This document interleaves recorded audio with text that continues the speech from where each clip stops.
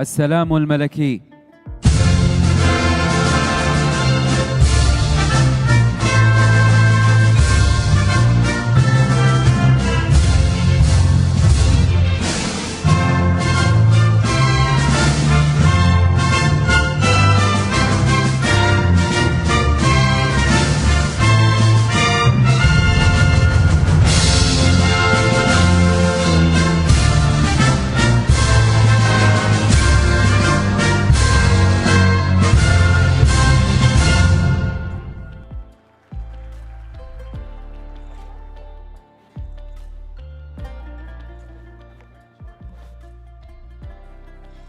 بسم الله الرحمن الرحيم.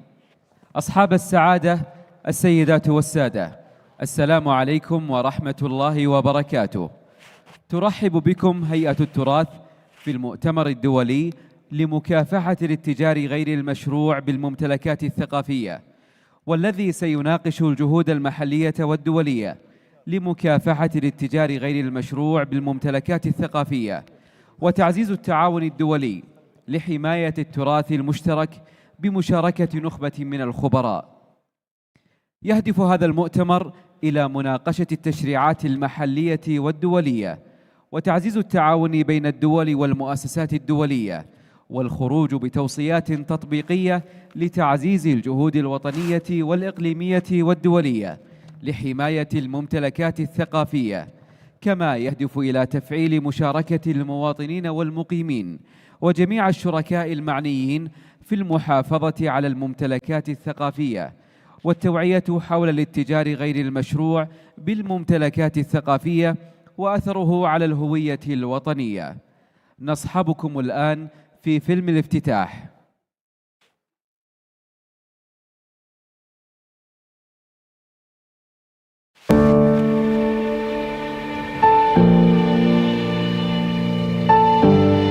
بعض الفراغات تشير إلى فقدان أثر.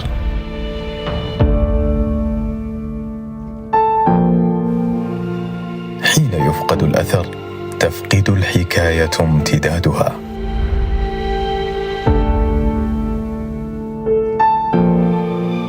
فالأثر ليس بقايا ماض فحسب،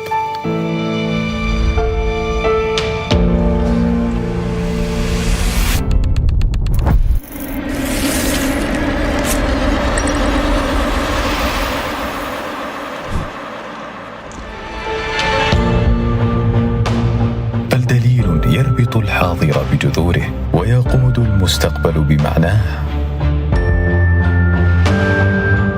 ومن الرياض انطلقت جهود تعيد لما غاب حضوره.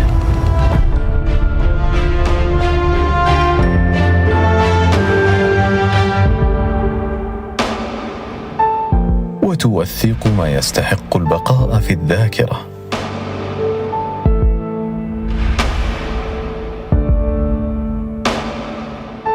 جهود تتكامل في مؤتمر مكافحة الاتجار بالممتلكات الثقافية لحماية الإرث وصونه. الإرث مسؤولية نؤديها جميعاً، وكل وعي ومبادرة وعناية تعيد للتاريخ صوته وللذاكرة امتدادها.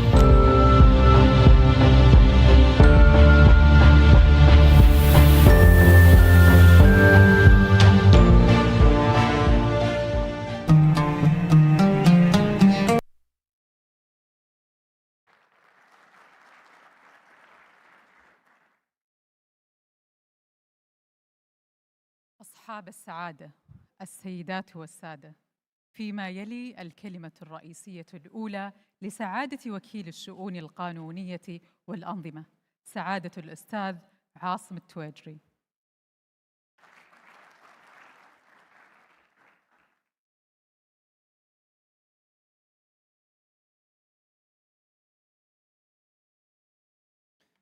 بسم الله.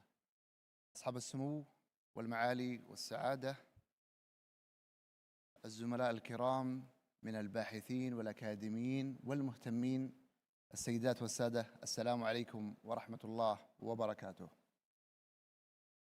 لم يعد كافياً أن نسأل هل هناك تشريعات تحمي آثارنا، بل أصبح لزاماً أن نعيد النظر في أدوات الحماية ذاتها، هل هي كافية؟ هل هي مواكبة؟ وهل هي تنفذ كما ينبغي؟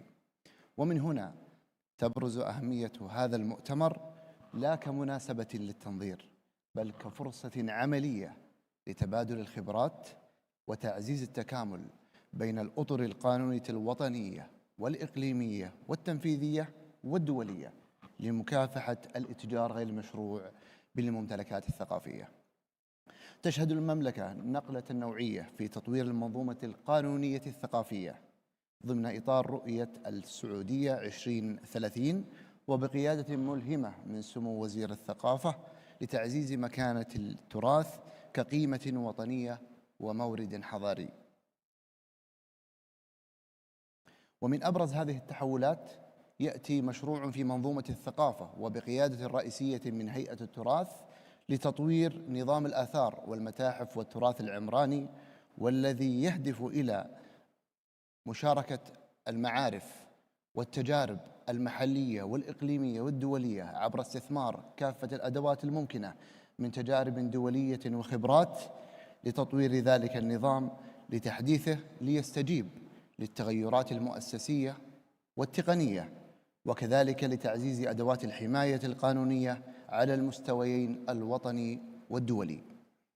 وإننا نرى في هذا المؤتمر فرصة ثمينة لتغذية هذا المشروع الوطني برؤى وتجارب الخبراء الدوليين المشاركين هنا، خصوصاً في مجالات استرداد الممتلكات الثقافية، آليات الإنفاذ، أطر التعاون الدولي، والمواءمة مع الاتفاقيات الدولية متعددة الأطراف. وإدراكاً من الوزارة وكذلك هيئة التراث بأن القوانين وحدها لا تكفي، فقد عملنا على بناء منظومة مؤسساتية بشراكة فعالة مع عدد من الجهات الوطنية، ويأتي في مقدمتها هيئة الزكاة والضريبة والجمارك، والتي تشكل خط الدفاع الأول على منافذ المملكة، والتي تم تطوير آليات مشتركة معها لرصد ومنع تهريب القطع الأثرية والممتلكات الثقافية. وإلى جانب آخر مع النيابة العامة، والتي قامت بدور محوري في تكييف قضايا الاتجار غير المشروع ضمن الإطار الجنائي، وتسهم في ملفات الاسترداد ذات الأبعاد القانونية والسيادية المعقدة. هذه الشراكات عززت من قدرة المملكة على الانتقال من مجرد إصدار الأنظمة إلى إنفاذها بالكامل بشكل واضح وبتكافؤ وتكامل. لقد تجاوزنا في منظومة الثقافة الدور التشريعي إلى بناء منظومة قانونية شاملة تشمل عدة جوانب، من الوقاية والرقابة إلى التوثيق والرقمنة والتعاون الدولي، وانتهاء بالمساءلة القضائية عند اللزوم. إننا لا نحمي قطعاً أثرية فقط، بل نحمي ذاكرة أمة وأمم، ونحفظ للأجيال القادمة هويتها الثقافية المتجذرة في هذه الأرض مهد الحضارات. وختاماً، فإن المملكة تؤمن أن حماية التراث مسؤولية مشتركة، وأن مكافحة الاتجار غير المشروع ليست مساراً قانونياً فقط، بل تحالف دولي قيمي وأخلاقي. ونحن نمد أيدينا لكل شراكة تسهم في الحد من الممارسات الضارة والاستعادة والصون. والسلام عليكم ورحمة الله وبركاته.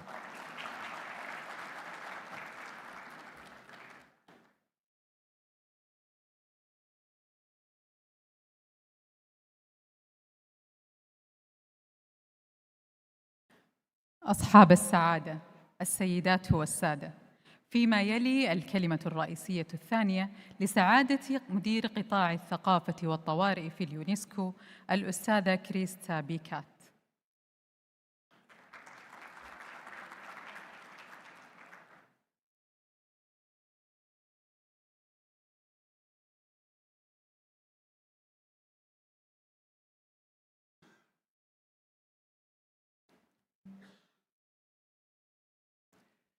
Excellencies, Your Highness, Assistant Minister of Culture, Chief Executive Officer of the Heritage Commission, Executive Director of ALIF, Excellencies, partners, colleagues, ladies and gentlemen, it is a great pleasure and honor for me to be with you today on behalf of UNESCO and participate in this important conference on combating illicit trafficking. I would first like to warmly thank the Kingdom of Saudi Arabia, and in particular the Heritage Commission, for the kind invitation and for organizing this important event. We are gathered here today under the conviction that culture is not a secondary matter, but a source of our identities, livelihoods, and resilience. Its illicit trafficking not only undermines the transmission of knowledge and the full enjoyment of cultural rights, but is also, because of its links with the other forms of organized crimes, a matter of security. This is why UNESCO has been at the forefront of the global response against this scourge and has continued to advocate for its inclusion in the global security agenda. And thanks to our joint advocacy efforts, the UN General Assembly adopted the Pact for the Future that anchors culture at the heart of the country's response to the major challenges of our time. Just last month, during the World Conference on Cultural Policies and Sustainable Development, Mondiacult 2025, the participating 118 ministers of culture of UNESCO's member states called for sustaining the fight against illicit trafficking of cultural property through integrated and adequate policies and financing, while fostering cooperation and supporting the effective implementation of the 1970 Convention on the means of prohibiting and preventing the illicit import, export, and transfer of ownership of cultural property. With 149 states parties as of today, this convention, the 1970 Convention, remains the cornerstone of the international efforts to combat illicit trafficking, as it provides a common framework of standards, measures, and mechanisms, and encourages also member states to cooperate internationally. In this regard, I would like to also pay tribute to the Kingdom of Saudi Arabia, one of the first countries to have joined the convention and one that has demonstrated continued commitment to the fight against illicit trafficking, including also by cooperating and supporting UNESCO's action in this regard. And we are privileged and look forward to have the next Mondiacult conference also hosted in the Kingdom of Saudi Arabia. Thank you for that. Thanks to our coordinated effort, much has been achieved since the adoption of the Convention 55 years ago. However, numerous challenges remain. Trafficking continues to evolve, exploiting existing vulnerabilities in situations of armed conflicts or disasters, legal and administrative gaps, and finding new avenues through the anonymity offered by internet platforms and social media networks.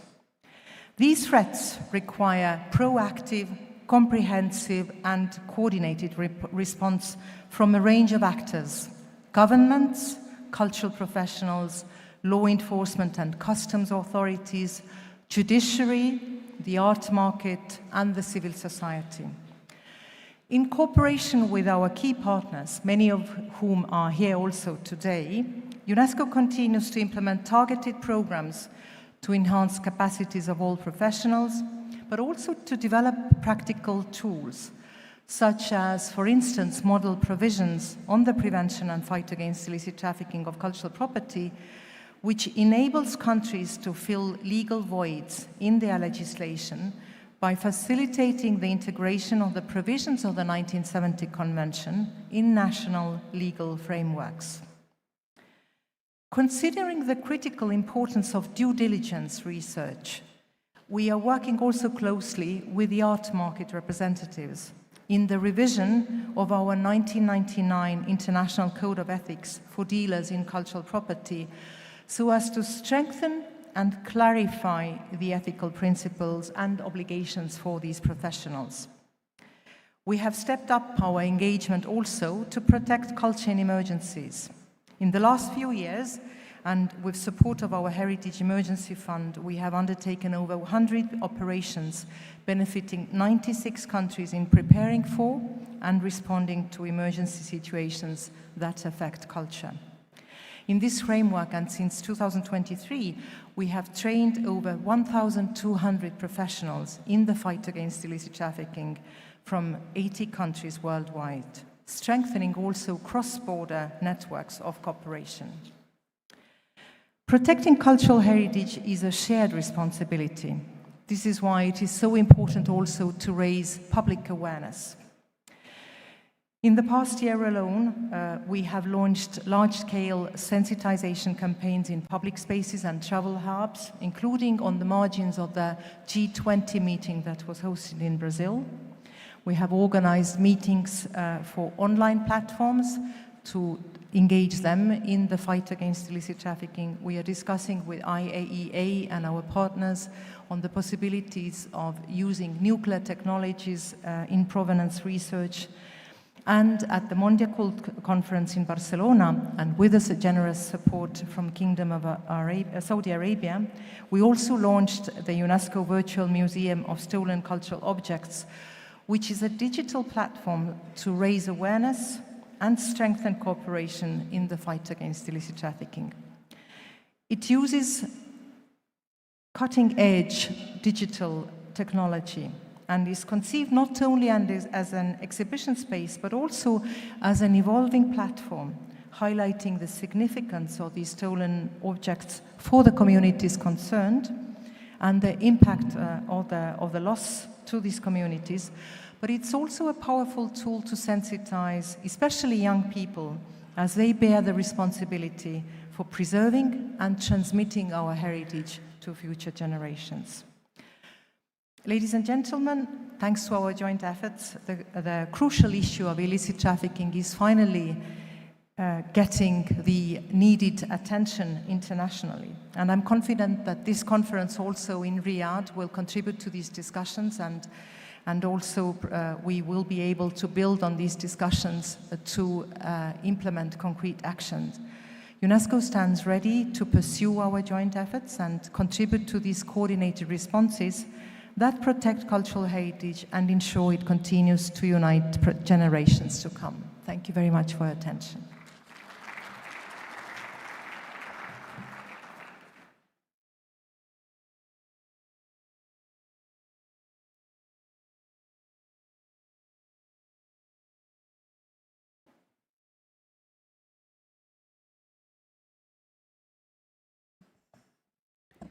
أصحاب السعادة السيدات والسادة، فيما يلي الكلمة الرئيسية الثالثة للمدير التنفيذي لشركة ألف السيد فاليري فريلاند.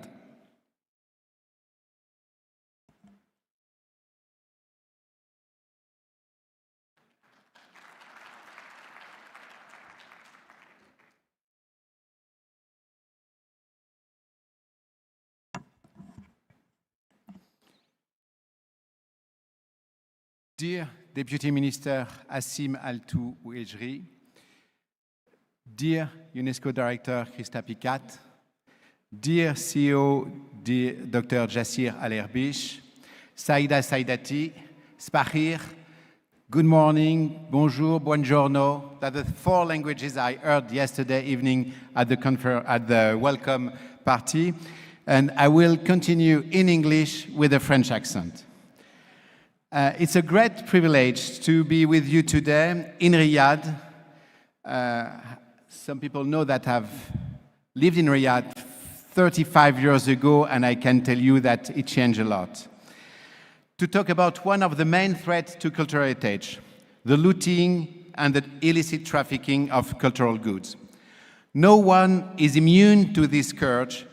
Countries at war, countries in crisis, of course, but also, as we unfortunately saw recently at the Louvre Museum, countries at peace. It is a threat that can strike all archaeological sites, all museums, all cultural heritage worldwide. Every day, somewhere in the world, an object is stolen or looted with the aim of being sold illegally on the market. This phenomenon is one of the most significant and lucrative forms of transnational crime because, and it must be remembered, it is a crime, and it is very often an organized crime, and sometimes an organized crime in the service of terrorism, as we have seen in recent years in the Middle East with Daesh. The reasons for this trafficking are well known, and you all know the reasons. The funding of criminal or terrorist activities, financial gains, sometimes poverty and despair, sometimes also, sadly, a misplaced love of art, or even the desire to undermine identities. The consequences are also very well known. Cultural heritage is far more than stones, manuscripts, or artifacts. It embodies identity and memory, and what is at stake is our knowledge of ourselves, of what people are, in their differences, but also in what unites them, and our ability to think about our common future world.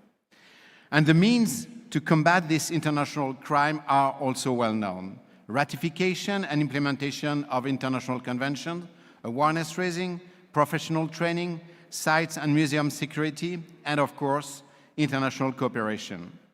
There have been many initiatives in these areas in recent years. However, the threat has continued to grow at the meantime. This must lead us first to strengthen our commitment in this area, including the financial commitment. Second, to strengthen international cooperation. And the question I would like to raise today is, who does what? As you may know, our mission at ALIV is to protect cultural heritage threatened or damaged by conflict and the impact of climate change and natural disasters before, during, and after a crisis. Since 2018, ALIV has funded more than 550 projects in over 50 countries, ranging from urgent emergency measures to long-term rehabilitation of museums, monuments, historic houses, or archaeological sites.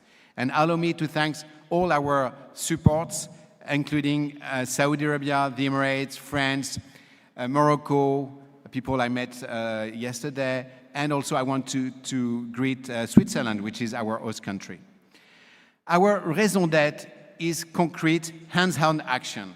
That is why in the fight against looting and illicit trafficking, we are primarily engaged in two areas in source countries: strengthening the security of collection, both on site and in museums, and I must say that it's easier, even if it's always complicated, easier in museums, and training professionals.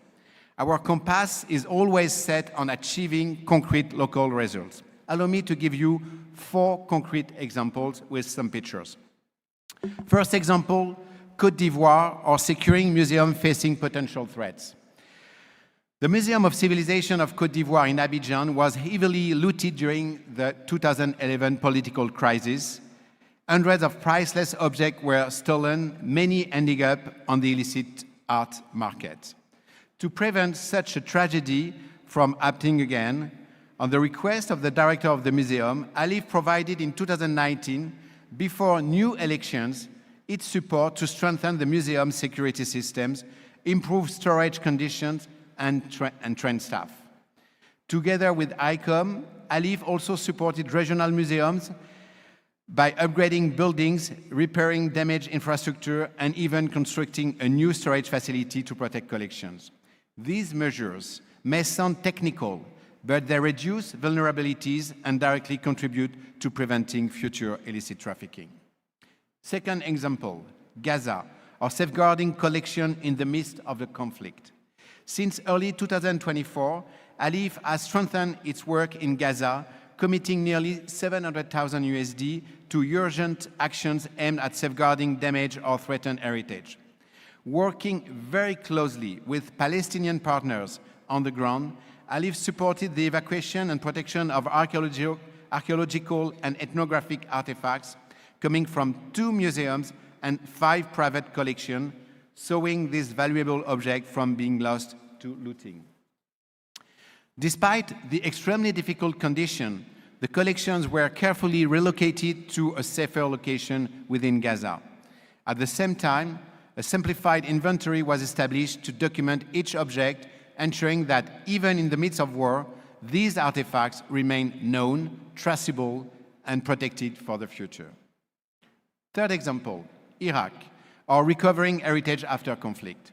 In our effort to recover Mosul's cultural heart, the rehabilitation of the Mosul Museum, supported, funded, and coordinated by ALIF since 2018, with international partners like the Smithsonian, the World Monuments Fund, and the Louvre Museum, and the Iraqi Museum, of course, and the SBEH, stands as a powerful example of how rebuilding museums, securing their inventories, and restoring and protecting their collection also helps combat illicit trafficking. By rehabilitating this major cultural institution, Iraq is not only reclaiming a symbol of its heritage, but also strengthening the system that safeguards its artifacts from looting and illegal trade. Re-establishing museums as secure, vibrant spaces for learning and community engagement, and reaffirming their role as guardians of heritage is essential to breaking the cycle of destruction and trafficking that often followed conflict. Fourth and last example, but not the least one, Syria. ALIF has been engaged in Syria since 2019, supporting projects that range from emergency protection to long-term rehabilitation. Among our efforts, we supported initiatives to reinforce security and storage conditions for more than 20,000 seized artifacts held in a local warehouse on the border between Syria and Turkey. And we also train law enforcement professionals. ALIF also supported the rehabilitation and the piloting of a retro inventory of the Raqqa Museum. This project seeks not only to virtually reconstruct the museum and lost collection, but also to provide legal documentation and evidence to counter illicit trafficking. And today, in the new context, ALIF wished to further strengthen its engagement in Syria, more particularly on Palmyra, where I was just a month ago with the Director General of Antiquities and Museum, Dr. Anas Zaiden, that I greet. The tragic destruction of Palmyra in 2015 was one of the direct triggers that led to the recreation of ALIF. This is why going back there today and initiating projects on the ground carries such profound meaning for us at ALIF. It is, in a sense, our very DNA. Our current efforts focus on the rehabilitation of the Palmyra Museum and the restoration of its artifacts and urgent intervention of the site itself. Being there, seeing the site myself, was a powerful reminder that heritage protection is not only about emergency response, but also about transmitting memory, knowledge, and identity to future generations. Ladies and gentlemen, I apologize, I've been a bit long, but protecting cultural heritage is not a luxury. It is a necessity for peace, security, and the dignity of people. By combating illicit trafficking, by securing collection, by training and empowering local professionals, ALIF and its partners contribute directly to preserving the memory of humanity. The challenges are immense, but the results can be tangible. From Abidjan to Mosul, from Gaza to Palmyra, we see how protecting heritage also means protecting people, strengthening resilience, and rebuilding hope. Thank you for your attention, and a big thank you to the organizers for this wonderful conference. Thank you to the Heritage Commission and to the Ministry of Culture of Saudi Arabia that are so great partners. Thank you very much.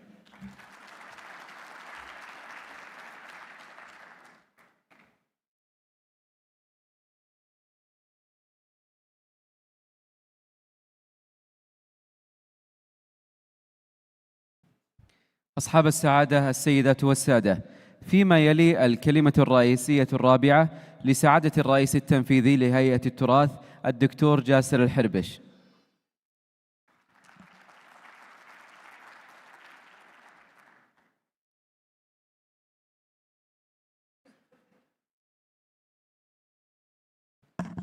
بسم الله، السلام عليكم وصبحكم الله بالخير جميعا.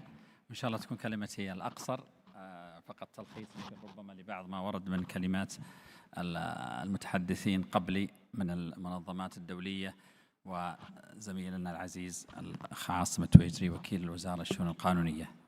أنا أولا بعد الترحيب بكم جميعا، وأنا سعيد بهالتواجد المميز من الخبراء ورؤساء الجهات، ممثلي المنظمات الدولية والمحلية، المهتمين، كل من يعمل معنا في هذا الملف المهم.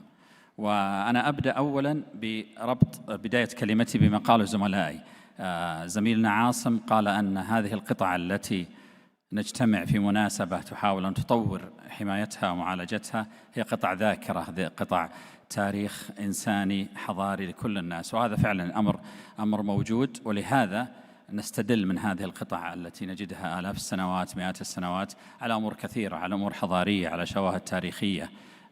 ولعل من أبرز الأمثلة تماثيل حضارة الدادان العظيمة في العلا، والتي الآن أصبحت مصدر إلهام ومعرفة لتاريخ هذه المنطقة العظيمة على مستوى العالم. والأمثلة الأخرى كثيرة، مثل المخطوطات التي تعطي لنا قصة ما حدث في كل دول العالم. ثم زميلتنا كريستا منظمة اليونسكو تحدثت عن أمر مهم جدا، وهو بالنسبة لي أول مرة أسمع الصياغة هذه الجميلة، وهي أن موضوع المحافظة على القطع الأثرية، إذا أنا بسطت المصطلح، هو موضوع أمن دولي، وهو فعلا كذلك، لأن هذه القطع هي عبارة عن أصول تملكها الدولة، لها نفس القيمة بل أنها أعلى من الأصول المالية والأصول العقارية الأخرى والمباني وكل شواهد الحضارة الإنسانية. هو فعلا أمن دولي، ولذلك تقود جهوده المنظمة اليونسكو مشكورة من خلال جهودها العظيمة، وبالذات اتفاقية 1970 التي صادق عليها أكثر من 140 دولة. ثم عرج زميلي في صندوق ألف التي نفتخر في المملكة العربية السعودية أن نكون أحد المساهمين فيه على موضوع الأمور العملية. والجميل في عرض الزميل فاليري أنه دمج ما بين الحماية والعناية بالآثار المنقولة، وهي حديثنا اليوم، والآثار غير المنقولة للمباني والقلاع وغيرها، لأنه أحيانا يحدث خلط بين الموضوعين. ويمكن يكون هذا مناسبة أن ينتقل للفقرة الثانية من كلمتي، أننا حنا قبل يمكن أقل من شهر وعدد كبير منكم شاركنا في أسبوع الترميم الدولي، والذي كان يعنى بالجزء الثاني من النقاش، وهو الآثار غير المنقولة، الآثار الثابتة، قلاع، حصون، موقع أثري وغيره. وهذه الحمد لله من خلال الجهود التي عملت على مستوى العالم، والمملكة كانت رائدة بشكل مبكر على موضوع العناية بالآثار غير المنقولة، سواء مسح، تنقيب، ترميم، حماية، كل الأمور هذه، وحتى تفعيل. يمكن يكون أفضل مثال هي المواقع التراث العالمي سجلتها المملكة في قائمة التراث العام لليونسكو، والحمد لله أصبحت الآن مناطق حية، وعلى رأسها طبعا جدة التاريخية والحجر وحي طريف وغيرها طبعا من المواقع التي نعمل عليها، مثل حما والفاو والأحساء والفنون الصخرية في جبة وشويمس، والمواقع الطبيعية مثل عروق بني معارض، وفي الطريق إن شاء الله مواقع أخرى. لكن نرى أن هناك جهدا يجب أن يوازي هذا الجهد في ملف الآثار المنقولة، القطع المنقولة، لأنها ببساطة تتعرض لأخطار مختلفة عن الآثار غير المنقولة. الموفبل أو المتحركة سهل أن تتلف لا سمح الله، من الممكن أن تسرق، ممكن أن تكون ضمن شبكة تجارة غير شرعية على مستوى العالم، لأنها بالنهاية قطع صغرت أو كبرت، قطع قابلة للحمل، وهذا هو التحدي الكبير. يؤسفنا أن على مستوى العالم التنظيم لم يكتمل مع كل الجهود اللي تبذلها المنظمات الدولية على مستوى اليونسكو، لكن لن تتفاجؤون ويمر عليكم بشكل مستمر أن تجدوا إعلان أنه في دولة ما مثلا يوجد مزاد دولي لشركة مزادات دولية عالمية لبيع القطع التي تم العثور عليها في دولة كذا ودولة كذا. هذا لا يزال موجود ويعلن بشكل مستمر، وأنا شاركت زملائي فريق الهيئة والمختصين قبل يمكن 3 أيام على إعلان يخص قطع يعني ستعرض في المزاد لدولة معروفة ولها تاريخ عريق في الآثار والتراث الثقافي. هذا تحدي كبير يدل على أن الجهد الذي بذل في الآثار المنقولة أقل بكثير مما بذل في آثار غير المنقولة. قلاعنا على مستوى العالم، مبانينا في الغالب أنها محمية ومحفوظة، ويوجد جهود دولية لحمايتها. موضوع القطع نفسها تحتاج إلى جهد أكبر، ولهذا المملكة العربية السعودية كعادتها ريادتها في كل المجالات أخذت زمام المبادرة خاصة بعد تأسيس وزارة الثقافة، ثم إنشاء 11 هيئة ثقافية من ضمنها هيئة التراث لقيادة هذا الملف المهم. الحمد لله أنه عام 1972 أطلق نظام الآثار السعودي، وكان في فقرات تعنى بهذا الموضوع، موضوع مكافحة الاتجار. ثم حدث النظام وأطلق في 2014-2015، ثم استلمت وزارة الثقافة تقريبا في أواخر 2019 ملف التراث الثقافي بعد انتقاله مشكورين من وزارة التعليم ثم وزارة السياحة وفق تنظيمات الحكومة. والحمد لله بقيادة سمو الوزير رئيس مجلس إدارة هيئة التراث، صاحب المعالي نائب الوزير، صاحب المعالي مساعد الوزير، ودعم عظيم من زميلنا واخونا اللي شاركنا اليوم الاستاذ عاصم التويجي وكيل الوزاره الشؤون القانونيه والانظمه.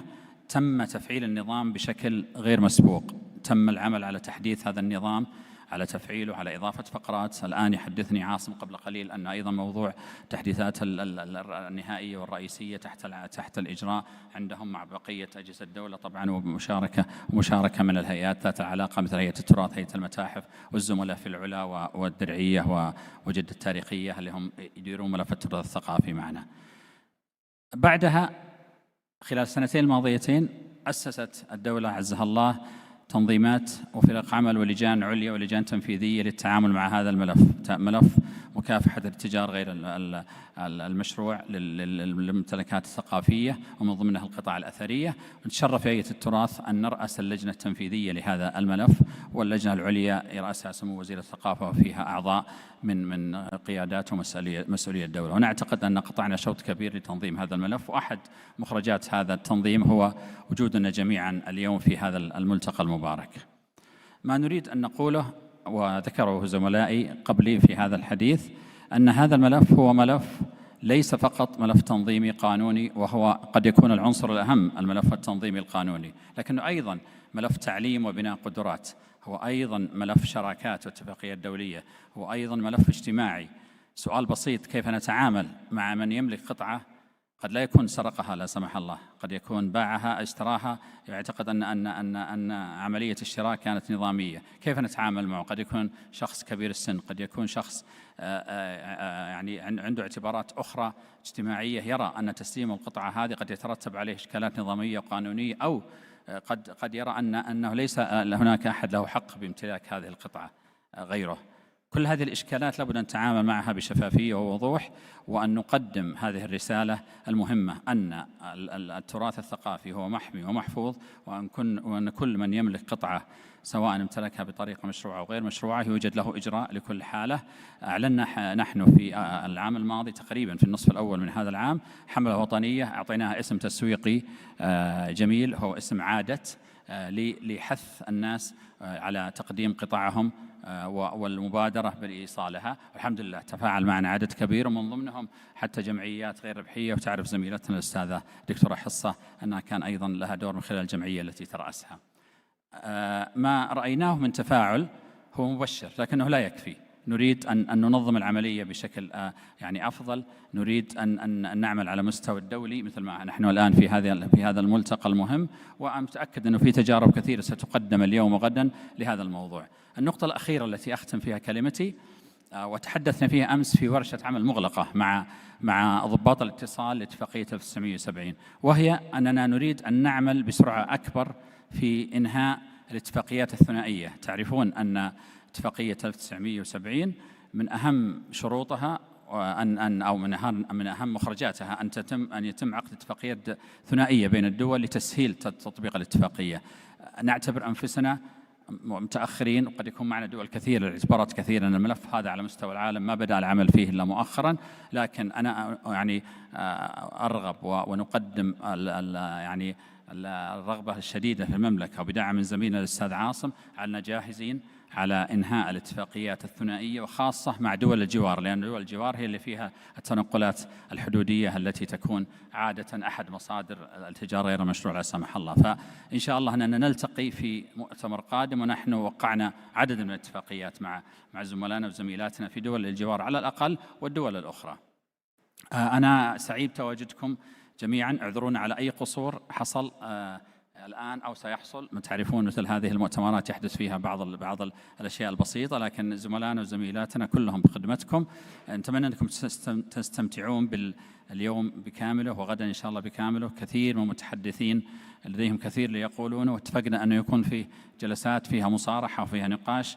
للعلم يوجد في هذه القاعة من الشركاء المحليين أشخاص أصحاب علاقة وأصحاب قرار من كل الجهات، وأنا لا أريد أن أسردها لأنني غالبا سأنسى بعضها، لكن كل جهة ممكن تتخيلوها مرتبطة بهذا المقام في هذا الموضوع موجودة على المستوى الإداري، السياسي، الأمني، التعليمي، الثقافي، الاجتماعي، كلهم موجودين معنا على المستوى الوطني وعلى المستوى الدولي. الحمد لله تشرفنا بهالأسماء المميزة. نرغب إن شاء الله أن نكرر التجربة. نسعد في المملكة لاستضافة المؤتمر هذا إما بشكل سنوي أو كل عامين حسب الترتيبات. نسعد أيضا بحضور مؤتمرات أخرى في أماكن أخرى. نسعد بالعمل مع المنظمات الدولية كلها. نسعد بالعمل مع الشركاء المحليين الذين يعني غمرونا بإيجابيتهم ومشاركتهم، ونعتقد أننا إن شاء الله نسير في الطريق الصحيح، وإن كان طريق طويل جدا، لكن إن شاء الله نحتفل جميعا بالنجاح. أنا أشكركم جميعا وحياكم الله في الرياض وفي هيئة التراث. السلام عليكم ورحمة الله وبركاته.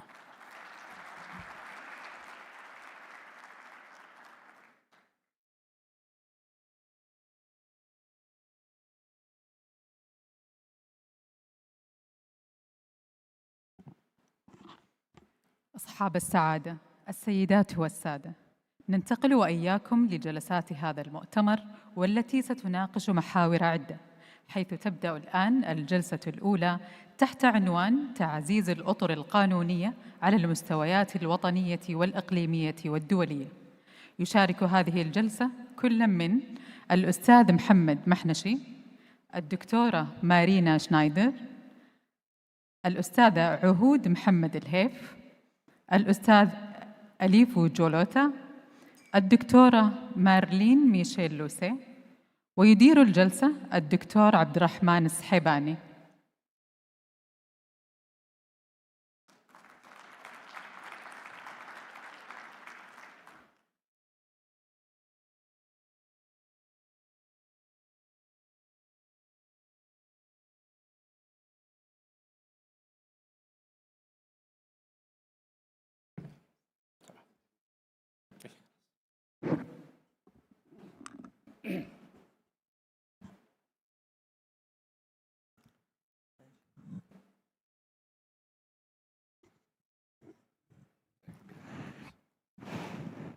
أصحاب السعادة، السيدات والسادة، السلام عليكم ورحمة الله وبركاته.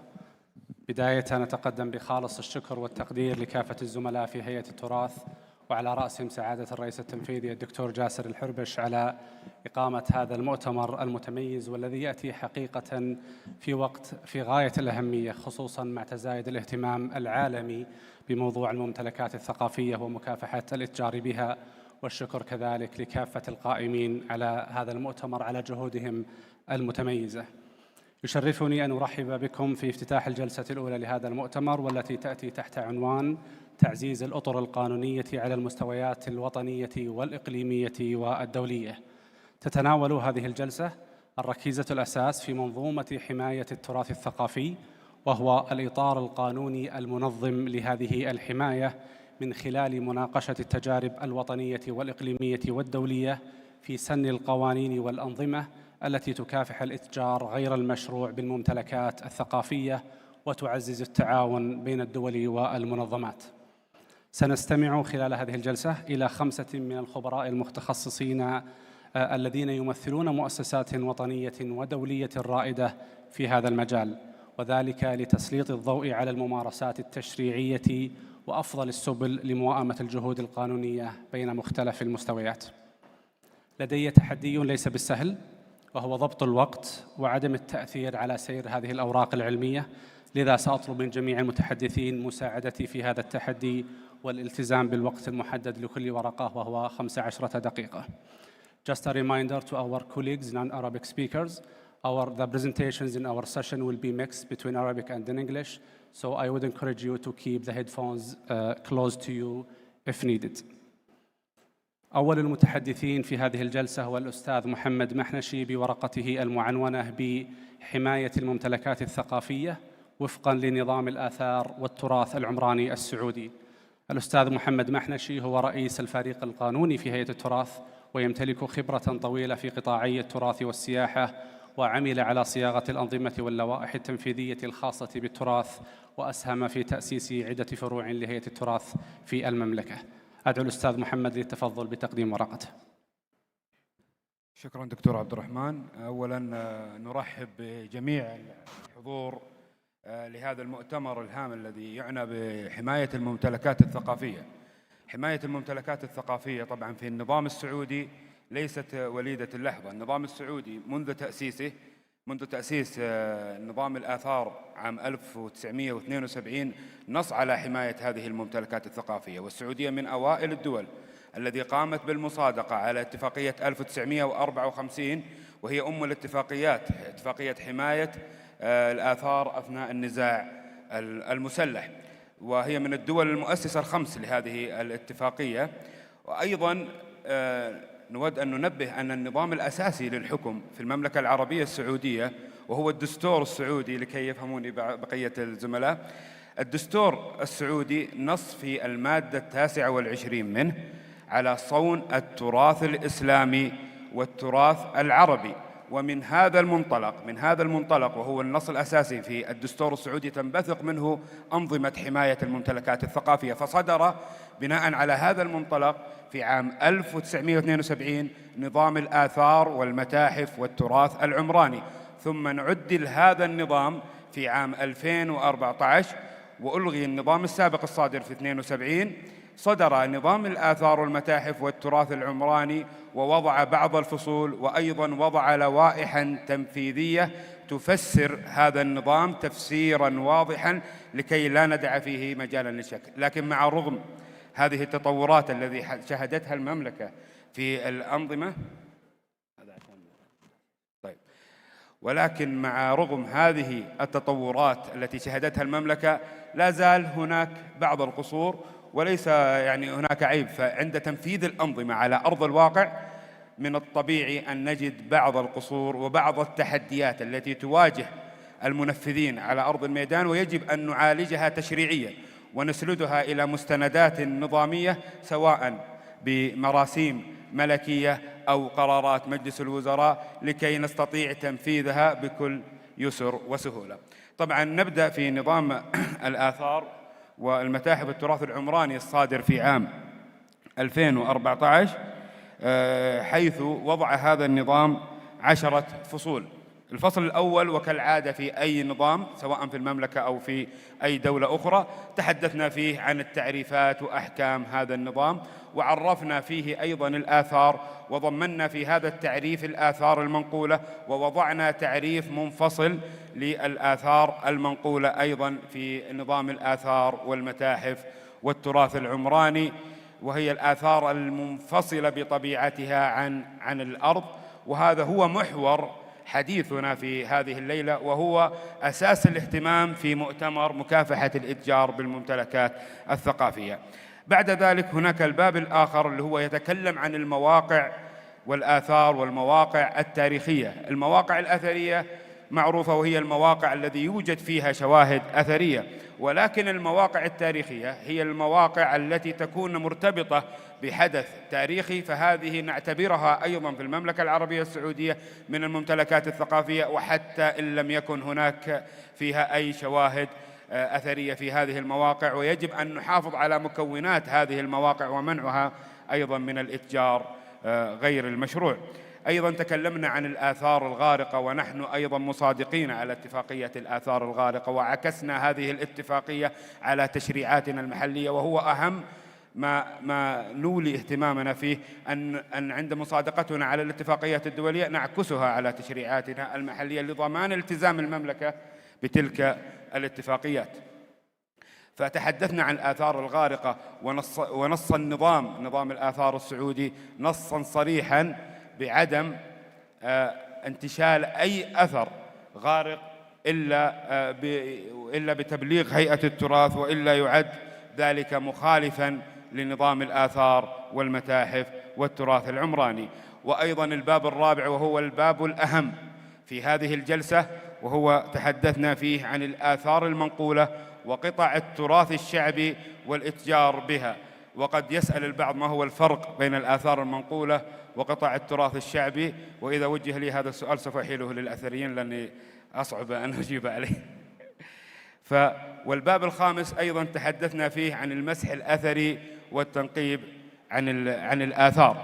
المسح الأثري والتنقيب عن الآثار هو اختصاص أصيل لهيئة التراث ووزارة الثقافة فقطا دون غيرها، وهذا هو يأتي منه عادة عمليات الاتجار غير المشروع. عندما يكون هناك فيه حفريات غير نظامية وتنقيب غير نظامي، من خلال هذا التنقيب والحفريات الغير نظامية يتم استخراج قطع أثرية ويتم من خلالها عملية الاتجار غير المشروع، ويتم تداولها بطريقة غير مشروعة، ونصل فيها إلى التهريب، ونضطر فيها تطبيق نظام التهريب الجمركي الموحد بين دول مجلس التعاون الخليجي، وهو النظام الذي يطبق في تهريب الممتلكات الثقافية، ونص أيضا نظام الآثار على ذلك النظام. يجب أن نستند عليه عندما يكون هناك في عمليات تهريب أثرية لهذه المواقع. فالمسح الأثري نؤكد على ذلك أنه حق أصيل لهيئة التراث فقط دون غيرها، ولهيئة التراث أن تمنح هذا الحق لبعض الجهات الحكومية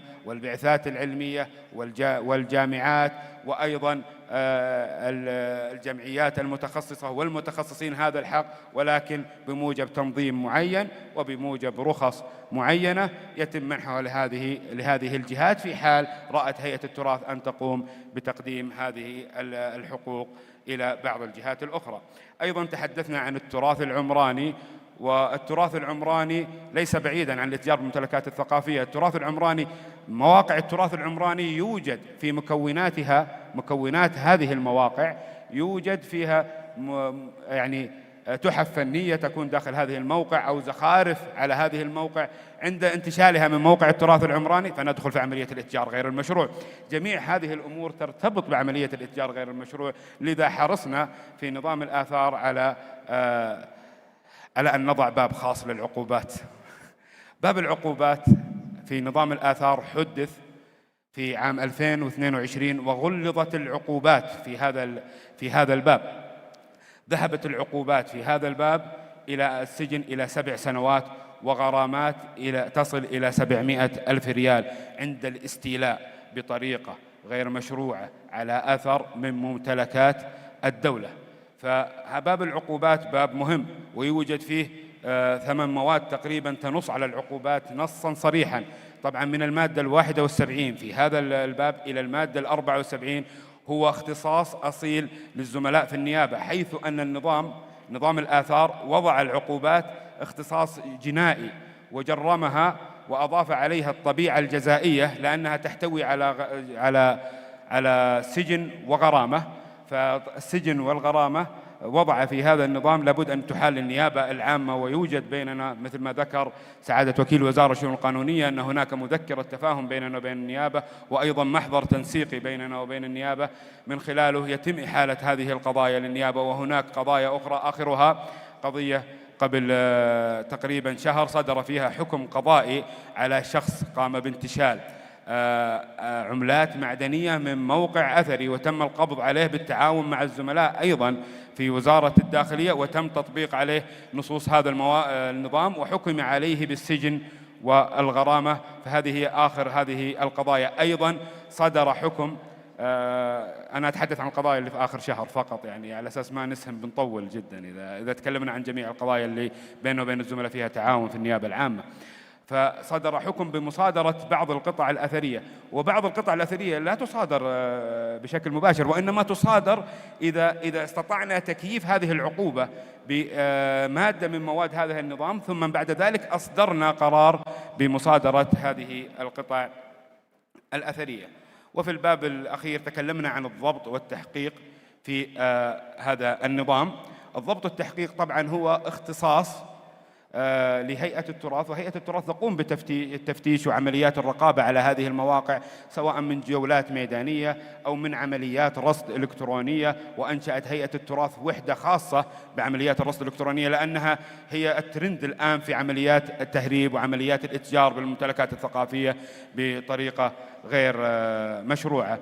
وأعطت موظفي هيئة التراث المفتشين صفة رجل الضبط الجنائي، لذا سوف ننطلق هنا إلى نظام الإجراءات الجزائية. فالأنظمة جميعها في المملكة مترابطة مع بعض، وجميعها تصب في مصلحة كل الأنظمة وكل الجهات الحكومية، فنستطيع ربط نظام الإجراءات الجزائية بنظام الآثار، ثم بعد ذلك ننطلق إلى النيابة العامة، وننطلق إلى نظام المرافعات وغيرها من الأنظمة التي ترتبط بشكل مباشر في نظام الآثار والمتاحف والتراث العمراني. طبعا أيضا النظام عالج بعض التحديات. الآن لو أتينا المزادات، الأغلب سوف يقول أن المزادات بيع القطع الأثرية محرمة بتاتا، لا يمكن القيام بها نهائيا. فأنت الآن في هذه الحالة، وهذه وجهة نظري الشخصية، يكون جرمت عملية بيع المزادات نهائيا، وتضطر أن تكون هناك مزادات غير شرعية، ولن تنتهي هذه المزادات نهائيا، وإنما قامت هيئة التراث بتنظيم عملية هذه المزادات، فوضحت ذلك في اللائحة التنفيذية. طبعا أنا نسيت أن في عرض قاعدة. فالآن هذه هي الاتفاقيات التي مصادقة عليها المملكة العربية السعودية، وهذه الاتفاقيات جميعها معكوسة على التشريعات المحلية في المملكة العربية السعودية، والآن نعمل على مشروع تحديث النظام لضمان عكسها بجودة أكبر وبطريقة أفضل. نعود لمحور حديثنا، وهو المزادات التي تكلمنا فيه في اللائحة التنفيذية. يعني اللائحة التنفيذية للآثار والتراث العمراني بعد دمج هذه اللوائح، هناك لائحة تنفيذية للآثار والتراث العمراني تحتوي هذه اللائحة على 6 أبواب. الباب الأول تكلم في التعريفات والأحكام، والباب الثاني تكلم في التراث العمراني وطريقة تسجيل هذه المواقع وتصنيفها، ومتى تسجل هذه المواقع في سجل التراث الوطني ومتى تبعد من سجل التراث الوطني. والباب الآخر تكلم فيه عن المسح الأثري والتنقيب عن الآثار، وتكلم في الباب الرابع بإسهاب عن الاتجار بالآثار المنقولة وتبادلها وإعارتها. فوضعت هيئة التراث إمكانية في اللوائح التنفيذية لتداول هذه الممتلكات الثقافية، ولكن قننت هذه الإمكانية لكي تستطيع من خلال هذه الرخص ضبط سوق المزادات الخاص ببيع الممتلكات الثقافية.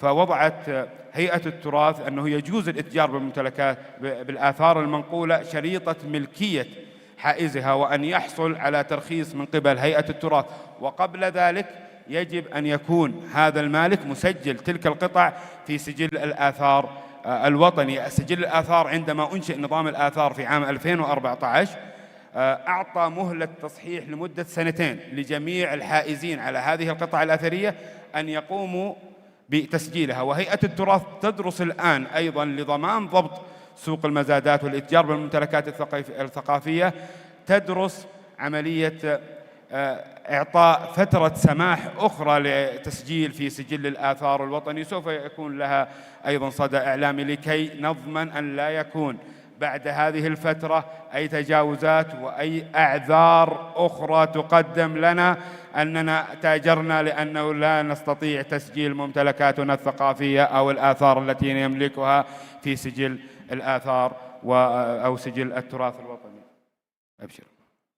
عبد الرحمن سحيباني بيستعجلنا مرة، لكن احنا إن شاء الله قد الدقيقتين. دكتور عبد الرحمن يعطيك العافية. طبعا حاليا نتكلم في مواد العقوبات، وقد أسهبنا في بعض مواد العقوبات. نصت المادة 71 من هذا النظام، نظام الآثار والمتاحف والتراث العمراني، أنه يعاقب بالسجن لمدة لا تقل عن 6 أشهر ولا تزيد على 7 سنوات، وبغرامة لا تقل عن 50,000 ريال ولا تزيد عن 500,000 ريال، أو بإحدى هاتين العقوبتين كل من استولى على أثر من ممتلكات الدولة. والأثر التي يعتبر ممتلكات الدولة الأثر المرتبط أساساً في موقع أثري، فبعض الآثار مرتبطة بثقافة معينة، وبعض الآثار مرتبطة بموقع أثري، فهذا أثر ممتلكات الدولة. ونصت المادة 2 من نظام الآثار والمتاحف والتراث العمراني أن جميع الآثار تعد ملك من ممتلكات الدولة، إلا باستثناء الآثار الذي أثبت مالكها شرعية ملكيته لها بمستند ملكية قاطع الدلالة. أيضا نصت المادة 72 يعاقب بالسجن لمدة لا تقل عن 3 أشهر ولا تزيد على 3 سنوات وبغرامة لا تقل عن 20,000 ريال ولا تزيد على 300,000 ريال أو بإحدى هاتين العقوبتين كل من تعدى على أثر، وأيضا كل من مسحها أو نقب عن الآثار بطريقة غير مشروعة. ولكي لا أطيل في الوقت، أنا أدعوكم جميعا للاطلاع على نظام الآثار والمتاحف والتراث العمراني، وأيضا اللائحة التنفيذية للآثار والتراث العمراني، واللائحة التنفيذية للضبط والتحقيق في جرائم الآثار والتراث العمراني. ونحن جاهزون لأي استفسارات في هذا النظام وشرحه بطريقة أعمق، سواء نحن في هيئة التراث أو زملائنا في وكالة الشؤون القانونية بوزارة الثقافة. شكرا دكتور عبد الرحمن، واعذروني على الإطالة.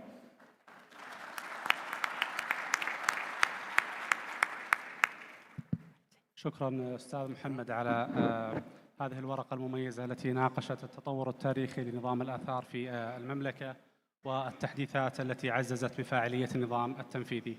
الورقة الثانية في هذه الجلسة هي للدكتورة مارينا شنايدر، وهي المستشارة القانونية والتي شاركت في إعداد عدد من الاتفاقيات الدولية الخاصة بحماية الممتلكات الثقافية، من بينها اتفاقية 1995 الخاصة بإعادة الممتلكات الثقافية المسروقة أو المصدرة بطرق غير مشروعة. دكتور مارينا, the floor is yours.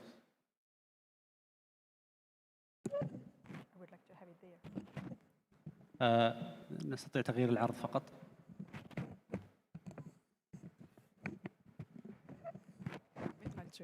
So, yes, thank you very much. Your Highness, Your Excellencies, dear friends, I'd like to start by thanking the Saudi authorities and in particular the Heritage Commission for inviting UNIDROIT to come here, and I'm very pleased to be back to Riyadh after many years. And I was asked to speak about how to enhance the 95 UNIDROIT Convention in the GCC countries. So, I'd like, if it was possible, that I see the presentation. Thank you very much. No, it's going too fast. There, okay. But let's start to set the scene. We all know that in this region, there's a very growing market. But at the same time, as all countries in the world, you are suffering looting, smuggling, and online trade. Regional objects appear abroad on the market, but also foreign objects are appearing here in the region. So what is very important is how to reconcile the fight against illicit traffic with a fair and legal, transparent trade. For this, we do need a coherent international instrument. And I would like to start by reminding the declaration in 2021 that the Kingdom of Bahrain did with the United States, which ended up in 2024 with an agreement where they recall the importance of, at the same time, fighting illicit traffic, but also strengthening responsible trade and practices. And this is exactly what the UNIDROIT Convention is doing, and it's clearly said also in its preamble. The GCC context, we all know that there's a strong heritage awareness, many activities to fight illicit traffic. You have private art collection, both in museums, but also in private houses, which is very important to protect.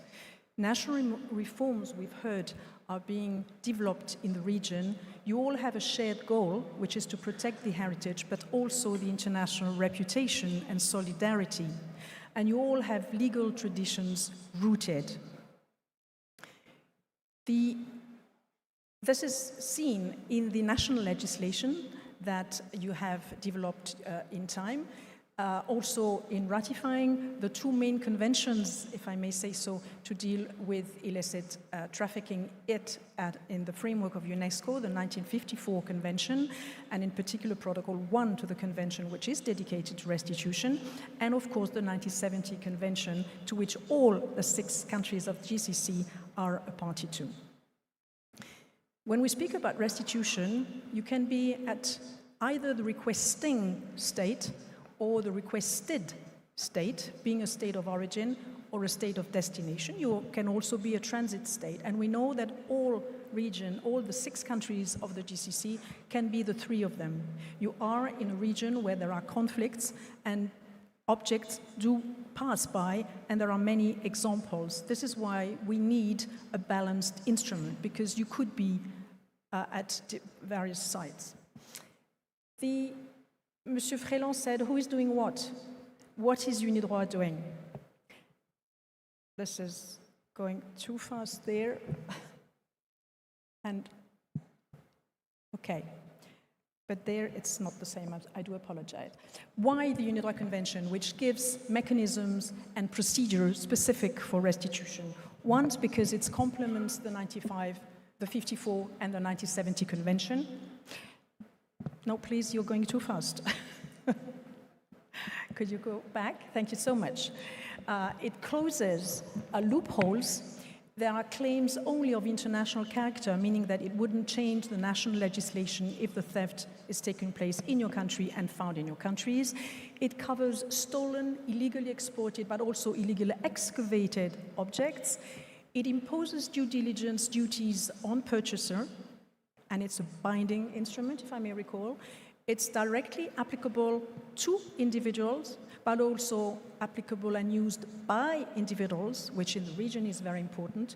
It's effective in post-crisis recovery, and I remind that Syria, Yemen, soon Iraq and Sudan will be party to the Unidroit Convention. It also, what is very important, gives predictable solutions because you do not depend on the difference of national legislations. There are minimum rules, self-executing treaty, and no reservation. But this is all done through uniform law, meaning you don't determine which is the applicable law, but you have the same system in all the countries ratifying the convention. This convention has a global reach, 56 member states parties for the time being, with around 10 about to finalize the process. It influences national and regional reforms and also the case law, and this is the case in particular in Europe, but also in states which are not parties to the convention but have taken elements into the national legislation. And it's influencing the development of customary law. We've seen this even very recently in court.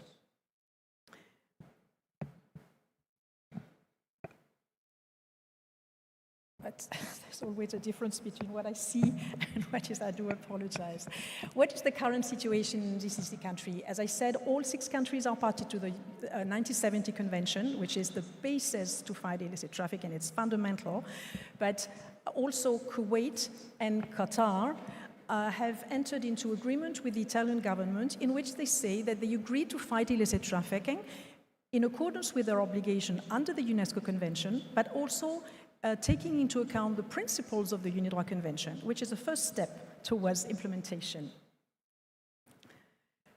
There are obvious benefits for the GCC countries to ratify the convention because it strengthens the claims, it enhances the reputation of the market, it signals commitments to cultural leadership, enhance international cooperation and solidarity because you protect your heritage, but you also respect the heritage of other states when we speak about restitution. And the convention is in line with the actions and the visions of the GCC countries. When you want to enhance the ratification, you of course have to understand what are the perceived barriers that states may have in ratifying a treaty. What are the challenges to ratification? Of course, legal complexity and gaps. This is uniform law. It may not sound like your national law, but I must say that the GCC countries are used to uniform law because you all ratified other uniform Unidroit instruments, which is uniform law. And we know that uniform law is the mean to the end. Misperception. Many states believe that it is only for states of origin who request the restitution. This is not the case. The fact that no possible reservations through the conventions are provided, which is fundamental, again, for uniformity. If you allow states to choose, pick and choose in the provisions, you don't get uniformity. Sometimes political cautions, states prefer bilateralism, which is, of course, a way to go further than multilateral treaties. But it's very important to have a basis on which to build, which is said in both the 1970 and our convention. Also, there might be legislative obstacles, statues of museums which do not recognize the accession or institutional capacity.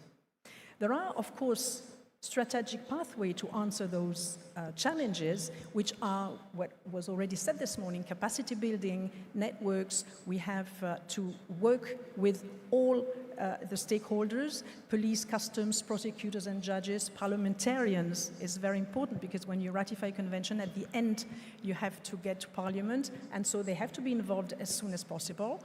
Gradual alignment with the convention, pilot projects. Specifically for our convention, we had a problem because of the lack of material in Arabic. So this has to be enhanced too, because except Kuwait, who attended the diplomatic conference, your countries were not involved in the drafting of the convention. So you need to appropriate the convention, and we realized that the language can be a barrier. Again, phased implementation, consultation with all the stakeholders. What is very important is to have declarations which are tailored by your countries for a better implementation of the convention. And for due diligence obligation, you already have policy acquisitions which are very strong. They have to be supported. This is in line with the vision and in particular the Charter of the Gulf Cooperation Council in its Article 4, which recognizes the importance of unification, of having uniform rules also in culture, and also the Cultural Strategy 2020-2030 of the GCC. It was recalled last week in Kuwait at the 29th meeting of the Ministers of Culture, where it was said that the GCC must strengthen its cooperation with the neighboring countries, but also with the global community, and our instruments help you to do so. And the GCC offers a platform for coordinating actions. Now, the convention is also aligned with the actions and visions of the countries, the member countries of the GCC. Bahrain, we've seen this, how to fight against illicit traffic, but also enhance the legal and transparent trade. Kuwait has made research and recommended the ratification to the UNRWA Convention. It already has this agreement with the Italian government. It's a public donor of ALIF, showing solidarity too. Oman, if I'm not wrong, is the only country for the time being to have a specific department to fight illicit traffic, which is in line with the 1970 convention. It's one of the obligations of the convention. In Qatar, you have a lot of museums, policy acquisition, which are made in line with the UNRWA Convention and the rule of due diligence. The QNL with its project Himaya, to which we are a party to, and it aligns also with the vision of the country, for which culture, non-economic subjects are very important for the growth of the country.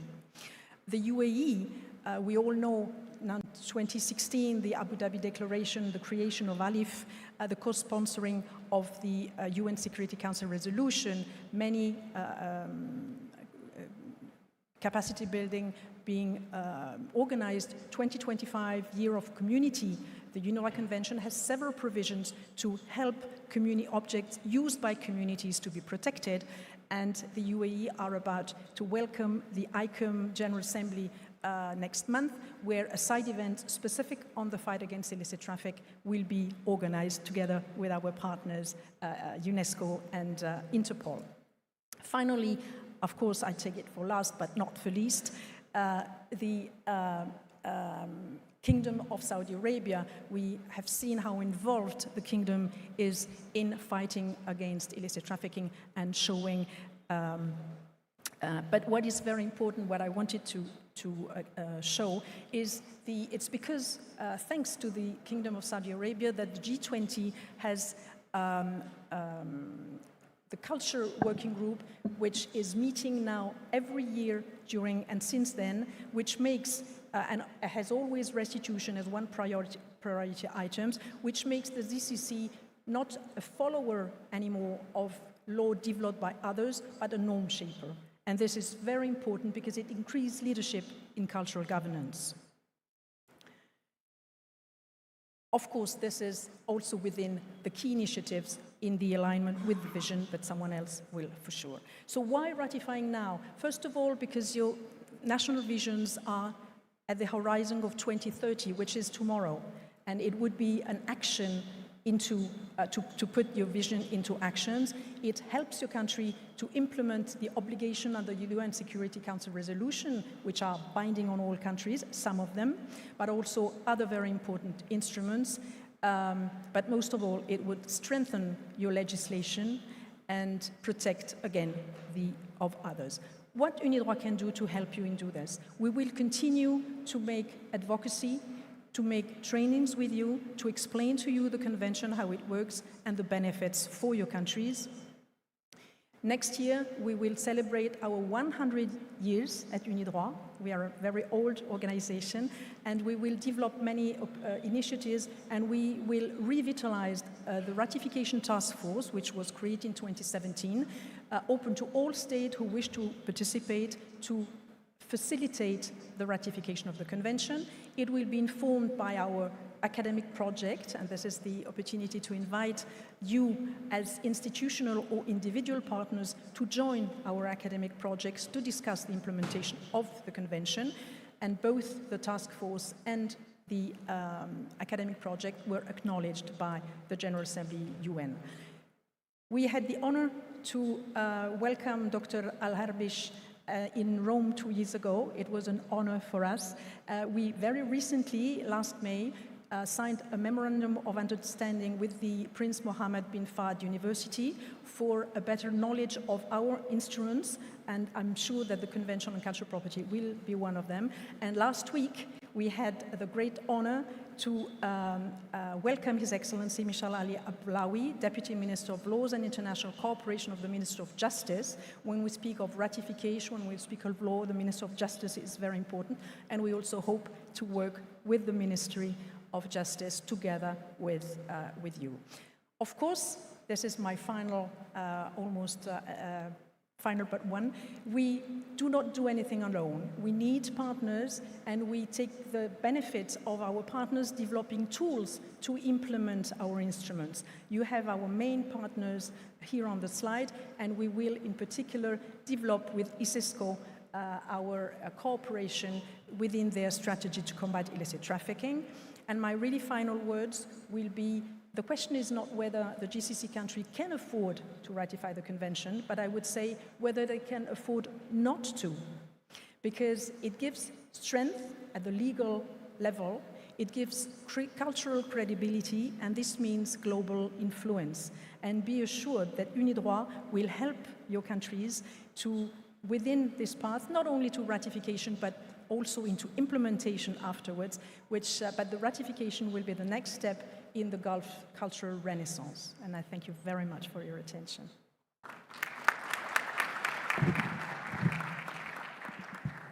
شكرا دكتورة مارينا على هذا العرض المميز وعلى الالتزام بالوقت المحدد.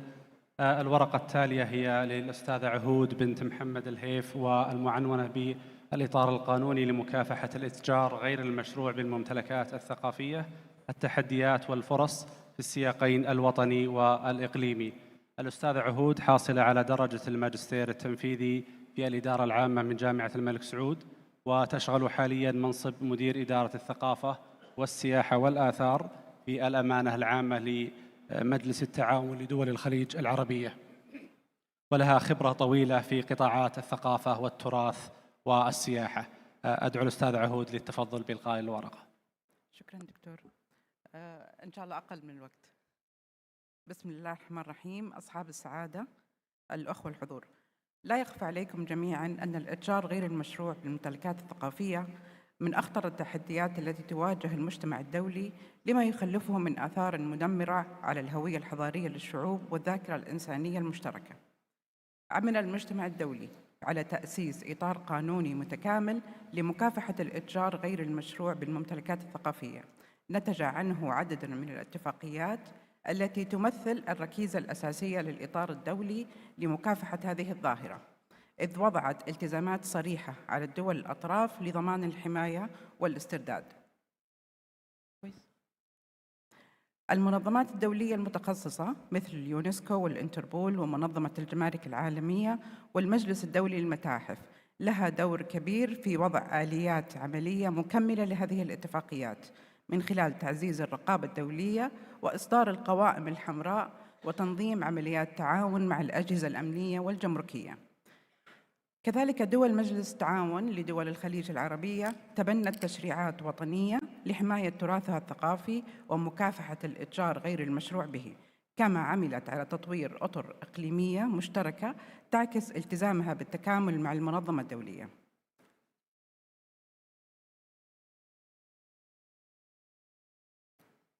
هناك تحديات على المستوى العالمي ومتعلقة بحماية الممتلكات الثقافية، منها ضعف الالتزام الدولي يعني مثال عليها عدم المصادقة على اتفاقيات أساسية مثل اتفاقية اليونسكو واليونروا، كذلك صعوبة الاسترداد للممتلكات المهربة بسبب طول الإجراءات القضائية وتباين الأنظمة القانونية بين الدول، والطلب العالمي المرتفع. ما تزال أسواق التحف العالمية تشكل دافعاً قوياً لاستمرار الاتجار غير المشروع.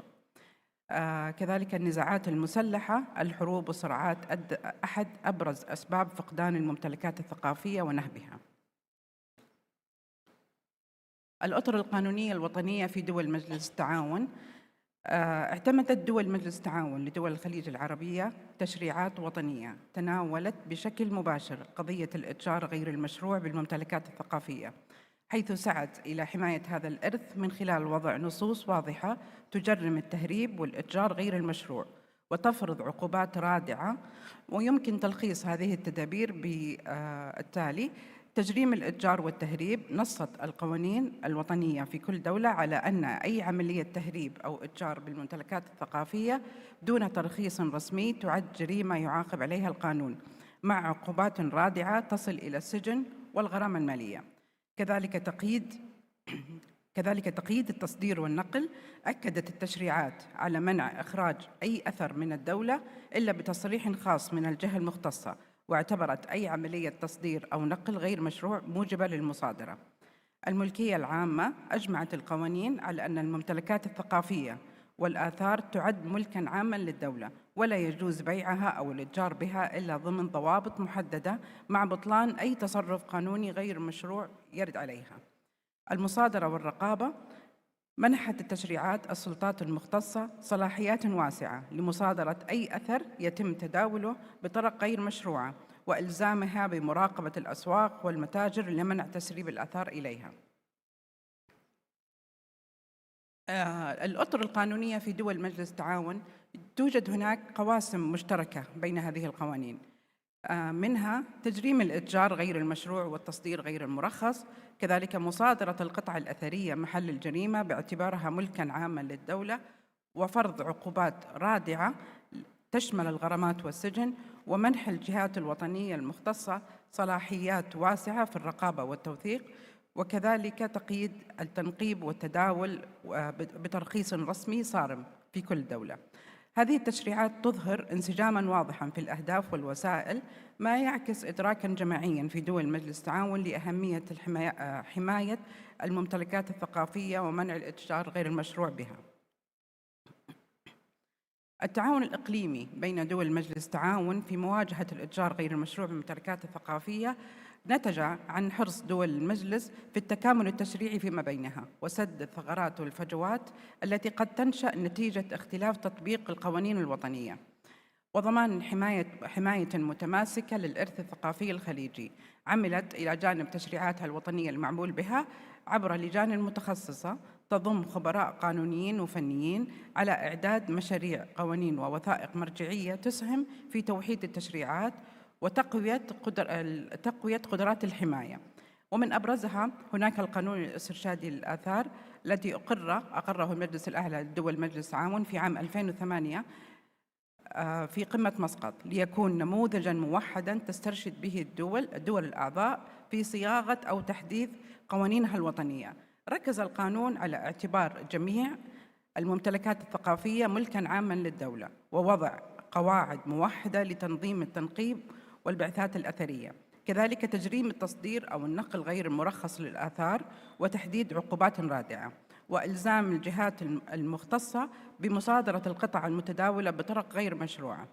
كذلك هناك ميثاق المحافظة على التراث العمراني الذي اعتمد في قمة الكويت عام 2013، والذي ركز على حماية التراث العمراني بوصفه جزءاً من الهوية الخليجية المشتركة. نص الميثاق على إنشاء سجلات وطنية للتراث العمراني وتطوير آليات توثيق مشتركة وتبادل الخبرات في مجال الصون والحماية ومنع العبث أو التهريب أو الاتجار بمكونات التراث العمراني. من التحديات التي قد تواجه دول مجلس التعاون في تطبيق اطرها التشريعيه منها الطلب العالمي المتزايد على الاثار وصعوبه تتبع حركه القطع الاثريه عبر الحدود، والحاجه المستمره الى تطوير التوثيق الرقمي والتنقل او التنسيق المؤسسي والوعي المجتمعي. ومن الفرص المستقبليه هناك وجود تشريعات وطنيه قائمه، التكامل الإقليمي بين دول المجلس، البنية الرقمية الناشئة، والمكانة الدولية، والدعم السياسي والاستراتيجي. هناك ممارسات وإنجازات تبنتها دول مجلس التعاون في مكافحة الاتجار غير المشروع بالممتلكات الثقافية، منها الرقمنة والتوثيق. فقد أطلقت بعض دول المجلس مشاريع وطنية كبرى لتوثيق الممتلكات الثقافية باستخدام قواعد بيانات رقمية وتقنيات حديثة مثل الفهرسة الإلكترونية والمسح ثلاثي الأبعاد، والتي ساعدت على تتبع القطع الأثرية وسهلت عمليات الاسترداد في حال تهريبها. كذلك تسجيل المواقع الأثرية في قائمة التراث العالمي اليونسكو أسهم ذلك في تعزيز الحماية الدولية لها وفي رفع الوعي العالمي بأهمية حمايتها وتعزيز التزام المجتمع الدولي تجاهها. كذلك حملات التوعية المجتمعية والتعاون الأمني والجمركي. عملت دول المجلس على تطوير برامج متخصصة لموظفي الجمارك والأمن لتعريفهم بطرق التعرف على القطع الأثرية وأساليب تهريبها، كما حرصت على تبادل المعلومات بين الدول الأعضاء بشأن الممتلكات المهددة بالخطر، مما أسهم في رفع كفاءة الاستجابة الأمنية وتضييق الفرص التهريب. كذلك الشراكات مع المنظمات الدولية. في النهاية نرى أن التوصيات التي ممكن أن نخرج بها أن تعزيز الجهود المستقبلية لدول مجلس التعاون يتطلب المضي في تطوير الأطر التشريعية الوطنية وتفعيل الأطر الإقليمية مع التركيز على رفع كفاءة الأجهزة المعنية وتوسيع مجالات التعاون والتنسيق بين الدول الأعضاء، فضلاً عن توطيد الشراكات مع المنظمات الدولية ذات الصلة، كما يوصى بالاستمرار في الاستثمار في مشاريع التوثيق والرقمنة وتنمية وعي المجتمع بأهمية الممتلكات الثقافية، بما يسهم في بناء منظومة متكاملة وفعالة لمكافحة الاتجار غير المشروع وحماية التراث الثقافي للأجيال القادمة. شكراً.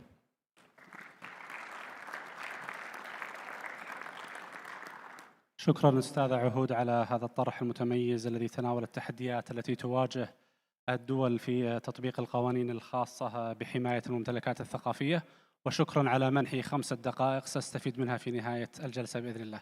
شكراً.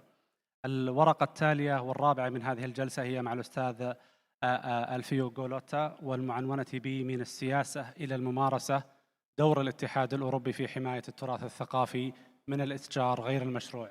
الأستاذ ألفيو غولوتا يشغل منذ عام 2022 منصب مسؤول سياسات في خدمة العمل الخارجي للاتحاد الأوروبي، وتخصص في الفترة ما بين 2016 إلى 2022 في حماية التراث الثقافي، وشغل خلالها العديد من المناصب المهمة على مستوى إيطاليا والاتحاد الأوروبي. أدعو الأستاذ ألفيو للتفضل بإلقاء عرضه. Thank you very much, Excellencies, directors, dear guests. It's an honor to be here and to talk a little about what the European Union is doing in the field of cultural heritage protection. I'm not a scholar. I am a police officer, actually, but I'm working as a diplomat in the European External Action Service right now. And we're going to talk a little about the policies of the European Union and how these policies are being transformed into action, but why policies and not actual rules? Because the European Union can support a member state or third countries on heritage protection. Among the functions of the European Union, cultural heritage is a supporting function because it's considered so important by member states of the European Union that the European Union cannot legislate specifically on cultural heritage, with an exception that we will analyze during the speech. So policies, which policies? Strangely enough, the European Union started putting on paper how to work on cultural heritage, starting from the external action. In 2021, it was created the concept on cultural heritage in conflict and crisis, that is basically a piece of paper of the External Action Service. But then there were council conclusions on this paper. So it means that the Council of the European Union, the political decision maker of the European Union, decided to back up this idea of protecting heritage, specifically in conflict and crisis. And cultural heritage protection has become one of the things that the European Union have to do while working in the external action. Not only that one, this was 2021 and 2022. Then the European Union produced another policy that it's internal, is the action plan on countering trafficking of cultural property, recognized that cultural property trafficking, it is a problem not only for the cultural sector, but it's indeed a security problem. So I will fly through a little what the European Union is doing. You will find the presentation, I hope, then, and if you are curious, you can have a look. The European Union established an internal task force to work on cultural heritage in conflict and crisis and publish every year a report. This is the countries with which the European Union is working currently in the external action on protecting heritage, both tangible and intangible, and those are the missions that have been working in 2024 on protection of cultural heritage. Two of them are specifically working also on countering trafficking of cultural property, and one Iraq. In Iraq, smuggling of cultural property is a main issue regarding security of the country, regarding protection of Iraqi history and identity, and the European Union advisory mission in Ukraine because of the conflict and all, and of the alleged violation of the Hague Convention committed during the conflict. As for the illicit trafficking of cultural property itself, as I said, in 2022, the European Union adopted an action plan. Again, not binding, but backed by the Council of the European Union. So we put in place a series of activities that we can summarize in support to law enforcement and awareness raising and cooperation with the art market. Why? Because trafficking of cultural property, it's different. It's different from other kinds of illegal trafficking. You can work on fighting the offer, so dismantling criminal organization, working to support investigations, etc., etc. But as for every other market, if there is a demand, there will be a market. So that is why also the European Union started to work with the art market in order to, as Dr. Snyder said a few minutes ago, have a reliable market. Having a reliable market for cultural property, it's extremely important, and it's part of the fight. It's not about demonizing the market. It's about putting in place a system that allows to trade cultural property legally and without any issue for who acquires and for those who sell. The aspects of countering trafficking of cultural property are also analyzed in the Serious and Organized Crime Threat Assessment of the European Union, in which it is stated that criminal actors in this field are specialized and have a very high level of expertise, because it takes some expertise in order to have the possibility to trade something that is illegal in a legal way. And as I said, cooperation with the art market, the European Union Commission established a working group of experts with representatives from the art market in order to cooperate together and shape together how better fight trafficking of cultural property. There is a very big problem in this. And as I said, I am a police officer. I've worked in countering crimes related for cultural property for years now. And it's mainly a police problem. There is not enough data on this because it's a complicated market, it's a complicated traffic because it's essentially international. It uses the loopholes and the differences between different laws in different countries to make something illegal legal. And that is the difference with other markets. Drug market. Drug is illegal. It will always be illegal. And weapons may be traded, yes, but some kinds of weapon cannot be traded, and trading them is illegal, full stop. The art and antiquities market is gray. Things that start being illegal at a certain point become legal. This is how an illegally excavated object appears. This was excavated in Italy. Thank you to the Carabinieri for giving permission to use this photo. Would you buy this? Nobody would buy this. That's horrible, right? This is how an illegally excavated object appears. It's exactly the same object. It is one of the few still existing marbles with the original painting. It was illegally excavated, restored, and then sold in the United States. And that is the point. How do we get from one side to the other? And we always get there through a chain of processes which are inherently international.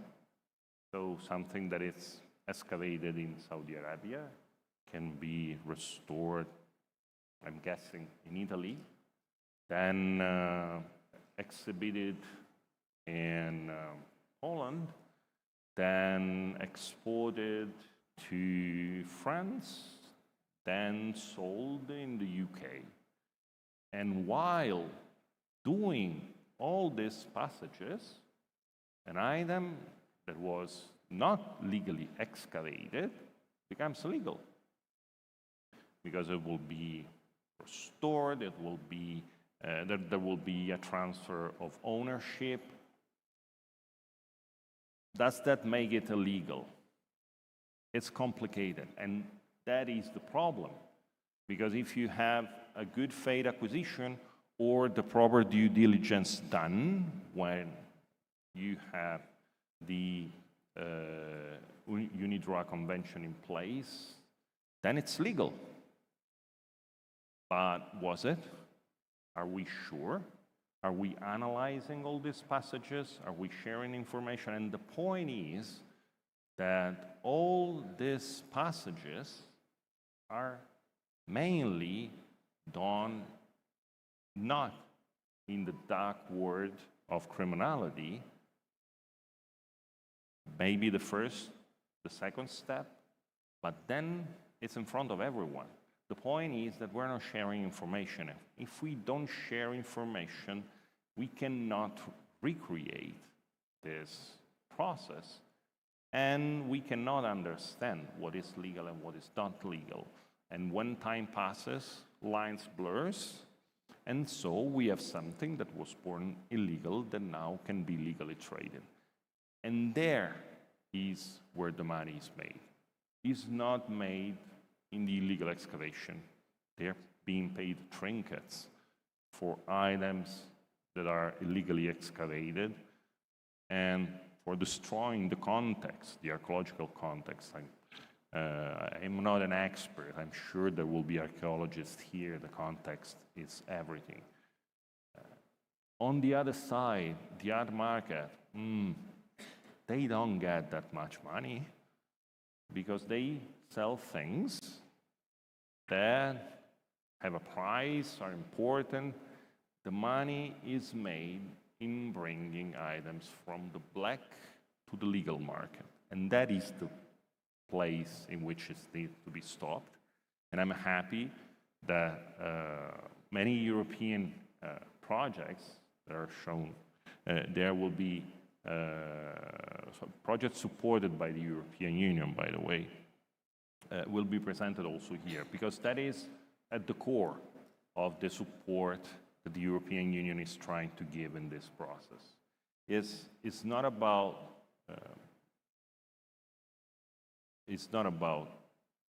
reinventing the wheel. We don't need to reinvent the wheel. We need to connect the dots. The information is out there. It's available publicly. Sorry, this wasn't supposed to happen. The information is there. It's available publicly. It's used, but it's not used by all the actors that should use it. We need to exchange information between customs, between law enforcement, between restorers, between market actors and law enforcement. The amount of information in the hands of a restorer that is working on something that he considers legal, but he cannot know, if shared with law enforcement and prosecutor, it gives light to the possibility of having something illegally traded. The problem is that this must be done internationally, and that's an issue, because sometimes this kind of crimes are considered petty crimes. Law enforcement, police forces, prosecutors, they have a lot of serious crimes to deal with, and sometimes these crimes are not considered serious enough to have a fully fledged international cooperation. I'm delighted to see that in Saudi Arabia you have penalty codes linked to heritage and protection of heritage, because it's about this. You don't want to go with a knife to a gunfight. You're fighting a complicated word. You need complicated tools. You need specialized law enforcement. You need laws, specialized law enforcement, prosecutor working abroad and cooperation, cooperation, cooperation. And thank you very much for giving me the opportunity to be here.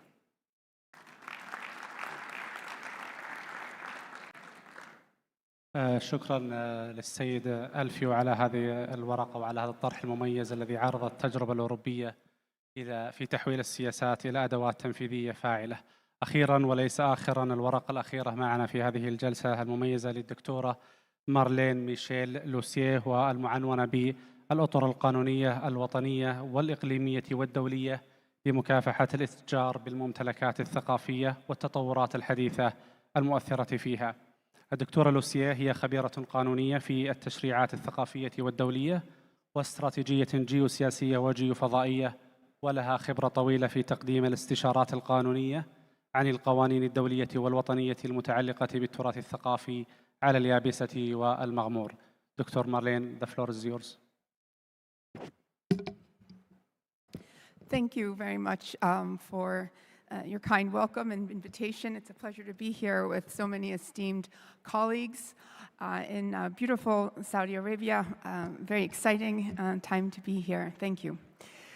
So I am here to present some information about the international, national, and regional legal frameworks for the combating illicit traffic of cultural property.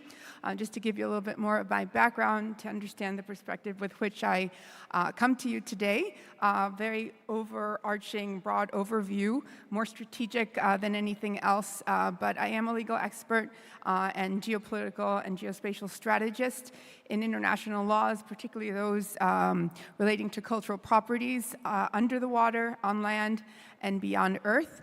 And I work with a variety of public and private clients. So I was asked to give an overview of the international regime, again, the regional and national laws, but also to provide some insight on the developments happening in our world today that influence those frameworks, and that would be helpful, in my view, in anyone's work relating to combating illicit traffic in cultural properties. So I will start with the general overview of the law. With international law, as many of you are aware, mostly we're familiar with the UNESCO conventions, and of course that's an instrument under the United Nations. And in terms of international legal frameworks, the general structure within which we approach combating illicit trafficking is first under the United Nations umbrella. It's treaty regime, also General Assembly resolutions, Security Council resolutions, dispute resolution structures, as well as bilateral and multilateral agreements. We've also heard from Dr. Schneider about the UNIDROIT Convention, and there are a series of dispute resolution structures and convergence of legal regimes, or what is often termed synergies of different disciplines and levels of the law, which are provided for under the 1969 Vienna Convention on the Interpretation of Treaties, as well as Article 15 of the 1970 Convention that encourages states parties to provide and create initiatives for further protection of cultural properties. Oops. Can we go back, please?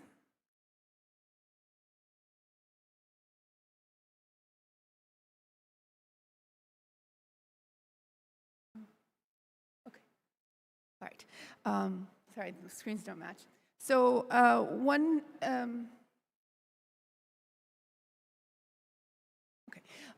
one of the predominant structures that we need to keep in account is the UNESCO treaty regime, particularly the 1970 UNESCO Convention, and that, as many of you know, relates to the protection of movable, tangible cultural objects.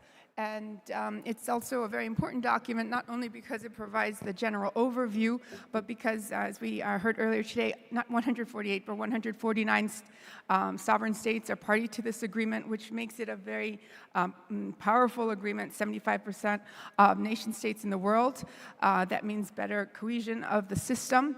And in order to understand the effectiveness and the mechanism under the 1970 Convention, please keep in mind the meeting of states parties that happens on an annual basis, the subsidiary committees within that convention, the operational guidelines, which is an instrument that helps provide and understand how the convention should be interpreted, and very importantly, the International Committee on the Return and Restitution of Cultural Properties, or the ICP-RCP, where we hear often of particular cases. And those cases, although there may be some frustration with them, it is a nice marker to see what the umbrella, the overview of progress in this area is.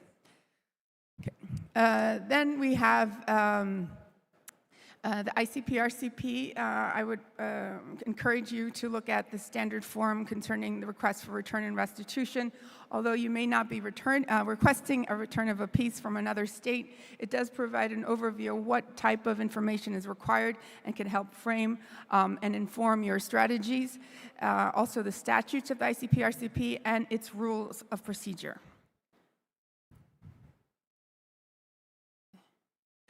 Then I want to bring your attention to the UN General Assembly resolutions. So there have been several, particularly in the last few years, that touch on the subject of cultural properties. These are very important instruments because they are they reflect discussion and agreement among the UN states parties or the member states on what should be done with cultural properties. This, of course, influences the market. And in particular, there's one that I would highlight for you is a resolution from December 2021, which was brought forth and negotiated by Greece, that it emphasizes the necessity for strengthened international cooperation in preventing, combating all aspects of trafficking in cultural property, which is particularly at risk here in the Middle East. So if you'd like to take a screenshot of these resolutions, those are good touchstones to refer back to. In addition, we have the UN Security Council resolutions, which we've heard, I think, in this region, mostly relating to the war in Iraq and Syria and the Levant. But these resolutions are also very key because they reflect very emergent issues relating to cultural properties. And they also inform, again, the transition, the development of the laws, which are very much in development. In flux, they're not fixed in stone. Okay. And then in terms of regional legal frameworks, this is also very important. I highlighted two agreements which I thought are very well structured. One is the Nicosia Convention from 2017. It's a European convention, and it's open for both member and non-member states of the European Council, but it provides tenets for the protection of cultural properties and principles to fight its illicit trafficking. And also there is a newer convention, regional convention in Asia that was signed just this past June, but these are good documents to review because that also provides a framework, a potential option for the region here to develop similar agreements that would just emphasize and bring strength to the 1970 Convention and its provisions. Then we have national legal frameworks. Of course, I will highlight that of Saudi here, the Law of Antiquities, which we heard of earlier this morning, which was issued in 2014.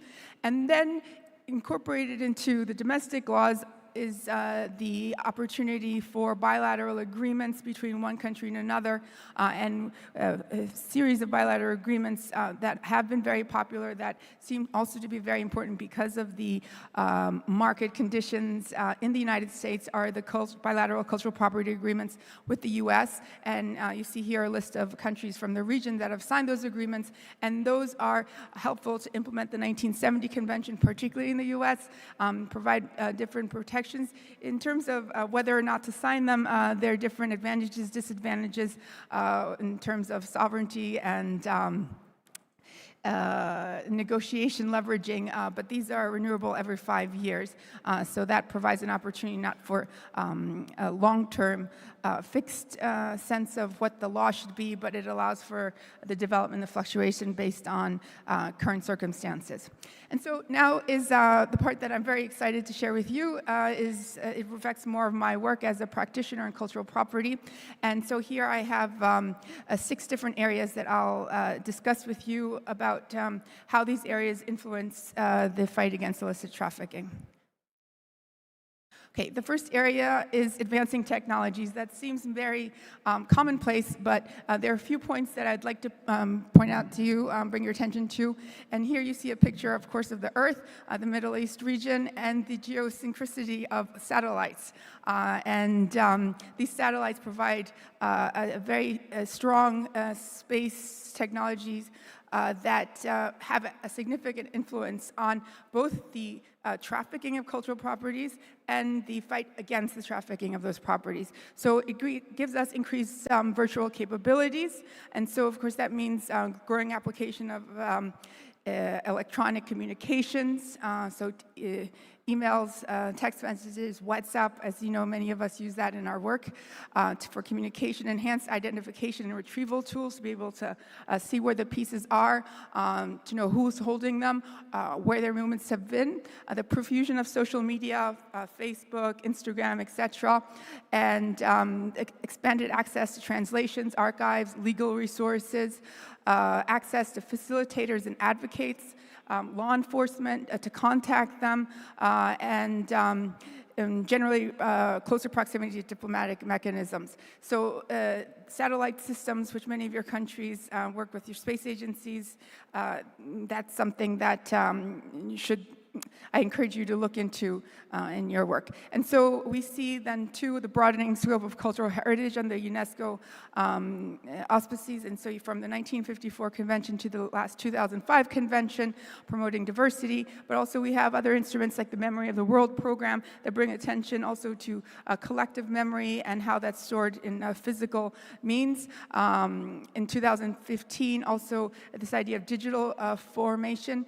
So this informs our understanding of what our cultural object is. It's not just an antiquity, maybe a pot, but something that can have been taken off of a monument, something that's found under the water, an archive, of course, and even an object that has been exported and imported from beyond Earth, and that's been traveling in interstellar space, that's been on the moon. So that's something that we'll see more often for those of you who may be interested in the new area of cultural heritage upcoming. So then the third aspect is the burgeoning of legal regimes, and here this is important because it shows the importance of that communication, that making of the world a little bit smaller, and the emergence of civil initiatives to bring attention and tool sets to the fight against cultural properties. Then this is very important, this elaboration of the nation state, and I think Saudi Arabia is an excellent example, but as you know, the UN Sustainable Development Goals that were finalized in 2015, Saudi's really incorporated that in its Vision 2030. So if you've spent any time here in Saudi, you see the excitement of the government and the being on board with this strategy by the community. And this really allows an overall view of what areas within the nation state that needs to be developed, and cultural heritage, of course, is prime and center, and that also provides leveraging in terms of the economy, social, cultural frameworks, and geopolitical, legal, and economic mechanisms.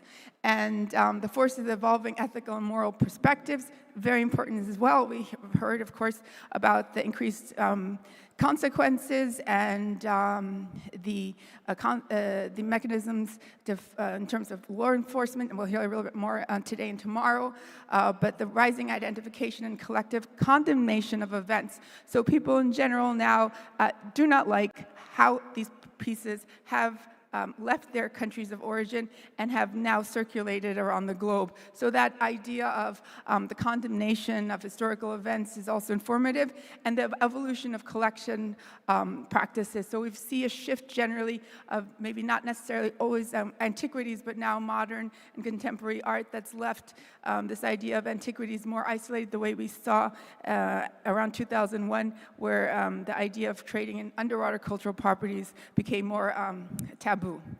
Then I want to point your attention to a decision from the ICP-RCP here.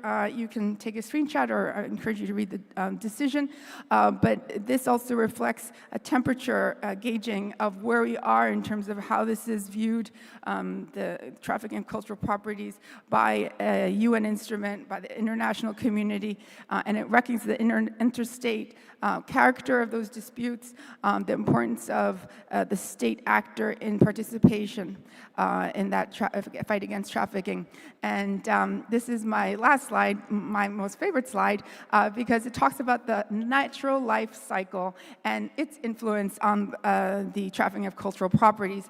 And so in particular, we see, as generations of turning now, this trepidation, this social stigma of holding cultural objects, an incredible responsibility of holding them with legal, economic consequences. So it becomes almost, in many respects, like a hot potato that many people in communities, museums, of course, institutions don't necessarily want to hold. Some do, but there are more and more hot potatoes out there.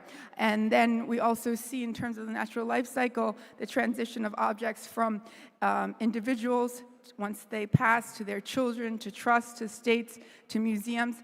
And in addition to what I just described in terms of social stigma, etc., there is a need to create return mechanisms for these objects, which I encourage states to open to civil actors, because many of them do hold these pieces, and that's a reflection of the narrowing access of transfer mechanisms and outlets. As you see, there's some frustration with those holders of the pieces. But I hope these points will be helpful to you in your work. I'm happy to answer any questions throughout the conference. Thank you very much.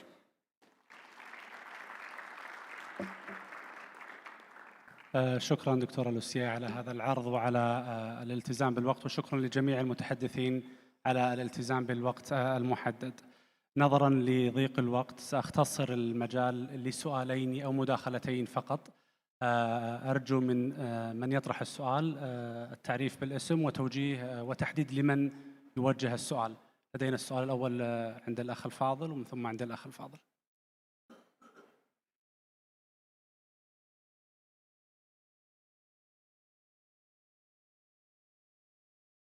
السلام عليكم، شكرا على جميع العروض المقدمة. سؤالي معني بتشريعات والقوانين في دول المنطقة تحديدا، أغلبها إطار حماية الممتلكات الثقافية يركز على الممتلكات الثقافية الوطنية، بينما الممتلكات الثقافية ذات أصل أجنبي إذا صح التعبير فقط إذا كانت هناك جريمة تسبق دخولها للبلد، سواء تهريب، سرقة، تنقيب غير مشروع، لكن بعد دخولها للبلد القوانين محدودة في المساواة ما بين الممتلكات الثقافية الوطنية والممتلكات الثقافية الأجنبية. أولاً، هل تتفقون مع هذه الرؤية أن لازم يكون هناك تفرقة ولا ينظر لها كممتلكات ثقافية إنسانية؟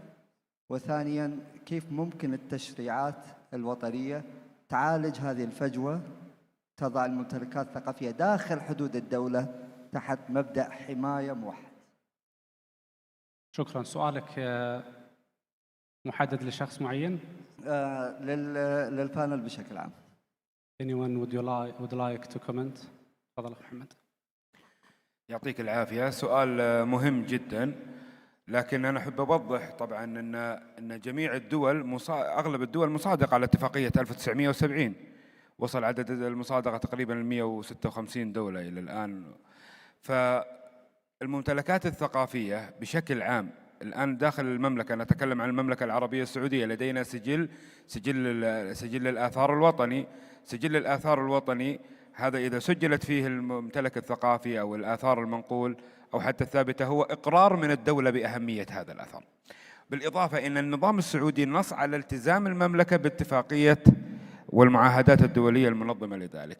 بالإضافة أن عملية فسح ودخول هذه القطعة المملكة حتى ولو كانت أجنبية يجب أن نتحقق من الوثائق، بلد المنشأ، بلد المصدر، سجلات البيع وخلافه، فيجب أن نحافظ عليها. فمن الأفضل أن تكون التشريعات تحمي جميع الممتلكات الثقافية بصفة وطنية، وهذه لها حدود تداول داخل حدود المملكة وإهداء وقرارات أخرى، وبصفة حتى لو كانت هذه الممتلك ليس مرتبط مملكة، بما أنه دخل السعودية فهو يخضع مثلا لحماية النظام السعودي وإقرار الدولة بأهميته. شكرا أخ محمد. لدينا السؤال عند الأخ الفاضل.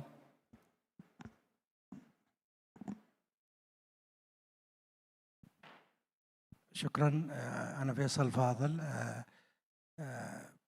بداية أتوجه بالشكر الجزيل لوزارة الثقافة وهيئة التراث على تنظيم المؤتمر، لهم الشكر الجزيل. أيضا أتوجه بالشكر الجزيل للدكتور عبد الرحمن السحيباني والجميع السبيكرز.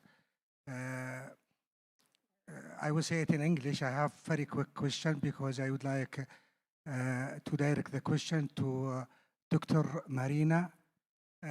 Dr. Marina, you have mentioned that one of the reasons or the challenges for some countries to not ratify the Andoriot 1995 is they prefer bilateral agreement.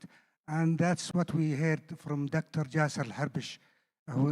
From his speech, they have a plan to sign a bilateral agreement, especially with the neighbor countries.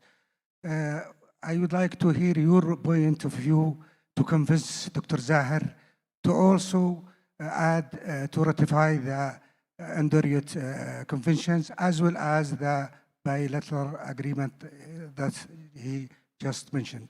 Thank you very much.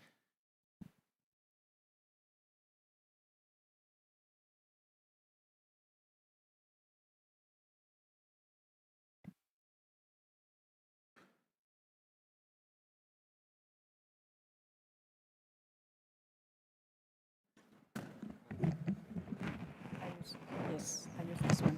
Excuse me. Thank you very much for the question. Indeed, this is something which comes very often.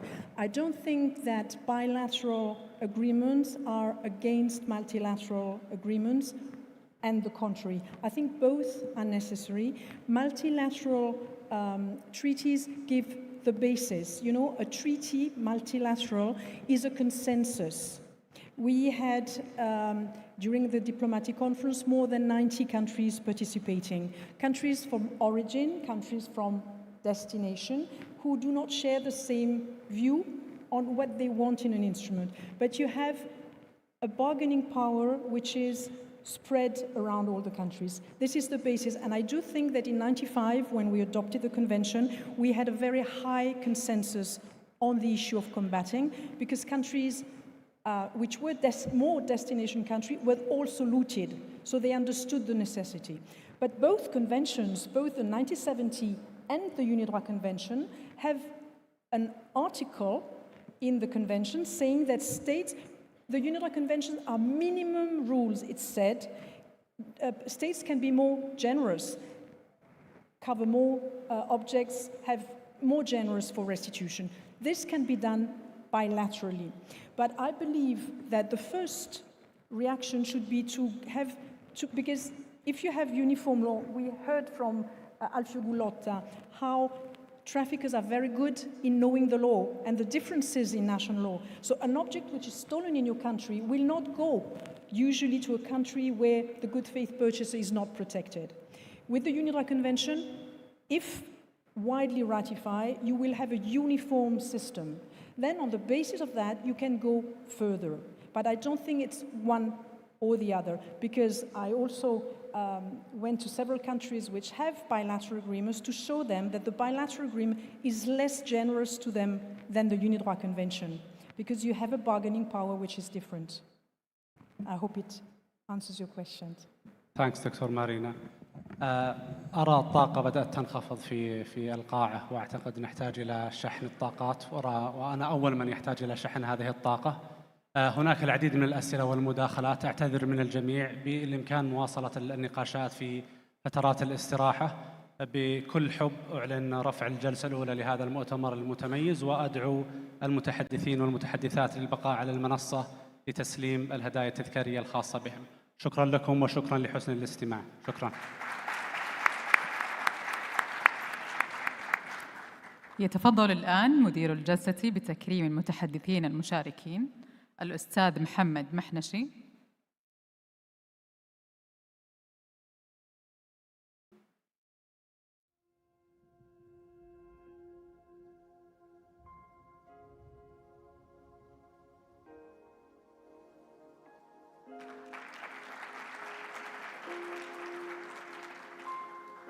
الدكتورة مارينا شنايدر.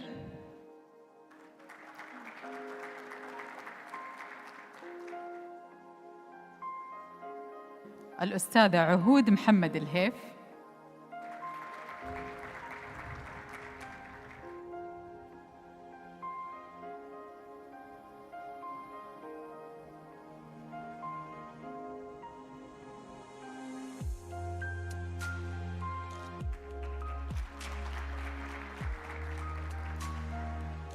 الأستاذ ألفيو جولوتا.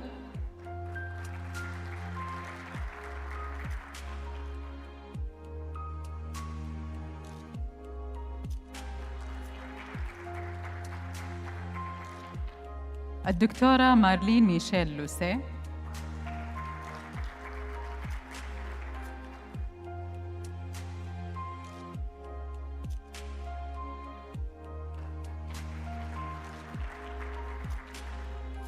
كما يتفضل الدكتور عجب العتيبي مدير عام قطاع الآثار بتكريم مدير الجلسة الدكتور عبد الرحمن السحيباني.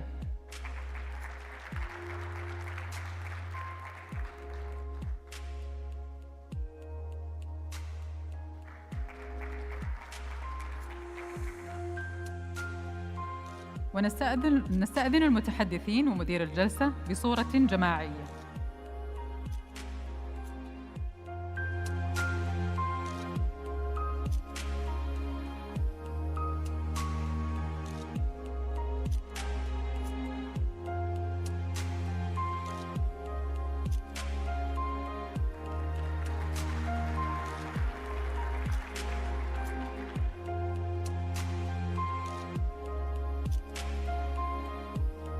حضورنا الكريم، نتوقف معكم الآن في استراحة لصلاة الظهر والقهوة، وبعدها نتشرف بالتحاقكم مجدداً لاستكمال أعمال هذا المؤتمر.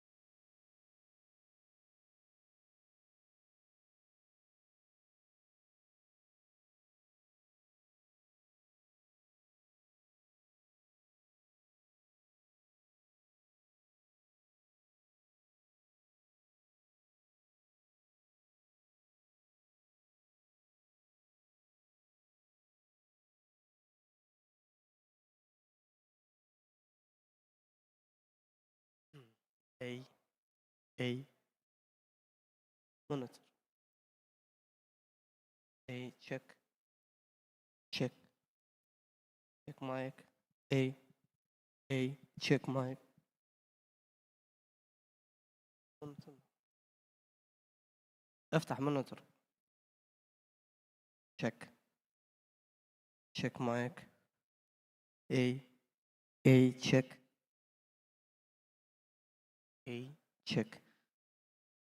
check mic A check mic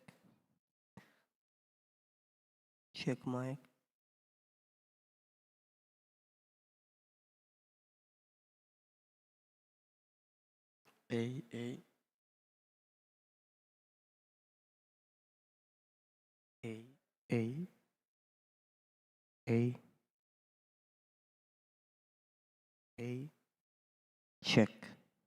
check mic A على المونيتور ما في A ما في رقم 2 A check mic A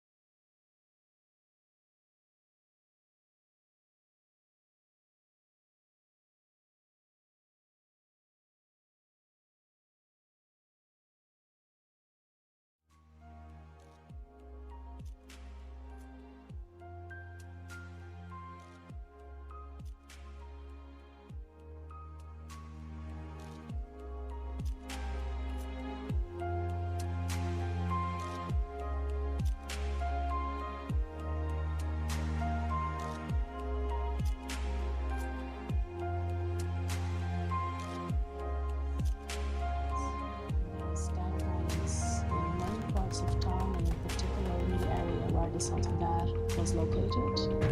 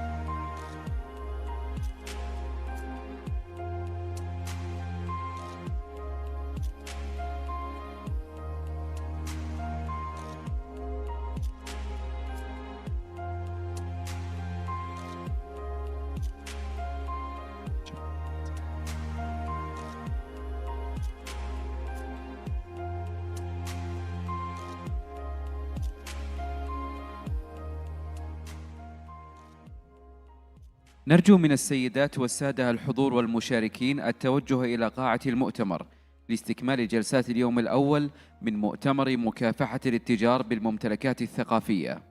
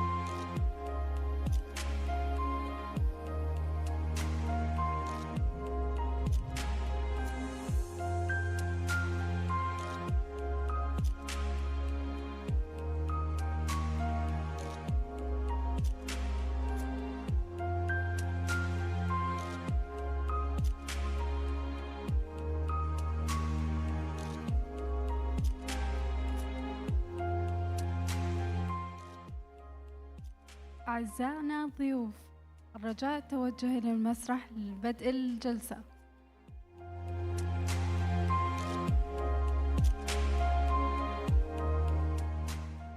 Dear guests, we invite you to the stage as the session is about to start.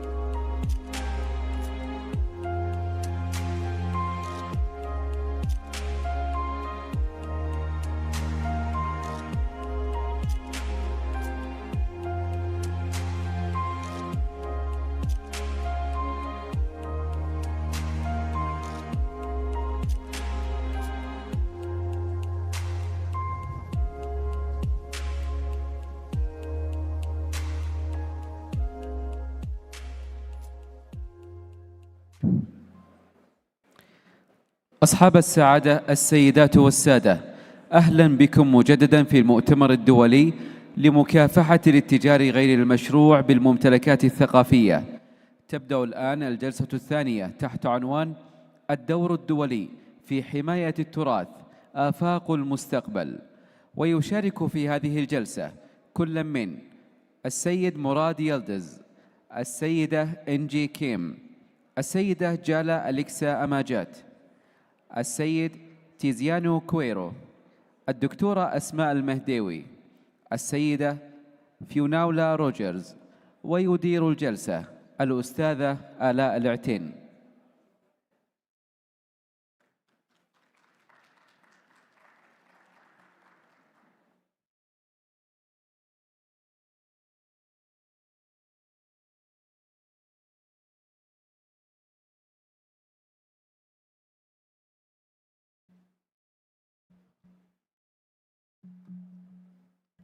Your Highness, Your Excellencies, esteemed guests, distinguished participants, ladies and gentlemen. Good afternoon. We're very happy to welcome you in our second session today, looking into the way forward in international engagement in the protection of cultural property against illicit trafficking. It's a subject that lies at the heart of our shared community's interests in protecting humanity's heritage. We will hear from a diverse panel of experts and representatives who tackle the issue from a unique perspective: policy, law enforcement, crisis response, ethics, and regional cooperation. Just a kind reminder to my speakers that we have allocated 15 minutes for each speaker, and I will share a quick reminder 2 minutes before. To begin, I'd like to begin with Mr. Murat Yildiz with a small question. In international cooperation, it's both essential and difficult to put heritage protection at the forefront. Could you share what you believe to be an effective cooperation mechanism among stakeholders? Thank you very much. This is an excellent question, but let me start with thanking for the invitation to the United Nations Office on Drugs and Crime. I should say, Assalamu alaikum wa barakatullahi, مساء الخير. يشارفني أن هما معكم اليوم في الرياض. In order to not to make translators' job difficult, let me continue in English. Thank you for the question, Ala. It's an excellent and important question. Often I say that international cooperation is a field not difficult, but it is delicate. What it means, it depends on trust, timing, translation. So trust between institutions, timing and exchanging information before opportunities are lost, and translation not only of the language, but the mandates and priorities. I'm looking for the pointer so I can go with my slides as well, but in the meantime, let me answer your question directly. The most pressing challenges are not lack of goodwill, but lack of shared operational frameworks, information flow, legal compatibility, which goes beyond accession to the international conventions. It's about how national institutions operationalize those commitments. When prosecutor in one country calls a counterpart, they should not have to start by explaining why trafficking cultural property is a matter of importance. If I see my slides. Okay, great. Well, that's exactly where the UNODC, the United Nations Office on Drugs and Crime, comes in to transform the goodwill into working mechanisms. The mutual legal assistance, joint investigations, coordinated prosecutions, because at the end of the day, cooperation should not depend on personalities, but it should depend on the systems. Enhancing the nature of transnational organized crime and the nature of trafficking cultural property, as you see, is growing. It's obviously connected with a number of associated crimes. So criminal groups coordinate across the borders, continents, and often using legitimate supply chains. It's a global reach from conflict areas to market, and no region is immune.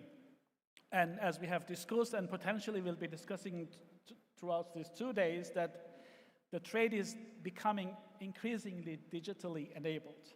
Online platforms, social media facilitate rapid transactions, and obscure provenance blur the line between legal and illicit markets.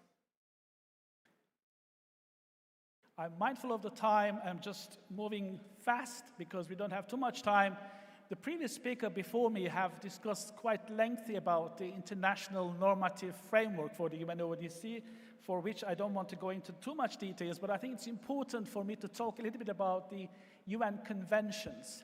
We have been the custodian of the 3 important UN conventions. One is the Convention on Transnational Organized Crime, where we have 194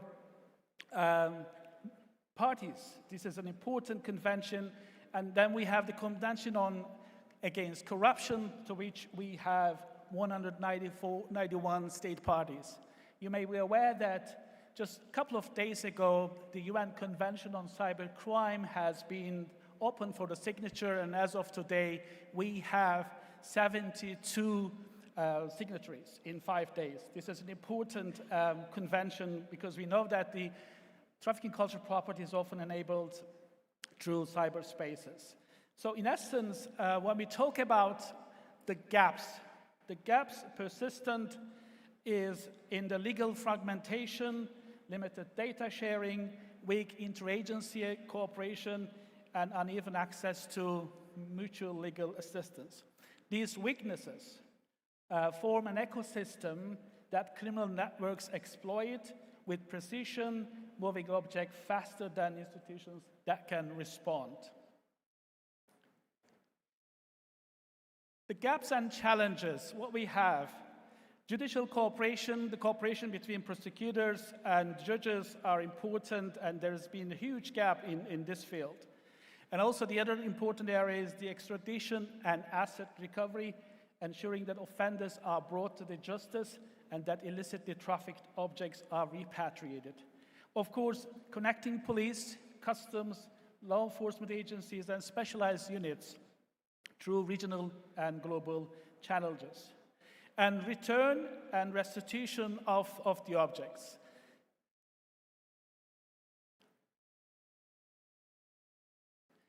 So returning stolen heritage is the rightful context, which also an act of justice and reconciliation. These pillars together embody a whole of government and whole of society approach to combating trafficking in cultural property. So when it comes to UNODC in technical assistance and action, it's important that we cover an important area. We provide a tailored assistance. First and foremost is the open source intelligence training that we deliver to the countries so that they can enhance their capacities to detect objects being sold and purchased online. So you see the couple of pictures that we have provided training in Cairo and in Beirut in Lebanon. We also look into the document fraud detection for the provenance research. It's an important area. We believe that there is a huge gap of knowledge and skills exist among criminal justice practitioners and the first-line responders. Therefore, we focus our attention and resources to enhance the skills and the capacities. So whereby the first-line responders will be able to detect the false provenance documents and be able to address the networks behind those criminal organizations. We also focus on bringing the countries together. You see the pictures, which is just from our regional event in Cairo. We brought together a number of practitioners from multinational institutions, as well as from countries and representing from different ministries and agencies. One of the important things that we try to address in the UNODC is to focus on the criminal networks, in which we look at the upstream and downstream of the criminal organizations. We look into their engagement with different parties in the supply chain so that we better understand their business model and operations so that the countries can develop effective strategies. We look at the networks and strategies behind those organizations, so catching an object or individual is not enough. We have to focus on the criminal networks. So I think it's important that what we have in terms of the formal recommendation, so we need to, as we discussed today also, we need to harmonize our domestic legislation, we need to invest in capacity building and the training, and also we need to institutionalize the coordination and cooperation. It should not be treated as an ad hoc event, but it should be as strategically embedded into the systems. Of course, strengthening partnership and working on the digitalization of the databases will enhance our collective effort to fight against transnational organized crime. So it will bring immediate results, short-term and long-term impact on dismantling those criminal networks.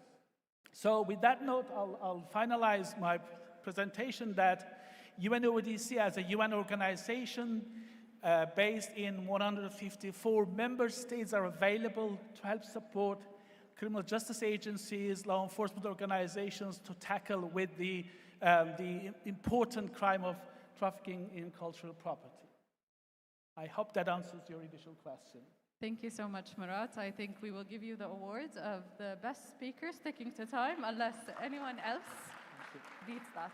I think we've been very interested to see all of the work that you've been doing with law enforcement, bridging the gaps with other types of crime, and how illicit trafficking comes into place. So we really acknowledge the amazing work that you've been doing in the region, and we really look forward to future cooperations.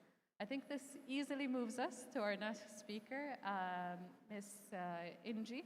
And I think the question we have for you is, with the development of the UNESCO Convention, we celebrated recently the anniversary of, we would like to hear a little bit more of what your developments have been after and post the convention.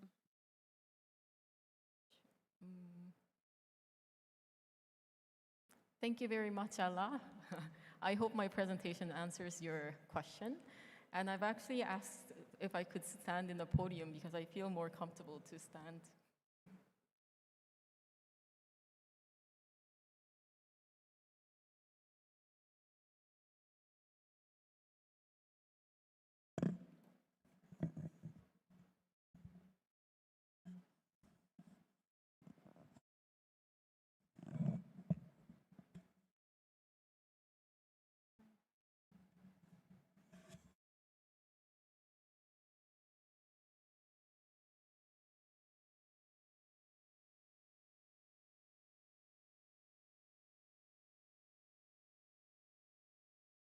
Hello again, this is Inji Kim. I'm the project coordinator for culture under the UNESCO regional office in Doha, and I am based in Riyadh. It's a great pleasure to be here to present UNESCO's 1970 convention and related tools to fight against the illicit trafficking. This presentation will have a focus on how UNESCO can support your efforts and how we can join forces to enhance our cooperation in a more coordinated approach. I'll also be skipping some of the slides because of the time constraints, and also because, like previous speakers have already covered quite a lot of the things that I have in the slides as well. But I would like to briefly go through the UNESCO Culture Conventions. As mentioned quite a few times already during the morning sessions, over the decade, UNESCO has developed a robust international normative framework to protect and safeguard cultural heritage. And as you can see, there are 6 culture conventions that have been adopted to protect immovable heritage, movable heritage, underwater heritage, intangible cultural heritage, the creative and cultural industries, and museums and cultural institutions. And within this includes the 1970 Convention on the means of prohibiting and preventing illicit imports, exports, and transfer of ownership of cultural property. The 1970 Convention was a major step in fighting against the illegal trade of cultural property and highlights the need to protect it from theft, secret excavations, and illegal exports. And so since then, other key instruments have also been adopted with complementary provisions, which includes the UNIDWA 1995 Convention and the Council of Europe 2017 Convention on Offenses Relating to Cultural Property. These conventions provide additional protection to states, particularly regarding private and criminal law. This is a brief overview of the 1917 Convention. As mentioned already, to date, 149 states have ratified the convention, and it's a non-retroactive and non-self-applicable convention. Therefore, the content of the 1917 Convention must be incorporated into the relevant national legislation for the convention to be effectively enforceable. And there are three main pillars to the convention, of which are preventive measures, restitution of cultural property, and international cooperation.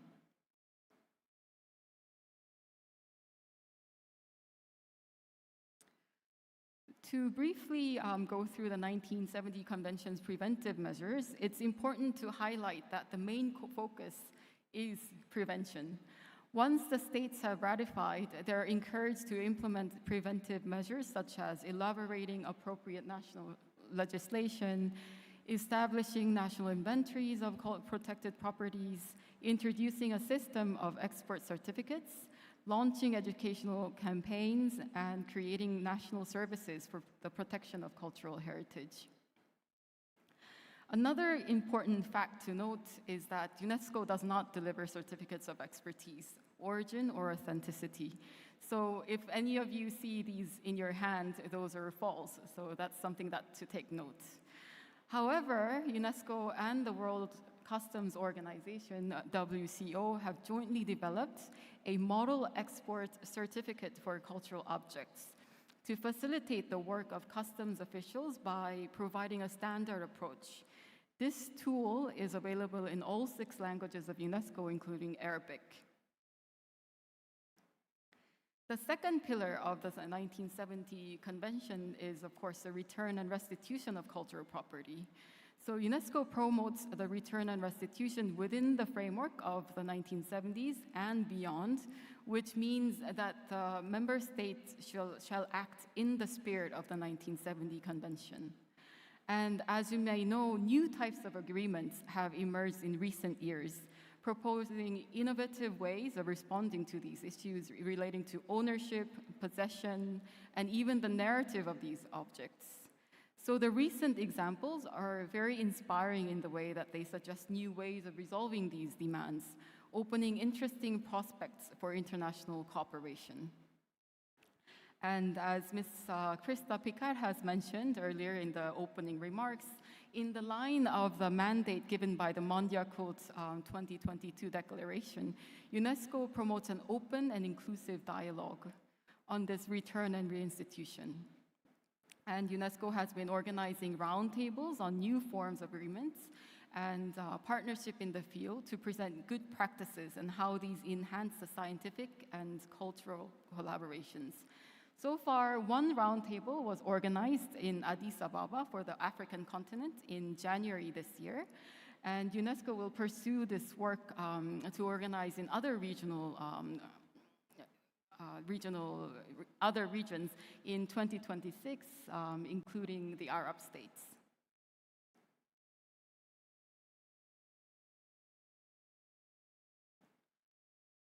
Last but not least, the third pillar of the 1970 Convention is the international cooperation, which is a topic of discussion for this particular session. And it's a very central element of the 1970 Convention as well. As this is a transnational issue, if we are to reverse these kind of trends, we need to work together at the local, national, regional, and global levels, and need to unite the efforts and reinforce the cooperation with all actors involved. So in this regard, UNESCO works in close cooperation within its networks that are also very well representative in this conference, including Interpol, the World Customs Organization, UNODC, UNIDWA, and the International Council of Museums, as well as the National Police Forces. UNESCO has also developed a set of key tools to further the support of the efforts in this field. And one key tool that could be used by all stakeholders, including governments, customs, lawyers, museums, professionals, etc., is the UNESCO database of national cultural heritage laws, which compiles 3,000 laws from more than 180 states. And to this day, there are 61 documents related to the national legislation available online. And as most of these come from the Arab region, we very much encourage you to take a look and see if these could be very applicable to your work. Other practical tools include the tools that have been developed to assist state parties in the implementation of the convention. As mentioned previously, the restitution provisions in the 1970 convention only apply to inventoried objects. Therefore, two other supporting tools have been developed, which includes the UNESCO UNIDROIT model provision on state ownership of undiscovered cultural objects, as well as the newly fully elaborated version of the model provisions on the prevention and fight against illicit trafficking of cultural property. Given that it has already been more than 50 years since the convention has been developed, the recent developments have brought new challenges as well as new remedies in fighting against illicit trafficking. So these operational guidelines were updated in 2025 to strengthen and facilitate the implementation of the convention and to minimize risks in relation to the disputes over interpretation of the convention. I would also like to mention this toolkit, which have been developed with the European Union, that provides an overview of the various existing international legal reference documents and supplements theoretical information with real-life case studies that explain how illicit trafficking, organized crime actually works. So although it's developed for the European law enforcement, the toolkit is available in Arabic and is very useful tool for every stakeholder that works in the field.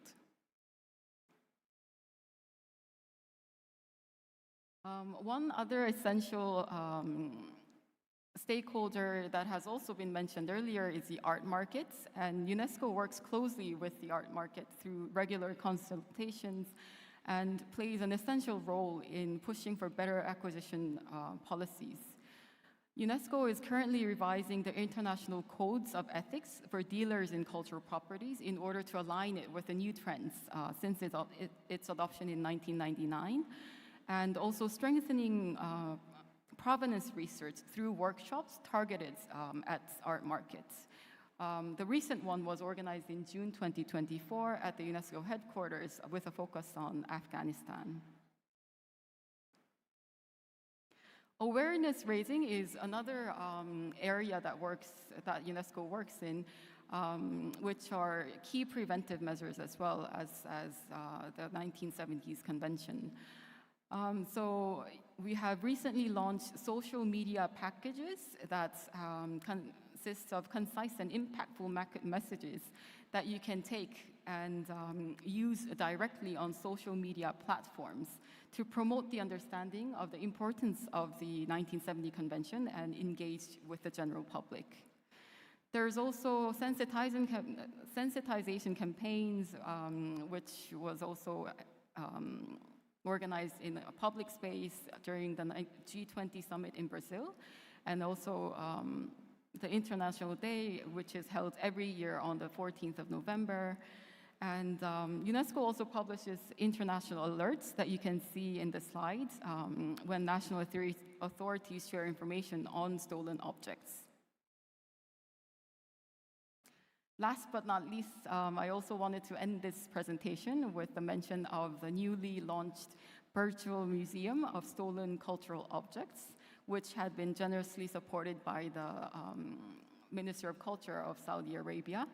And this museum basically provides you a virtual experience and learning platform to engage with the stories of stolen objects through an online platform.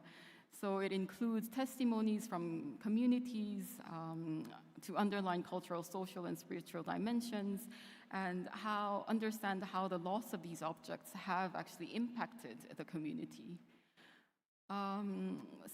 Of course, Saudi Arabia's inputs have been incorporated into the online platform, and it's accessible online as well. So we really encourage you to have a look at this virtual museum that had been launched last month during the Mondia Quote in Barcelona.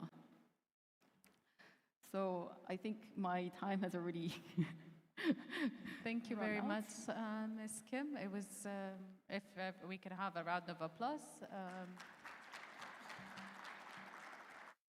We were very pleased with the overview of UNESCO. I'm going to give a little bit of an advert, but tomorrow, when we're representing the Heritage Commission's efforts in the protection of cultural heritage, we will go into a lot of detail of how we try to bring to life some of the things that are in the convention and our ongoing efforts. So thank you very much for that. So now we go back to the law enforcement, Interpol, Mr. Tiziano. I think our question for you here is that you work very hard in connecting law enforcement globally around the world to ensure the heritage protection. We really are interested to know of your more recent developments when it comes to working with the different national offices. We were very lucky that a regional bureau opened in the Kingdom of Saudi Arabia for Interpol a couple of months ago. So we're very interested to hear more about the current developments and future tools. Thank you. Is it possible to have the presentation? Thank you. I will try to be faster as possible because it's not easy for me. At the beginning, I would like to say thank you to the Saudian Authority and the Heritage Commission to invite here Interpol to be part of this very high-level conference. I will do my best to be fast. It is not easy to speak in 15 minutes about international organization, police forces, and all the kinds of connection we are able to put in place with all the police forces all around the world. Here you can see the map of the world, where in the yellow points you can find the 196 countries. It means 196 NCB offices of Interpol around the world. NCB is for National Central Bureau. It's the local office of Interpol in each country, and often it is in the capital city of the nation. The headquarters of Interpol, where is my duty station, is in Lyon, France. So it means that being officer of the headquarters of Interpol, we are able to support all the officers all around the world of Interpol organization to develop investigation activities. Don't forget that when we are facing crimes about cultural property, we are facing with crimes that are transnational crimes. It means that we need connection between all the law enforcement agencies. Is better? You have to consider that when we are speaking about crimes about cultural property, we are speaking about crimes that are transnational. It means that we need cooperation between all the law enforcement agencies involved in investigation. As a coordinator of the Works of Art unit, I am an investigator, but working in this very specific field, as Works of Art unit, we are in strong cooperation with other international organizations, UN organizations. Here you have a simple list of the organizations where we are in contact every day to develop our daily activities. Here we have a representative of UNESCO, UNODC, we have UNIDROIT, but I can say ICOM. Is better, I hope, the third. ICOM. So it means we need to be on the same side of the wall to against this trafficking in cultural property. The Works of Art unit, we develop several kinds of activities. We support the countries with analysis, questionnaire. Every year we spread a questionnaire to all the member countries that are part of our organization, asking questions. It is useful for us to receive the answers because thanks to the answer we are able to develop the trend of the traffic, illicit traffic of cultural property. We support national and international operations. And after I will give you a practical example, and we take part of conferences, workshops, and we develop trainings. Here is the last public information that we have spread to the public in the Interpol website about all the countries that have answered to our questionnaire. If you see, we have 196 countries, but only 74 in 2022 answered to the question. It means that we need to be supported. How can we be supported? Receiving information. If we receive information, we can develop analysis. In this way, we can support the countries for the investigation activities. Here is a map of the world where you can understand more or less the global trend, but of course, this slide can change if we want, every month, because it depends on the geopolitical situation that is occurring in the world in that moment. In the last year, as investigator, we have been able to identify a new figure of the people involved in the illicit trafficking culture. Because always we have thought that at the beginning it was if we speak about archaeological, illegal excavation of archaeological items, the diggers and the sellers. But we define that now is the middlemen, the intermediaries, the people that are in the middle of the chain, that is a connection between the digger and the seller that will put the cultural property on the market, and this is a connection. And this is a way, in which way the crimes became transnational, thanks to intermediaries. When we are lucky to recover the stolen cultural property, here you have a statistical data about how many years we spend when we are lucky. Of course, when we have countries that are more involved as a police officer, Ministry of Culture, in this kind of activities, you can see that the time of recovering is shorter than in other regions of the world. I told you, we support international operation. This is the last public press release that we had on May 2022 about Pandora action that is developed in Europe with support of third countries. The press release was published in May 2025, but it was related to operational action developed in 2024. The action has been developed in 5 months, but we had only 2 weeks of action days. And here you have the public numbers of only 2 weeks of action days. It means real investigation cases. We had 80 people arrested and recovered more than 37,000 cultural property. Interpol develops investigation activities, supports investigation activities, but we would like to work too with public awareness. We public the poster. We have the biannual poster, so we spread it here in 2 parts, from January to June and from July to December. We have a selection of 6 cultural property that have been stolen in these 6 months, and after we publish the poster. And we have the special poster. We have to consider the word special not in the correct way, in the wrong way, big bad ways. So I am happy to present here for the first time publicly the special poster that we published for the theft happened at the Louvre Museum. And here you have the pictures and the selection of the items that have been stolen, only to let you know how we are able to be fast in the answer. The theft happened at 9:30 in the morning. On Sunday evening, we already were able to spread to the countries, to all the 196 countries, the poster. If you want, I have several copies, physical copies. And of course, it is in our Interpol website.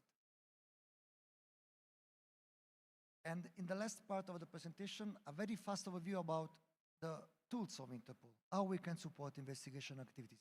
I would like to clarify only some point. The tools of Interpol are public tools. It means that all the people are able to have the access to our tools.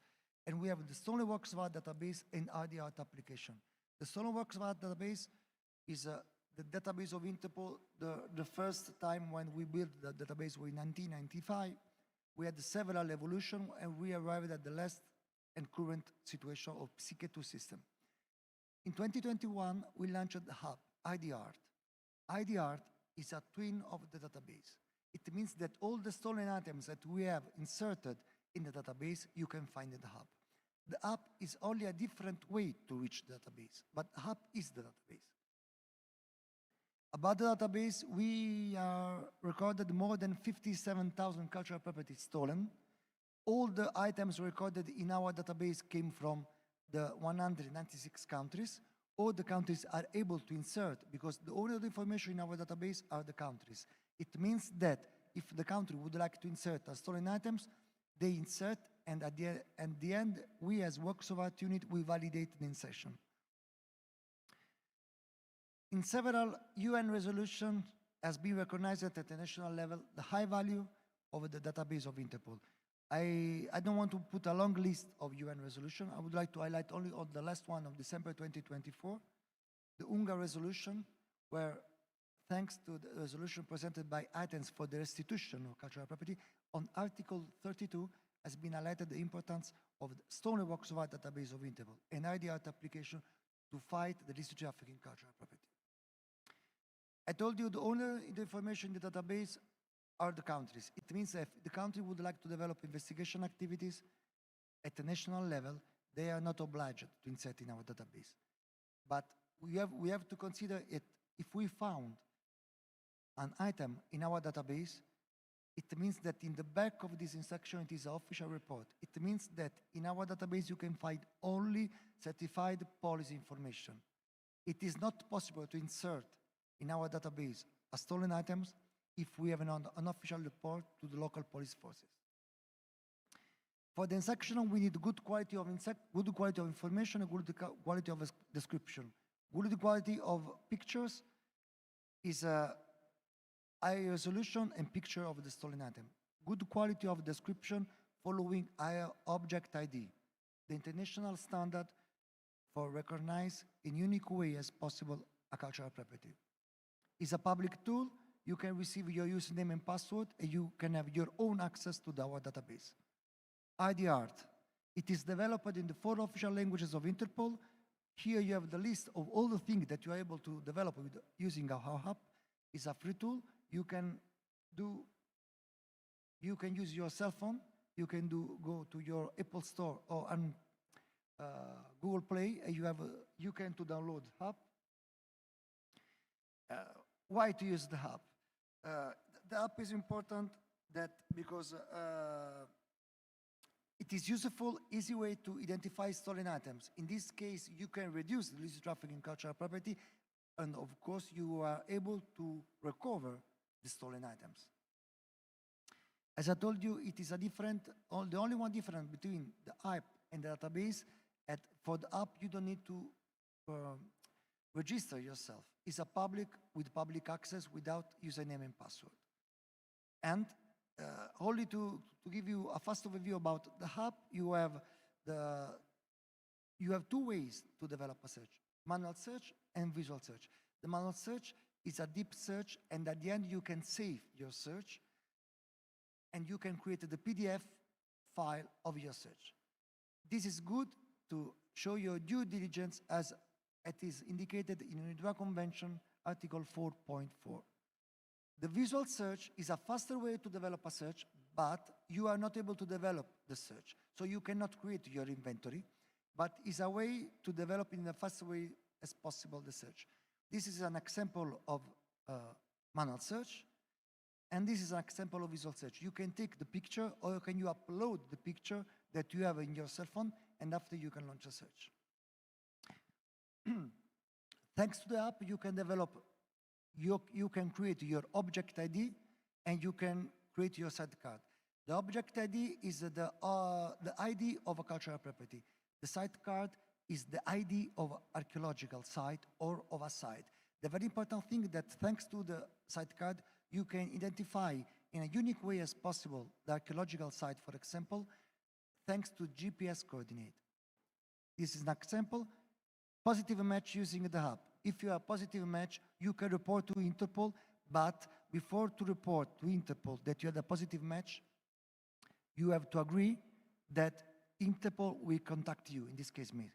Here you have an example of the good use of the app.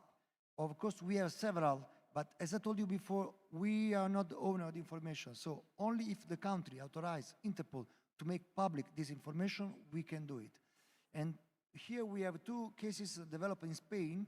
About the first is one about 3 gold coins of Roman Empire stolen in 2012 and recovered after 9 years because one of them was put in the black market.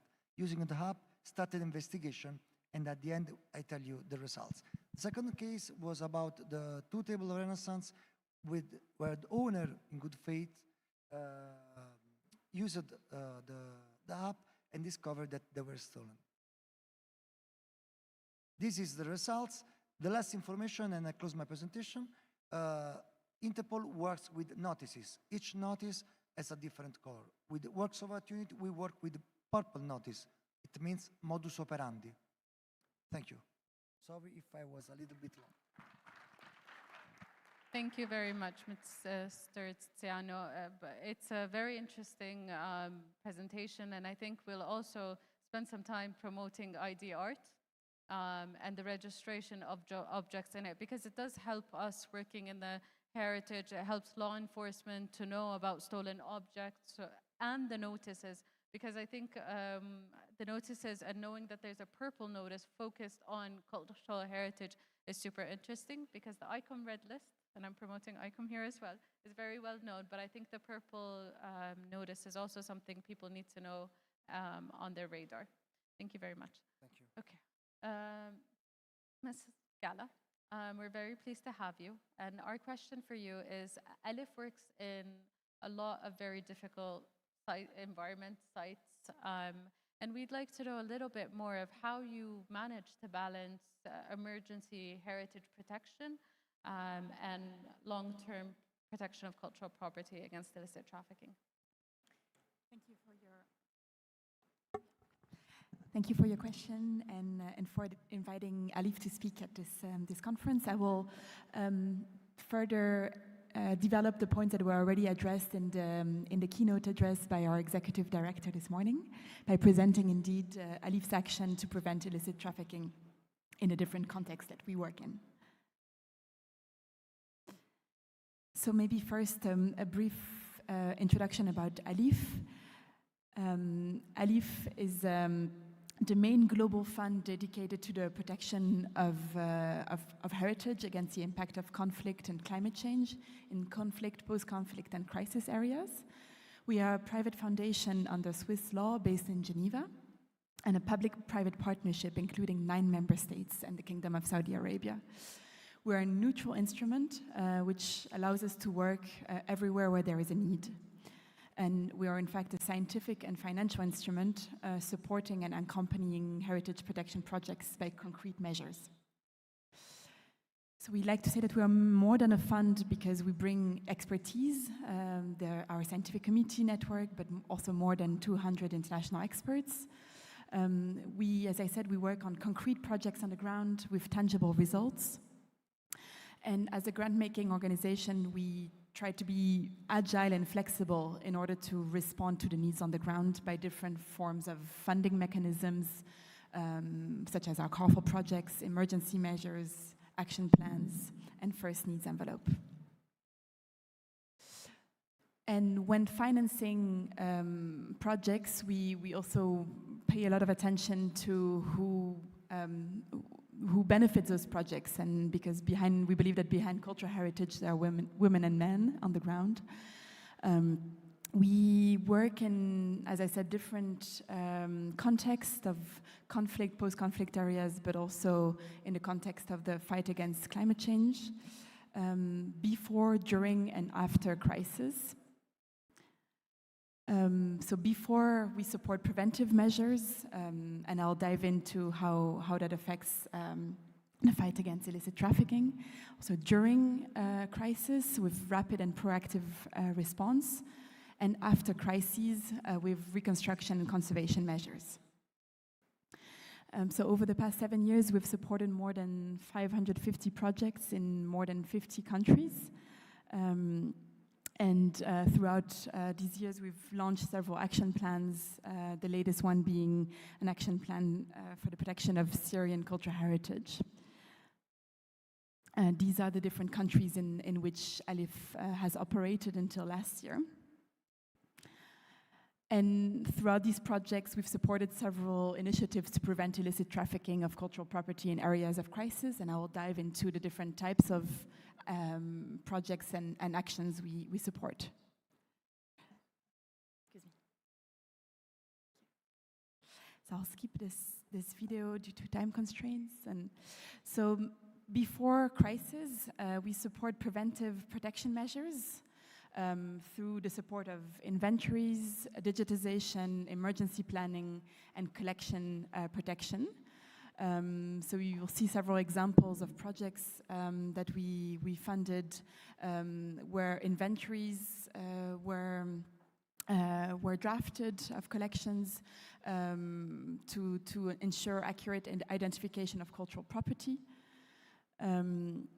We also support the digitization of collections, which allow for digital inventories to be published and also communicated about, and which therefore also ensure international accessibility and information. Emergency planning, in order to anticipate crises, such as specific risk assessments to identify potential threats on collections, but also preventive evacuation plans should a crisis occur, and through different capacity building measures, so to raise staff awareness within collections and museums on how to potentially evacuate a collection, document it, and be aware in times of crisis.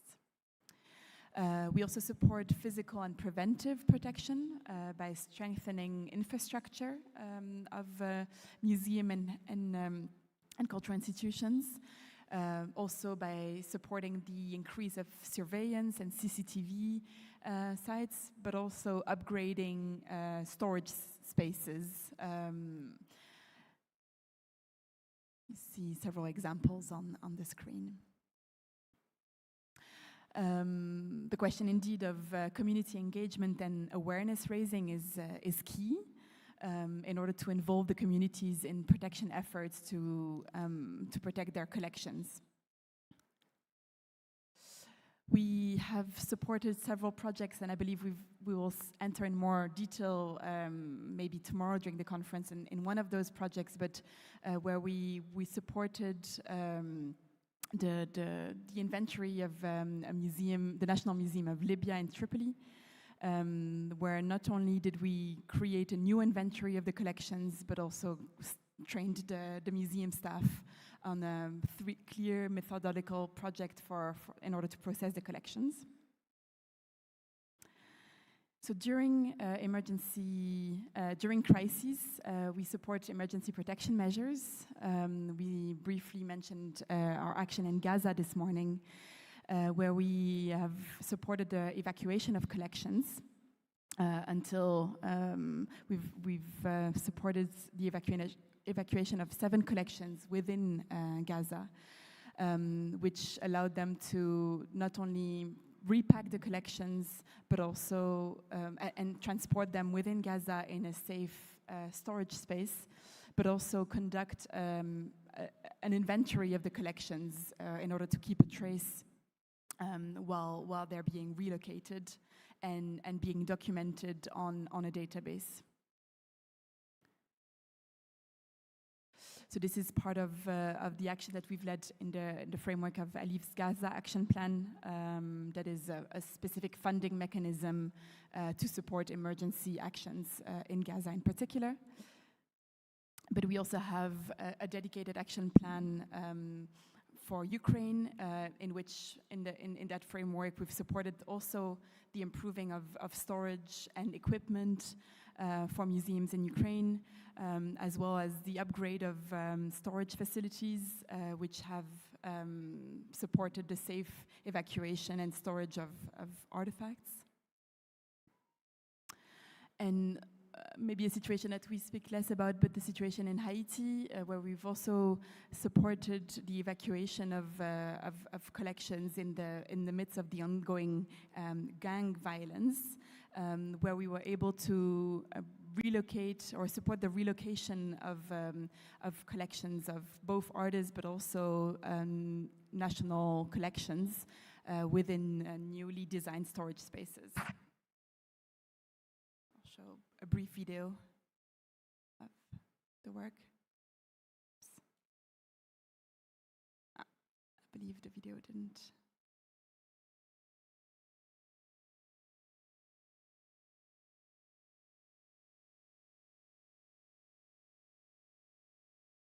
No.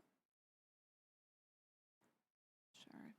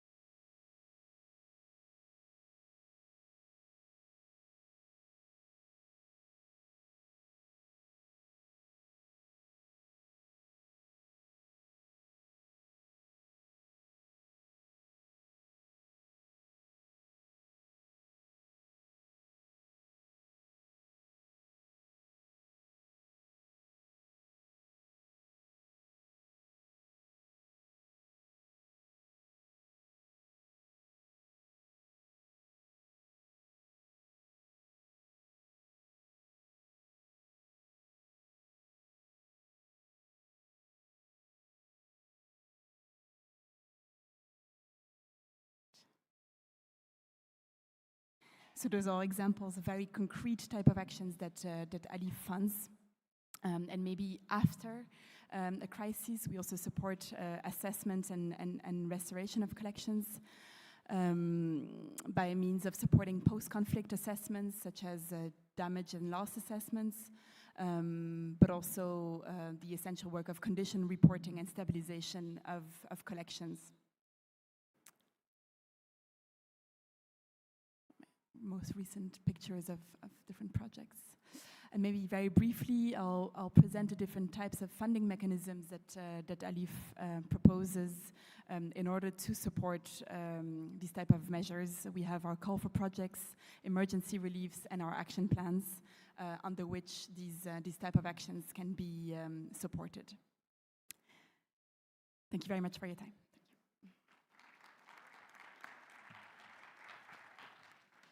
Thank you very much, Ms. Scala. We're very proud partners of ALIF, and we're very, very fortunate, and this is a spoiler, your next moderator, Dr. Abdullah Zahrani, here with us, is a member of the scientific committee.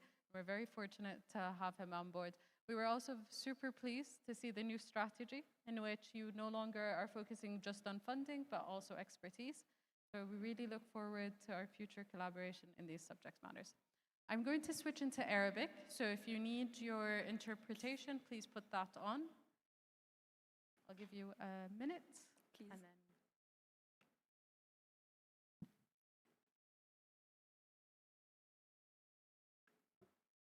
تمام.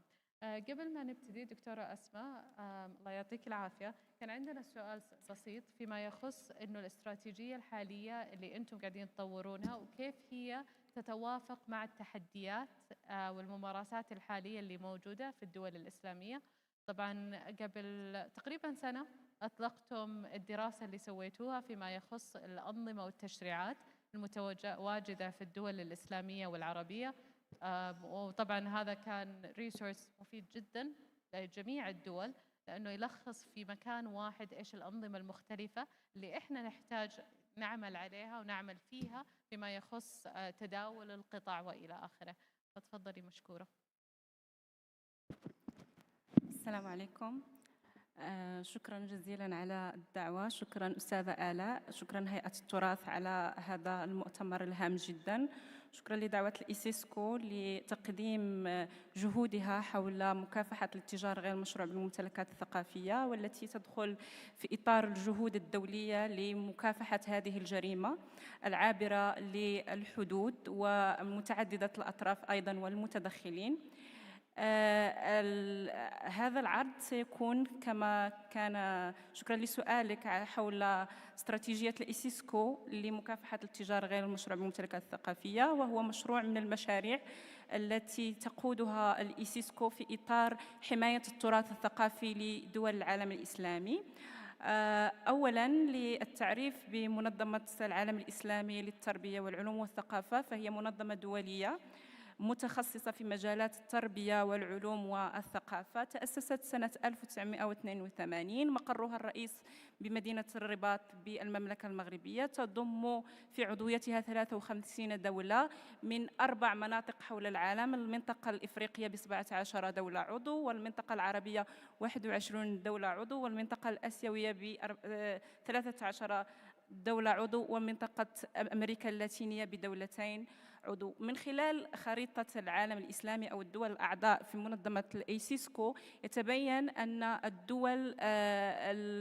دول منظمة الإيسيسكو هي متأثرة بهذه الظاهرة، ظاهرة الاتجار غير المشروع بالممتلكات الثقافية، فهي دول منشأ للممتلكات الثقافية وأيضا دول عبور، وأيضا لدينا دول تعتبر دول سوق الآن للقطاع الثقافية، مما يزيد من التحديات. أيضا هي لدينا مناطق تعاني من نزاعات ومن عدم استقرار أمني، مما يؤثر ويزيد من تحديات مكافحة هذه الجريمة، ويزيد من الثقل من أجل بذل المزيد من الجهود.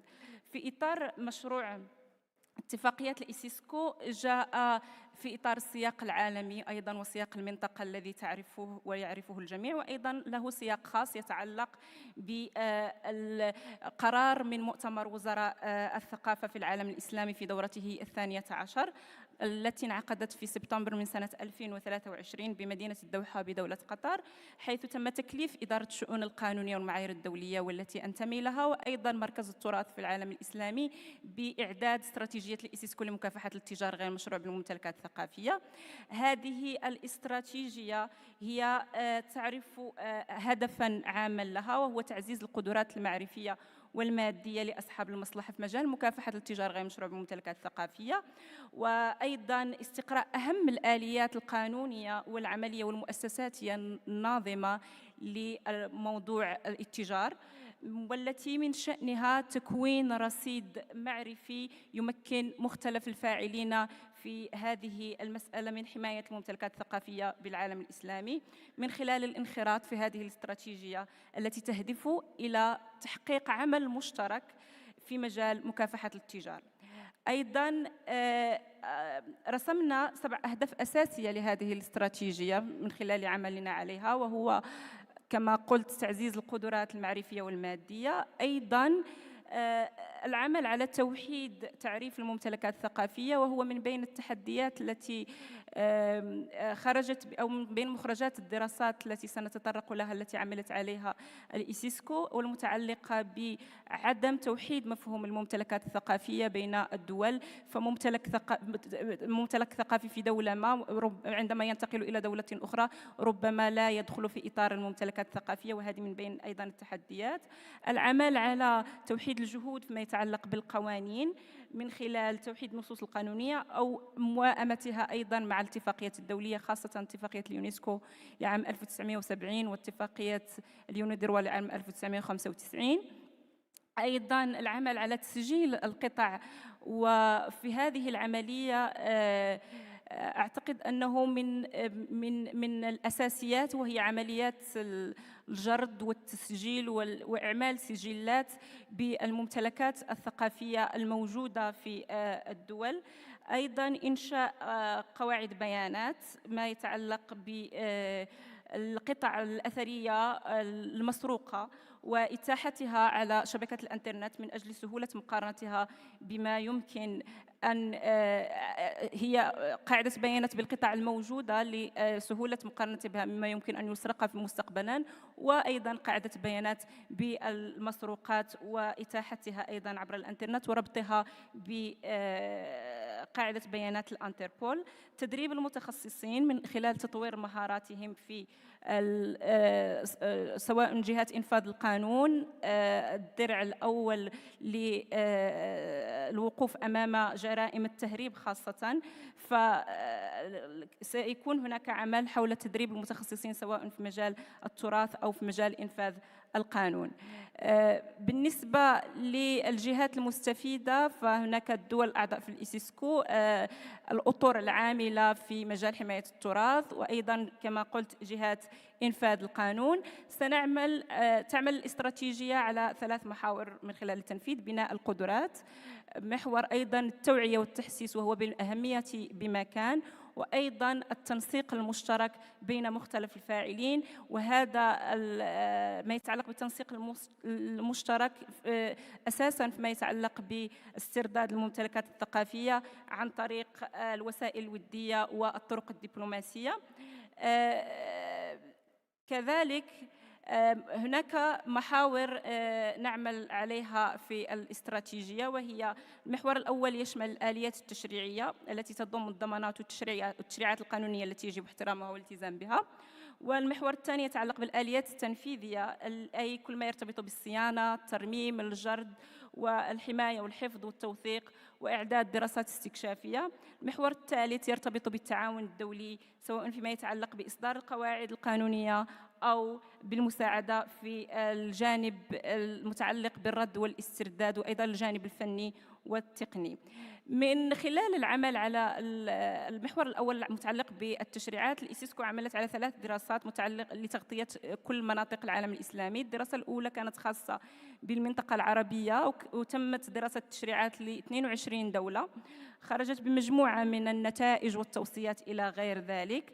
الدراسة الثانية كانت خاصة بالمنطقة الآسيوية، وركزت على 14 دولة عضو بمنظمة الإيسيسكو، وأيضا خرجت بمجموعة من التوصيات في هذه الدراسة خاصة بالجرد وضرورة الرقمنة، ضرورة إيجاد وتطوير قواعد بيانات، ضرورة تحديث القوانين الوطنية وأيضا انسجامها وموائمتها مع الاتفاقيات الدولية، مراقبة الأسواق الإلكترونية، ضرورة التعاون الدولي، وأيضا العمل في مجال التوعية والتدريب.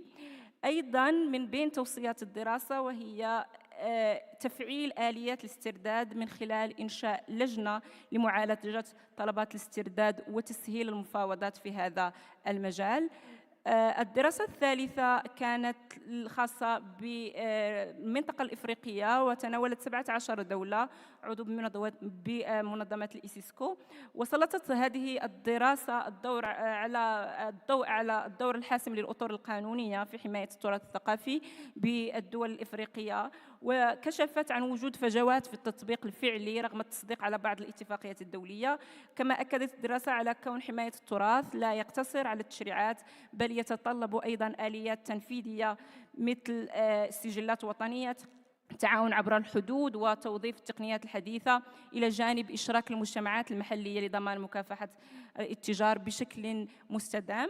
أيضا أطلقت الإيسيسكو سلسلة من الورشات في ما يتعلق بإعداد استراتيجيتها. أولها كانت هي ورشة للتفكير ضمت 15 خبيراً من مختلف يعني من بعض الدول الأعضاء، وكانت من أجل التفكير في كيفية العمل على إعداد هذه الاستراتيجية. وقد خرجت هذه الورشة بدعوة لتشكيل لجنة من الدول الأعضاء لمعالجة طلبات الاسترداد، وأيضا ضرورة إنشاء مرصد لتتبع المزادات العالمية، تعزيز التعاون الدولي فيما يتعلق باسترجاع الممتلكات المنهوبة والمهربة، مصادقة الدول على الاتفاقيات الدولية خاصة اليونسكو واليونيدروا، قيام الإيسيسكو بالتنسيق مع الدول لتوحيد الجهود بشكل فعال فيما يتعلق مكافحة الاتجار. أيضا عقدت الإيسيسكو ورشة إقليمية لمكافحة الاتجار غير المشروع بممتلكات الثقافية، استهدفت أساسا ما يتعلق بالتوثيق والحفظ كانت في آخر سنة 2024 بمقر المنظمة، شاركت بها 15 دولة ب30 خبير. كانت هيئة التراث مشكورين شاركوا معنا في هذه الورشة الإقليمية، والتي عرفت جلسات نظرية وأيضا جلسات تطبيقية فيما يتعلق بالترميم والمختبرات الترميم إلى غير ذلك. وكان هناك تبادل للخبرات بين مختلف المتخصصين والخبراء الذين شاركوا معنا في الورشة الإقليمية. الورشة الإقليمية كانت بالتعاون مع مكتبة قطر الوطنية ومع المكتبة الوطنية بالمملكة المغربية. ثم تم تنظيم المؤتمر الدولي الخاص بدور هيئات الجمارك مكافحة الاتجار غير المشروع بالممتلكات الثقافية، وأيضا ورشة إقليمية تدريبية خاصة دور هيئات الجمارك بمكافحة الاتجار غير المشروع بالممتلكات الثقافية. هذه الورشة والمؤتمر كان خلال هذه السنة في شهر يوليو، وكانت مشاركة ل 12 دولة ب40 خبير ومختص، ومشاركة 100 مشارك من مختلف التخصصات والجهات. كان هناك حضور لجهات الجمارك والسلطة القضائية، مختصي التراث، النيابة العامة والأجهزة الأمنية كذلك. هذا المؤتمر كان من تنظيم الإيسيسكو بمشاركة جمارك قطر وأيضا مكتبة قطر الوطنية وإدارة الجمارك والضرائب غير المباشرة بالمملكة المغربية. من خلال هذا المؤتمر خرج العديد من التوصيات كان أساسها تعزيز التعاون والتنسيق بين الجهات الداخلية باختلافها الجهات إنفاذ القانون والجهات التراثية، وأيضا التنسيق الدولي في ما يتعلق في مراقبة الحدود إلى غير ذلك، وتبادل المعلومات بين مختلف هيئات الجمارك، وتفعيل دور أيضا مكتب الرياض لتبادل المعلومات فيما يتعلق بالقطع الأثرية والقطع الثقافية. كانت هناك مشاركة أيضا لهيئة التراث وأيضا هيئة الزكاة والضرائب والجمارك بالمملكة العربية السعودية، وكان هناك تفاعل كبير بين مختلف الجهات في هذا المؤتمر وأيضا في الورشات التدريبية. أيضا من خلال عملنا نحن حاليا نعمل على تقرير الإيسيسكو حول حالة الاتجار غير المشروع بالممتلكات الثقافية في العالم الإسلامي، لأن من بين المشاكل التي واجهناها خلال إعدادنا لهذه الاستراتيجية هو شبه غياب للمعلومات حول حجم الظاهرة، عدد المسروقات، عدد القطع يعني المجرودة في المتاحف إلى غير ذلك. فقمنا بمسح شامل ل 53، حاولنا يعني هدف هذا التقرير هو أن يكون هناك مسح شامل ل 53 دولة عضو يغطي الفترة الزمنية بين 2019 و 2024. تم إطلاق هذا العمل على هذا التقرير في أبريل 2025، ووجهنا استبيانات وأسئلة ل 53 دولة. جاءتنا إجابات ل 31 دولة إلى حدود الآن. ما يتعلق يغطي التقرير كل ما يتعلق بحجم واتجاهات سرقة الممتلكات الثقافية خلال السنوات الخمس الأخيرة، أيضا أنواع القطع المتاجر بها، التعاون الدولي والإقليمي والمحلي، أيضا ما يتعلق بالقضايا المرفوعة أمام المحاكم الوطنية بشأن الاتجار والاسترداد، أيضا ما يتعلق بالآلية التشريعية والتنفيذية المعتمدة داخل الدول الأعضاء، أيضا ما يتعلق بنقاط الضعف والثغرات الموجودة والتي يجب تسليط الضوء عليها. في هذا التقرير سيرى النور في يناير 2026، لكن هذا لا يمنع أن أعطي فقط نبذة عن بعض النتائج التي يعني جاءت من خلال تحليلنا للبيانات التي توصلنا بها من بعض الدول. تبين من خلال يعني العمل على هذا التقرير أن القطع الأثرية والمخطوطات هي التي تتصدر قائمة الأهداف الأساسية لشبكة الاتجار في منطقة العالم الإسلامي، مع بروز بعض الأنماط الخاصة حسب طبيعة التراث الثقافي بحسب السياق الجغرافي والتاريخي أيضا لبعض الدول. أيضا طرق الاتجار تختلف الأساليب بين التهريب المادي عبر الحدود، وأيضا هناك تهريب رقمي أيضا من خلال المزادات الإلكترونية. أيضا يلاحظ أن الحدود البرية والموانئ تظل هي نقاط الضعف الرئيسية في أغلب الدول. بالنسبة للقدرات القانونية والتنظيمية، فهناك بعض الدول لديها تشريعات منسجمة مع الاتفاقيات الدولية، بينما دول أخرى رغم تصديقها على الاتفاقيات الدولية إلا أنها تظل دون تفعيل. وأيضا هناك ضعف على مستوى التتبع والتوثيق الوطني للممتلكات الثقافية. أيضا هناك تباين بين الدول فيما يتعلق بقواعد البيانات الرقمية، فيما يتعلق بالتسجيل والجرد للممتلكات الثقافية، وأيضا ما يتعلق بالتعاون والتنسيق مع مختلف المنظمات الدولية مثل الانتربول واليونسكو. وكذلك في حين أنه الكثير من الدول أيضا تعرف مشاكل على مستوى الاسترداد واسترجاع الممتلكات الثقافية. أيضا لاحظنا من خلال بعض النتائج أن الدول الواقعة في مناطق النزاع والتي تعاني من عدم استقرار أمني تعاني أيضا من هشاشة مؤسساتية تظهر أعلى معدلات للاتجار وكذلك أقل معدلات الاسترجاع، وهذا يؤكد أيضا الترابط بين الاستقرار السياسي وحماية التراث الثقافي. دكتورة أسماء، الله يعطيك العافية. احنا سعيدين وحابين نسمع أكثر بتفاصيل عن المشروع، ولكن احنا صرنا آخر جلسة قبل الغداء، فاحنا في مكان خطير. فإذا ممكن بس أعطيكي دقيقة تلخصي عشان ممكن ننتقل لفنولة.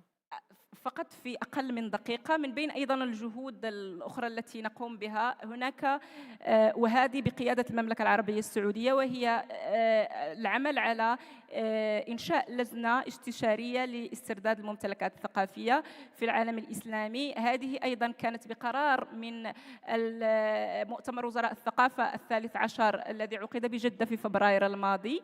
ومشكورة المملكة العربية السعودية كانت صاحبة مقترح إنشاء لجنة على مستوى العالم الإسلامي للعمل على تنسيق الجهود بين مختلف الدول الأعضاء لمتابعة ملفات الاسترداد. هذه اللجنة هي لجنة استشارية ستكون هي من بين الأدوات التنفيذية للاستراتيجية الإسيسكو لمكافحة الاتجار غير المشروع بالممتلكات الثقافية. أعتقد بأن وجود مثل هذه الأداة التنفيذية من الأهمية بمكان من أجل تعزيز الدور التنسيقي، لأنه من بين المشاكل المتعلقة بهذه الظاهرة هو غياب التنسيق على المستوى الوطني، وهذا ينعكس أيضا على التنسيق على المستوى الدولي.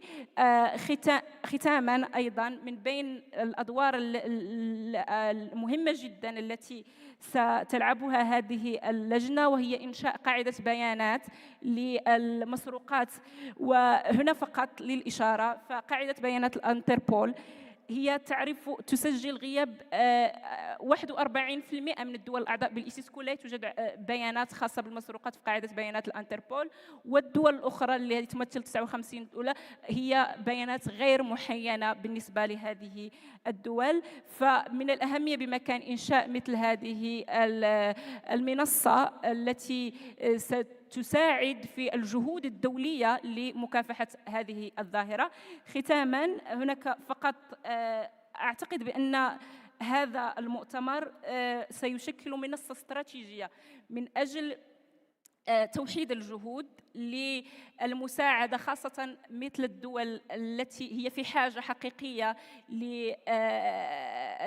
للتعاون سواء على المستوى المادي أو حتى على المستوى الاستراتيجي وتبادل خبرات أكبر من أجل مكافحة هذه ليس فقط الظاهرة بل هي جريمة عابرة للحدود. شكرا جزيلا وأعتذر مجددا عن الإطالة.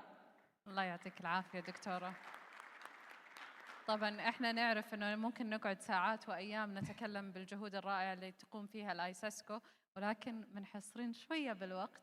يعني واحدة من الأشياء اللي إحنا ننظر فيها برضو كمان كدول عضو في الاتفاقيات المختلفة أو المنظمات المختلفة اللي أنتم تمثلونها، إنه وين التكامل، وين الجهود، كيف إحنا ممكن نبني على الأشياء بدل ما نبدأ من أول وجديد وإلى آخره. أوكي، عذرا راح ننقل الآن باللغة الإنجليزية لآخر متحدث. To Fionnuala. Ms. Fionnuala, it's very nice to have you here, and I think we're going to ask you a more difficult question when it comes to repatriations. So repatriations, there's a lot of balancing to do, law, ethics, morality, and what we were very interested to know is how do you balance all of these different things when you do negotiations? How do you understand a little bit more about what your focus should be when trying to repatriate objects? Please. Thank you, and thank you so much for having me. I want to just echo something that Dr. Jassa said this morning about transparency and having these conversations transparently. And I want to thank him for reminding us of this message, because I was asked to come here and talk about complexities of repatriation, and it is very complex, so I want to be honest about that. But it's not a new problem. Trafficking of cultural property, particularly in conflict, is nothing new. It's been a feature of conflict for centuries. We heard this morning that this is a global problem, but when we talk about repatriation, it's not often a global solution. Sometimes the perspectives when repatriation requests come to a country go back to a legal dispute. It's very much a situation of one person wins, one person loses. There is a bit of a defense mechanism sometimes, and it can be very adversarial, which, when we think about combating illicit trafficking as a global problem, is not really the best solution. So when we're talking about, and I'll skip through the legal obligations because my colleagues have covered this very well. When we're talking about the challenges of repatriation, we don't just think about the legal mechanism, because what we need to think about is the political situation that we're facing. We need to think about the ethical and moral issues and perspectives that people expect, particularly of our national authorities and our museums. And sometimes those issues can be adverse to the legal principles, where someone might say it's a straightforward solution, something goes back. But there's a lot more that national authorities need to think about. And I want to encourage everyone here to think about the very good example of Saudi Arabia, actually, because Saudi Arabia is in a very unique position. It's a country of origin, protecting its heritage from being trafficked. It's a transit country in a fairly unstable region at the moment, so there's a lot of pressure on Saudi Arabia to prevent transit of cultural property through its borders. And with the 2030 vision, it's a destination country because museums are opening, there's an art market starting to develop, and these are important issues to balance when you're thinking about cultural property protection, because there are sometimes competing agendas. I've been very fortunate to work in Saudi Arabia for the last 6 years, and I've witnessed huge progress in this field and collaboration between national authorities, from museums to the Heritage Commission to law enforcement and customs. And I really would encourage everyone to ask questions, because this is a great example of collaboration nationally with the Heritage Commission, with the Royal Commission of Al-Ula. There's huge progress being made. So when we think about the challenges of cultural property protection and preventing movable cultural property protection, even in peacetime, this is still a very difficult area.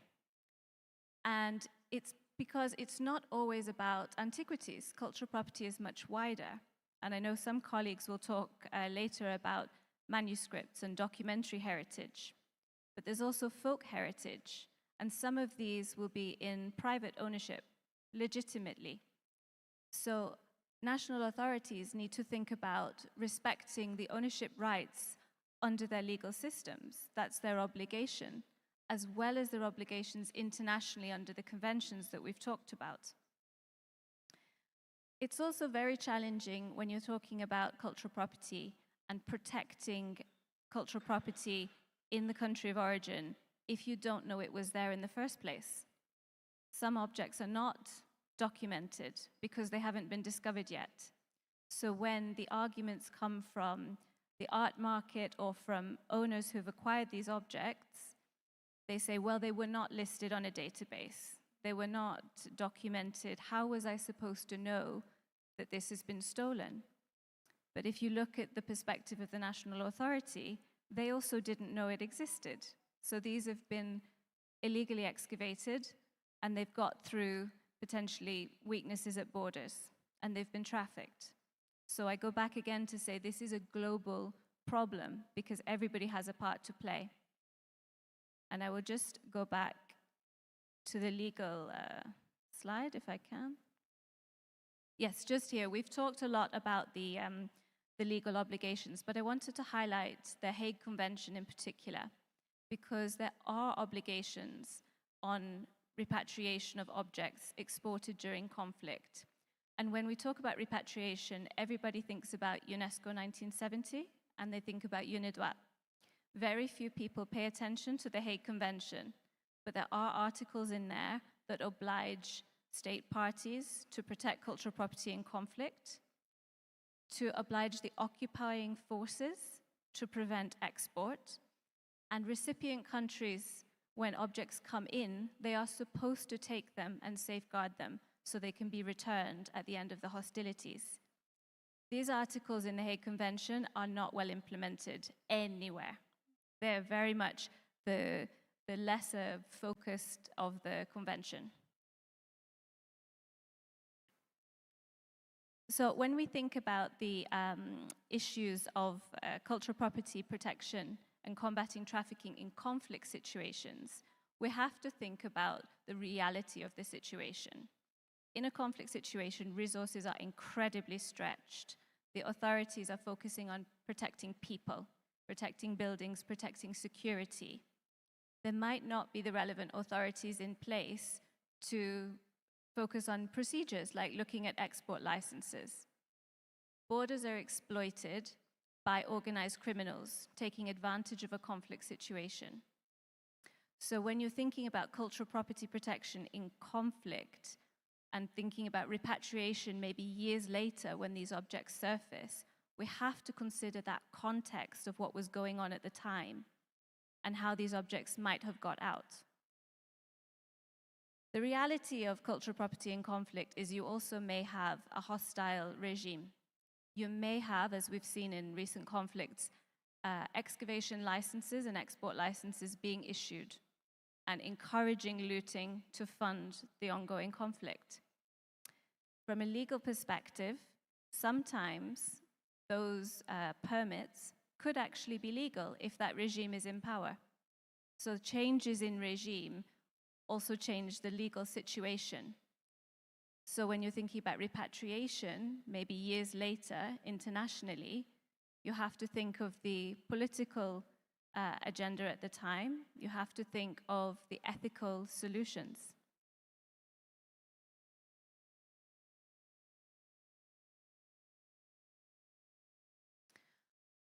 So when we're talking about the challenges for the destination or the market countries, as I said, these countries have obligations to people in the countries who might be legitimate owners under their laws.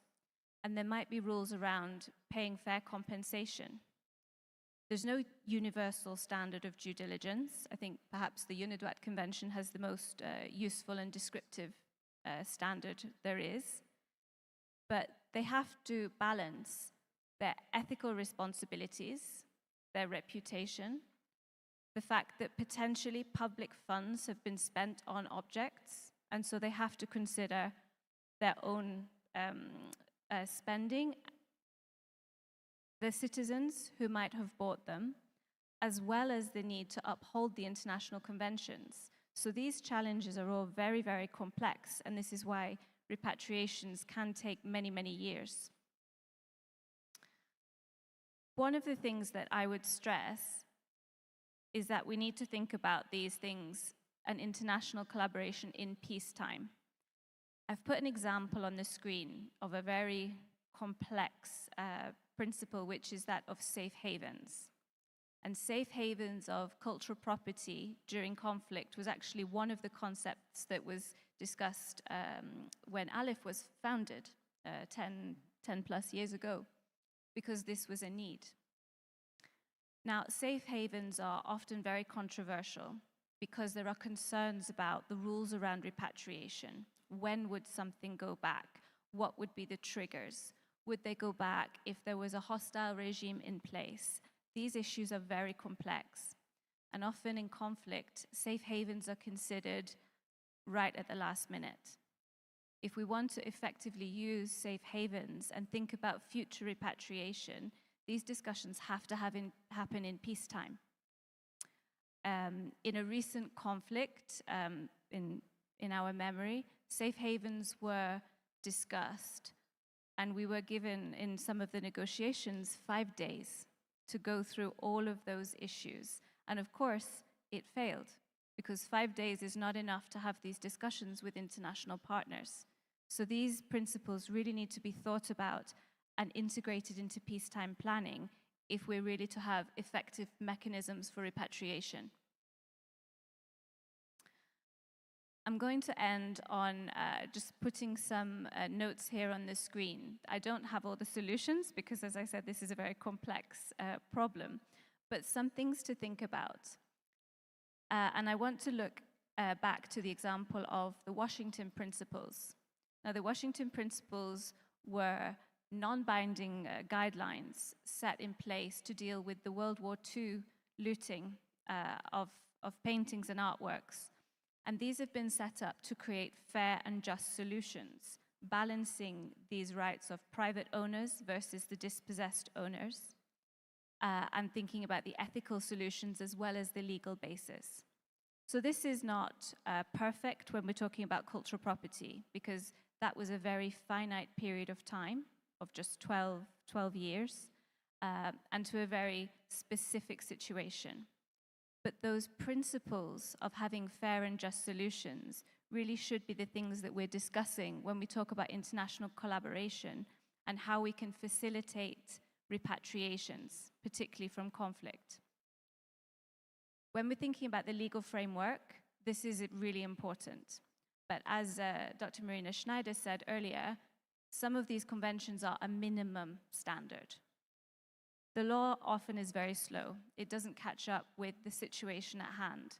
So we have to work together to interpret the political situation that's happening and make sure the focus is on implementation, capacity building, and listening to different perspectives to acknowledge that this is a complex issue and find and develop policies for these fair and just solutions. So I want to leave you with those ideas and questions that I've left on the screen here, and hope that within the next couple of days, some of these discussions can be echoed. Thank you very much. Thank you very much, Ms. Rogers. A lot of what you said does echo with the work that we're doing in the Kingdom of Saudi Arabia. Again, spoiler alert, you'll get a lot more detail from me tomorrow when we talk about what we've been doing in terms of execution and the implementation of the conventions, all of the cultural heritage conventions that we've ratified in the Kingdom of Saudi Arabia. So thank you all very much. We will not take more time as part of this session.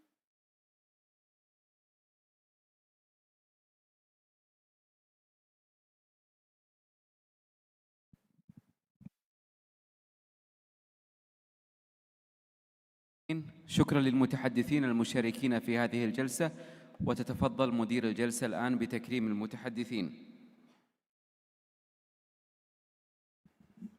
أرجو من الأخوة المنظمين تزويدنا بالهدايا لتقديمها لمتحدثي هذه الجلسة.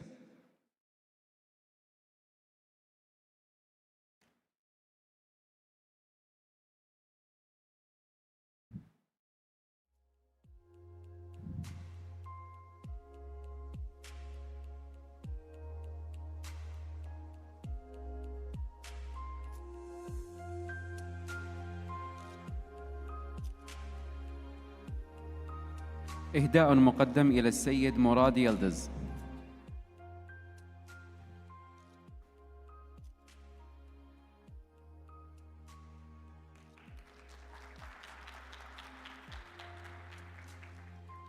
إهداء مقدم إلى السيدة إنجي كيم.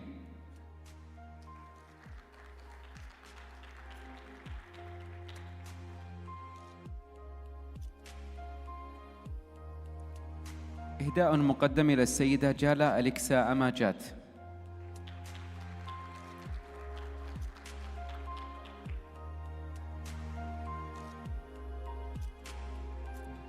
إهداء مقدم إلى السيد تيزيانو كويرو.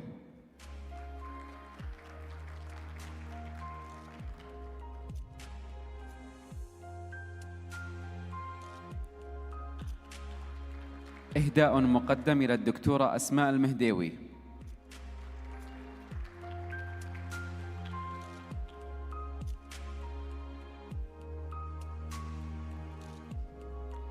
وإهداء مقدم إلى السيدة فيوناولا روجرز.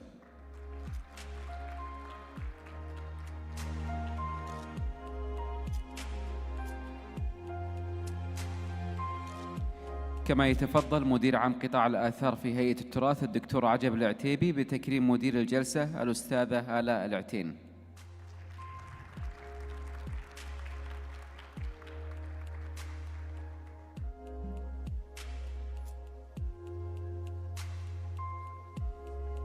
نستأذن المشاركين بصورة جماعية.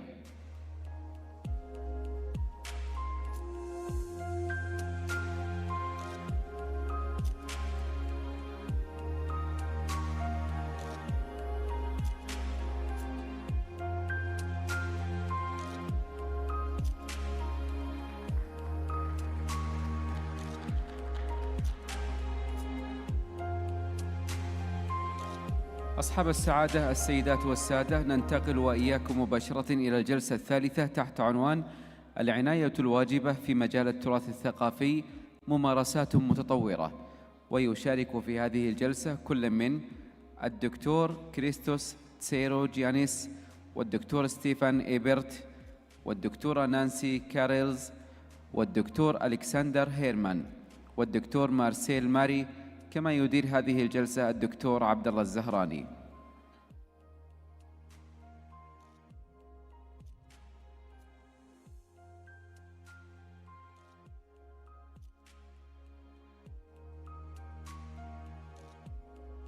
السلام عليكم.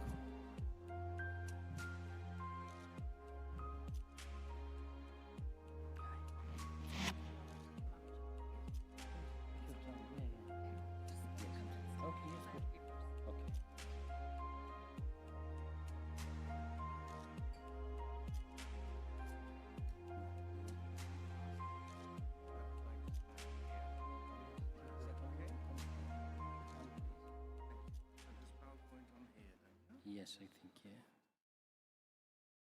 السلام عليكم ورحمة الله وبركاته، وأهلا وسهلا بكم في آخر جلسة في هذا اليوم. الشباب المنظمين يقولون لي بسرعة ترى الضيوف جوعانين. قبل أن نبدأ في هذه الجلسة اسمحوا لي أن أقص عليكم هذه القصة الطريفة الجميلة لأنها مرتبطة في موضوعنا اليوم.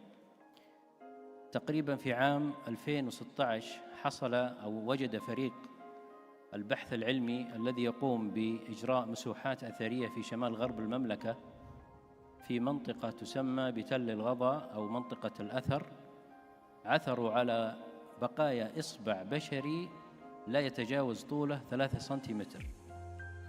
أرخ هذه القطعة إلى أكثر من 85,000 سنة من الوقت الحاضر.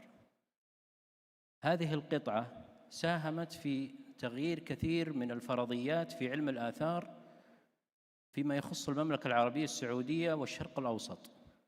والفريق الذي قام بالعثور على هذه القطعة قام بتوثيق هذه القطعة ودراسة هذا المكان، وأعطى تاريخ طويل جدا واستمر بعدها العمل الأثري في اكتشاف هذه المواقع.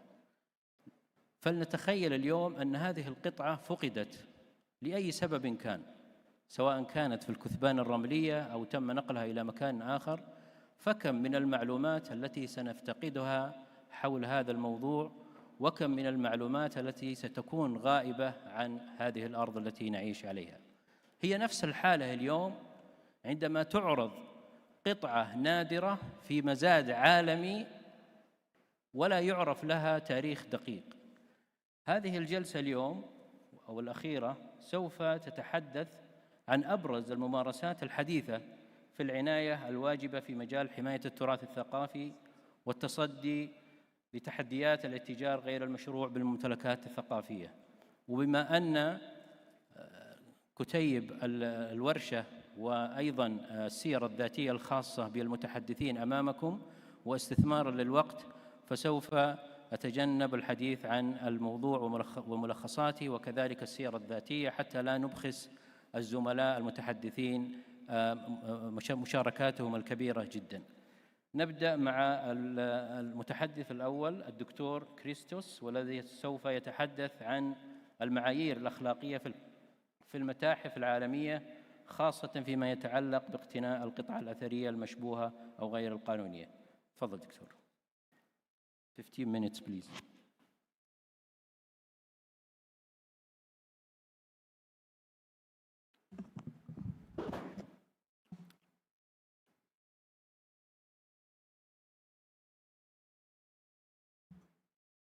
Your Excellencies, dear colleagues, dear friends, I would like to add my name to all the colleagues and presenters that previously extended their gratitude for inviting us here in this wonderful venue and context, and to thank the organizers, also the people who are behind the scenes, and also the translators for the often uncredited hard work that they are doing.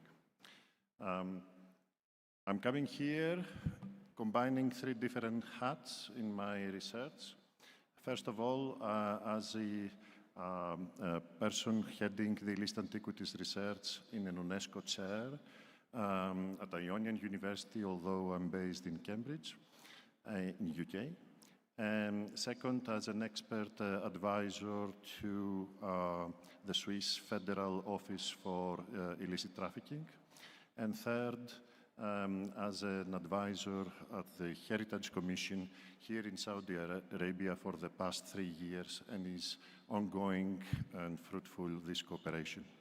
Therefore, I'm particularly grateful that the organizing committee achieved to bring the head and directors of these entities here and being the, let's say, cement the common node between them, in connecting them.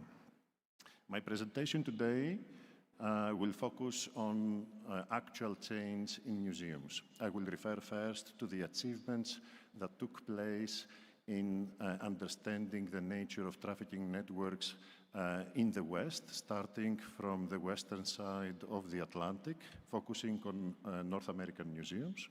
Then we will go further to the east a bit, at the other side of the Atlantic in Europe, and due to my research and research of the pioneers of forensic archaeology in that sense, the Italians Maurizio Pellegrini and Dottoressa Daniela Riccio, that we are making breakthroughs regarding the trafficking networks that supplied European museums now, and liquidating our experience of our research during the last 19 years that started from American museums, North American museums, US ones mainly, but not exclusively. And therefore, this research is aiming to show, not only to Saudi Arabia, but mainly by extension to the GCC countries, what to avoid and what lessons to learn, and therefore becoming, in their turn, the example to be followed by not only countries in the region, the work being produced now and the last years by the Heritage Commission is exemplary and an example to be followed, but also from other entities furthermore than Middle East. First of all, I would like to start with this example, deliberately chosen from the Mexican jungle. And this is a facade of a Mayan temple that in the mid-60s was cut into pieces, shown by looters, one of which you see here in front of you, using a saw and cutting the whole facade to fit in 62 wooden crates that made immediately their way from the unknown spot in the middle of the Mexican jungle to the ground floors of the Metropolitan Museum of Art. In their conservation laboratory, working for months putting it together with the aim to be exhibited at the Met. However, this case soon attracted the attention and the knowledge of the Mexican government, demanded its immediate repatriation, was sent back to Mexico, and today is being exhibited in Mexico City Museum. This is just an example to show that we were completely in the dark until 1995. We had, of course, individual cases, but being treated as such.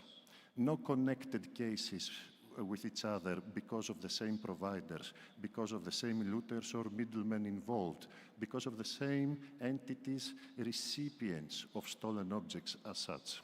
Just individual cases not connected with each other. That changed significantly in 1995 onwards, when there has been confiscations, not only of antiquities, but mainly the main treasure found during the seizures was the confiscation of the archives of dealers like these ones, Medici, Bekina, Symes Michailidis, Hecht, etc. And through the work that has been done in their archives, including handwritten notes, official correspondence between museum directors all around the world, dealers, auction houses, private collectors, etc. For the first time, we had the actual hard evidence for the existence of international trafficking networks working together, supplying thousands of objects, illicit objects, to various top-end entities, the top auction houses, the top museums, the top private collectors around the world, and so on. This is the main treasure discovered, and we are still working on them, on these archives, because only a fraction of the objects depicted there has been repatriated so far to the various countries of origin. Mainly, you see the work of the late former prosecutors, Paolo Giorgio Ferri, mainly, but the Greek also Ioannis Diotis, but also, as I referred before, to the work of my colleagues and mine here depicted about 15 years ago at the gardens of the Villa Giulia Museum, which is the National Etruscan Museum in Rome, in Italy. These are some only examples of repatriations. Our Italian colleague in the first panel referred to the two marble griffins. You remember the case. It is the work of Maurizio Pellegrini and Daniela Riccio, the identification and finding the evidence for the repatriation now. And therefore, it will be good always to credit people for the hard work that they have done, often being uncredited and often being offered for free. I highlighted the involvement of the Cleveland Museum into the first wave of repatriations because they are among the repeated offenders, as I will show in details a bit later. These objects were laundered, first appearing in the market in top-end auction houses, like you see the catalog, the front page of the catalog of Sotheby's in July 1985 in the center of London, where this object, an amphora, a Greek amphora of the 6th century BC, appeared, but after first was looted. You see it also in the Polaroid of the trafficker Giacomo Medici before restoration, covered with soil, and then laundered through an exhibition at the Metropolitan Museum of Art as part of the collection of Selby White and Leon Levy in 1990. But then, because of this hard evidence contained in the archives, because of the work of Pellegrini and Riccio and others, this object, as you see here, has been repatriated, explicitly stated in the exhibition catalog as a product of illicit activity in northern western Italy. It is not a coincidence that the Athens Archaeological Museum that opened just a few months earlier chose to make the first loan exhibition the exhibition on repatriated antiquities, trafficked antiquities. Because of the museum in Athens is dedicated and waiting for the repatriation of the Parthenon sculptures, it was a strong message deliberately chosen to be shown by hosting the first exhibition, especially on illicit antiquities being repatriated. As I said, there are many museums that were repeated offenders, and one of them is Cleveland Museum of Art, which was found even later several times, among which this case, to handle illicit antiquities. Therefore, they haven't learned the lesson in the first wave of repatriations, where they repatriated just to Italy 14 objects. In this case, though, we are not talking about objects that were looted from the ground, and therefore they were previously unknown. And therefore, in order to be repatriated, we were relying on our research in matching Polaroids of traffickers. No other evidence were in existence because of that reason. In this particular case, this object was properly excavated, fully recorded, and it was presented in the permanent exhibition of an Italian museum, only to be taken by a British soldier after the destruction of the Italian museum during Second World War. It was then trafficked along the international market for decades, unnoticed, with fake documentation or incomplete one that allowed it to be circulated, ending up in the Cleveland Museum of Art. And after the first wave of repatriations by Cleveland that showed that they haven't done proper due diligence, that highlighted the fact that still Cleveland Museum avoided to check their collection after they have already had the hot potato in their hands. And therefore they were busted for the second time. It's not about objects. It's about doing properly your ethical due diligence work. But this changed, and changed in 2020 positively, when I identified from the same Medici archive this Kylix, Greek vase, in the Allard Pearson Museum, University of Amsterdam. And the museum, when this case was published in international press and academically by an article by me, took the case, the whole problem on the chin. And for the first time, a museum contacted me saying that we want to come clean. We want to work with you. We want to clean our collection. We want to be ethical and showing it actively. And that's what we did. Now a new team, non-existing before, was created on due diligence, on provenance research in the University of Amsterdam. And it is the museum that initiates this first step of first, not being afraid to confront the recent past of acquisitions, then to update their collections with the true knowledge that's being produced for the benefit of the public, and also initiate themselves the contact with the authorities for the identified objects, the objects that I'm identifying for them, providing with the museum, to the museum, this evidence. And therefore, for the first time, the aim is to include the museums, not to go against them, to work with them, and actually proving that by giving them the evidence and giving the chance to really ethical museums who want to follow the ICOM and UNESCO directions in that sense, and not pretending that they do while actively they are doing the opposite. And the University of Amsterdam, Allard Pearson Museum, is actively doing that, proving that point.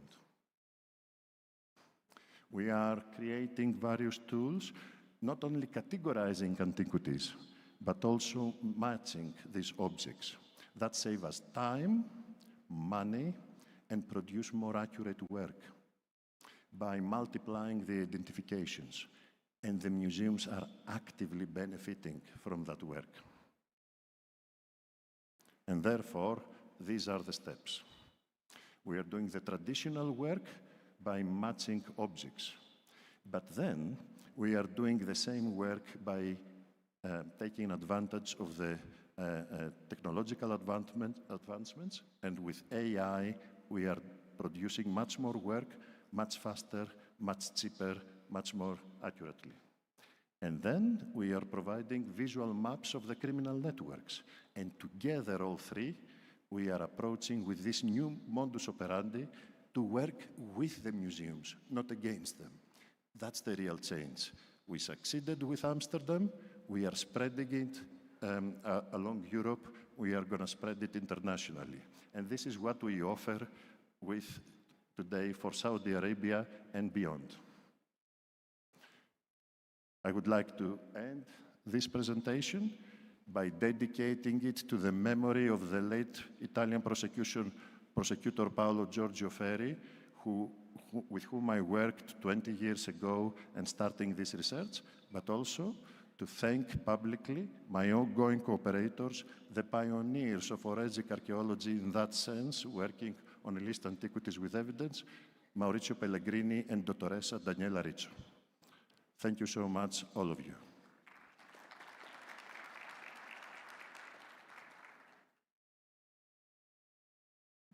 Thank you, Dr. In time. تحدث الدكتور كريستوس عن دور الإنسانيات الرقمية وتقنيات التحليل الحديثة في تتبع أصول القطع، وقدم أيضاً معلومات عن تعزيز الشفافية ومنع الاتجار غير المشروع وتشجيع إعادة القطع إلى أوطانها الأصلية. المتحدث الثاني الدكتور ستيفان يتناول سوق التراث الوثائقي والمخطوطات العربية بوصفه مجالاً متزايد النشاط في التهريب والاتجار، وكذلك نتيجة ضعف الحماية القانونية وتطور الوسائل الرقمية. تفضل دكتور. 15 minutes please. Thank you. Assalamu alaikum. I want first to thank the organizer of that great event, which is extremely interesting to gather all these experts together. So I'm going to speak about manuscripts. Manuscripts, it's one part of the documentary heritage, which we have been mentioning this morning, which is part of cultural property, even if very often we forget them when we speak about cultural properties. But I would like to explain you the specificities of the manuscripts and in which extent that we have to look at them as part of cultural property, and also to explain you the specificities in terms of trafficking. I will focus my presentation about the market, because I will, you can see on the screen what I will try to present shortly, giving you just few highlights from few of these points. But the first point, I would like to explain you why there is some specificities for this kind of document.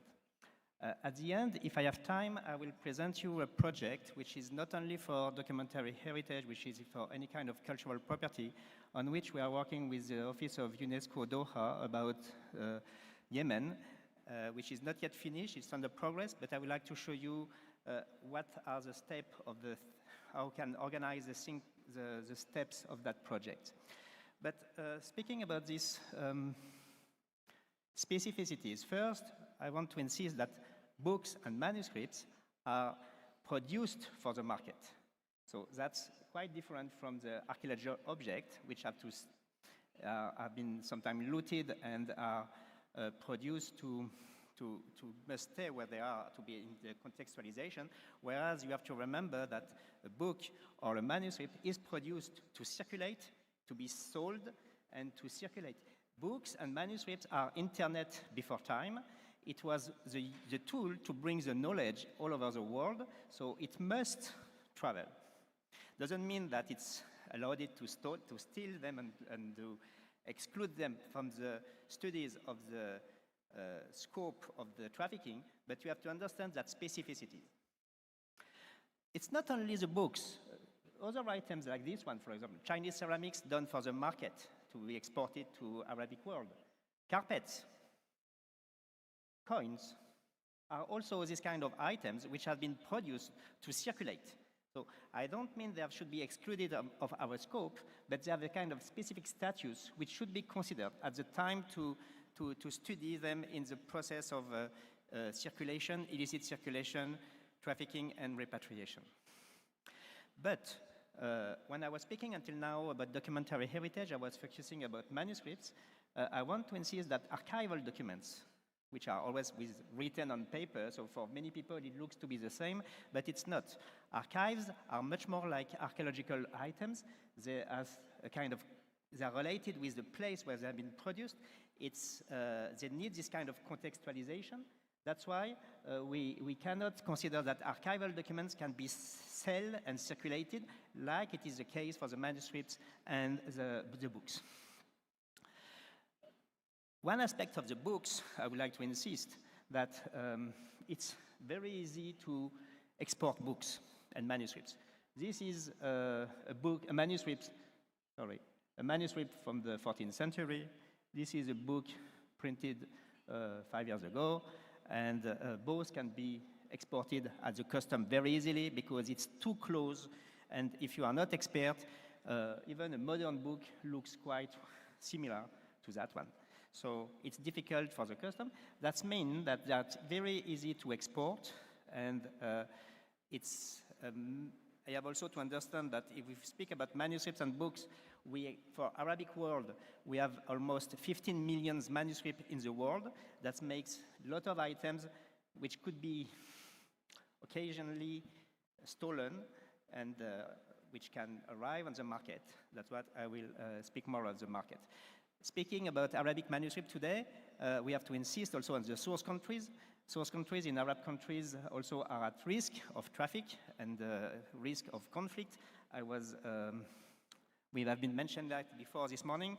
We have conflict in many countries which does not help, and which are the protection of the manuscripts and are unfortunately making more manuscripts every day arriving on the market. Now we have also a problem with the manuscripts. We have a lot of fakes.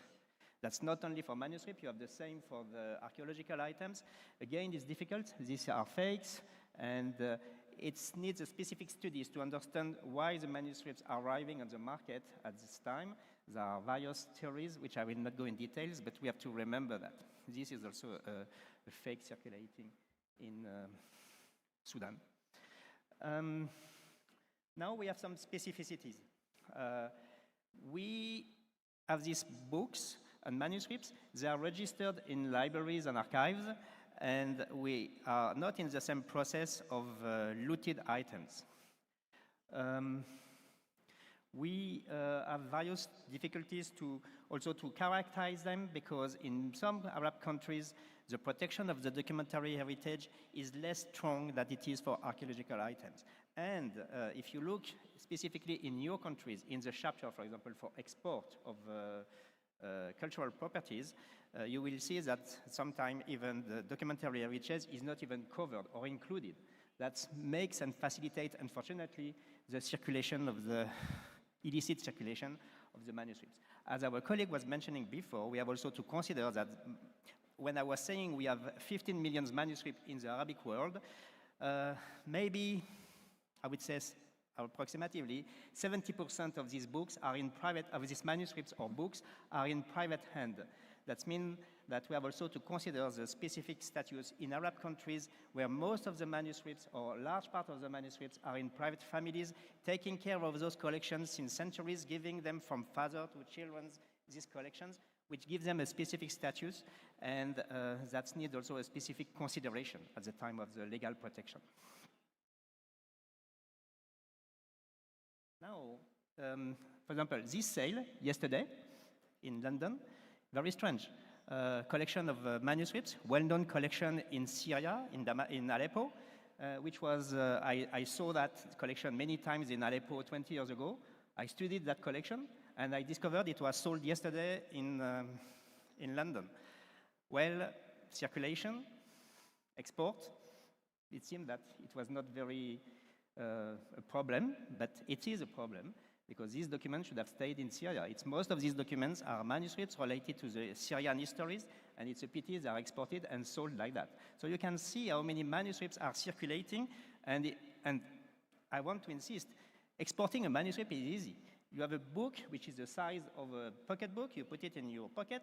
You can have something. Some of these manuscripts have a value of $5-6 million. And if you arrive to the border, you say to the custom, well, it's my personal Quran. I needed to pray. It's coming from my grandfather. They let you pass. So it's even the export of such kind of documents. It's even more easy. This manuscript you see on you, size of the pocketbook, $9 million. Not stolen. I don't say that, but just to show you that you can export easily manuscripts and without any difficulties. If you are traveling with maybe archaeological items, I think that now, after all these years of the effort from UNESCO, Interpol, and all the international organizations, people are much more aware about that risk, and if they find you with archaeological items in your bag, more risk for you. With the manuscripts, I can tell you, you can go. Another example of stolen items from Kabul last year, sold 2 years ago. Now it's the market. The market is changing rapidly. This does not exist almost, this kind of traditional library, I mean booksellers, antiquarian, where you go to choose a book on the shelves. This represents now, unfortunately, only a small part of the market. Then we have the auctions, but then now most of the market is on the social media. And still, if it was until last year or 2 years ago very much on Facebook, today it's by direct WhatsApp. As director of the Heritage Library in Qatar, I was receiving messages like that this one is a manuscript from Yemen that someone was suggesting me to, oh, do you want to buy that? And it's a manuscript from the 8th century, I mean, from Common Era. So you can imagine the shift from traditional bookstore, where the book dealer tried also to check the provenance, to explain you what you are going to buy, to such kind of export and sale. Now, we have to patrol the market. That's what we try to do. With the International Council of Archives, we have a group called EGAT, and we are working on that topic. Thanks to a fund of the International Council of Archives, we are now starting to monitor and patrol the market, and we can document, because it's not only a question of seeing what's happened, it's also trying to document it to be able to record it for the future.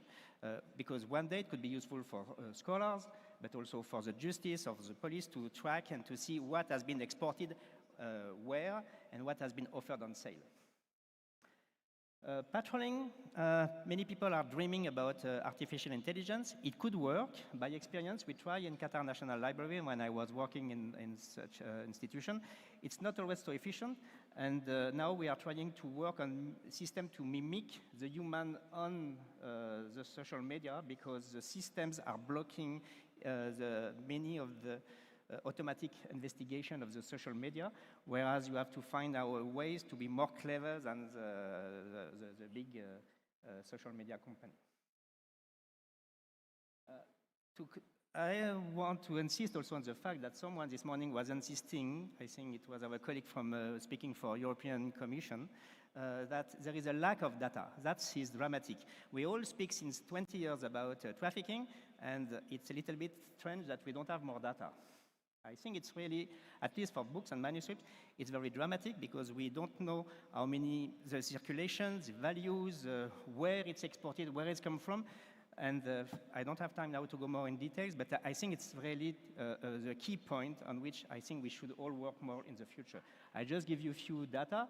I was checking for the last months of sales to try to give you a few data between the auctions, the social media, the galleries, antiquarians, bookseller, to show you how it works.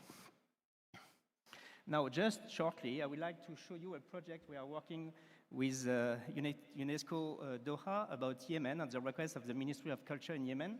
It's a database about the missing, stolen, or looted items. I think that is the back office, that's the database in which we have until now something like 800, 1,000 items in it. What is interesting, it should be also possible to be compatible one day with other databases. So it is We use the same kind of field as Interpol, but also as the International Library Bookseller Association, which is using other fields. I will arrive. And what is interesting in that work, which is not yet published, it's just in process, and we are working closely with UNESCO Doha to see how to improve it, it's to think about the field and the typology and the taxonomy to organize for all these kind of items. Because we get like thousands cases to ingest in that database, but it's not all stolen.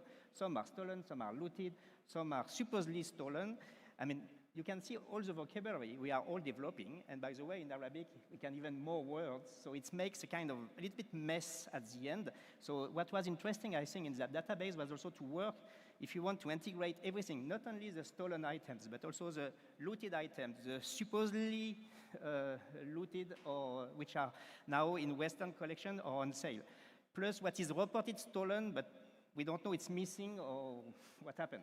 So you can see is a field which we have been obliged to work with some group of experts to establish typology about status, about also, as I was saying before, the types of items, and then the status, and then we have also to work about, I cannot see the screen from here, but trust me, and the kind of sale. I want to insist what one aspect in that project also was to work on the reliability of the information, because we get information like that, this has been stolen, but without evidences. So we have been obliged also to work on a specific field to explain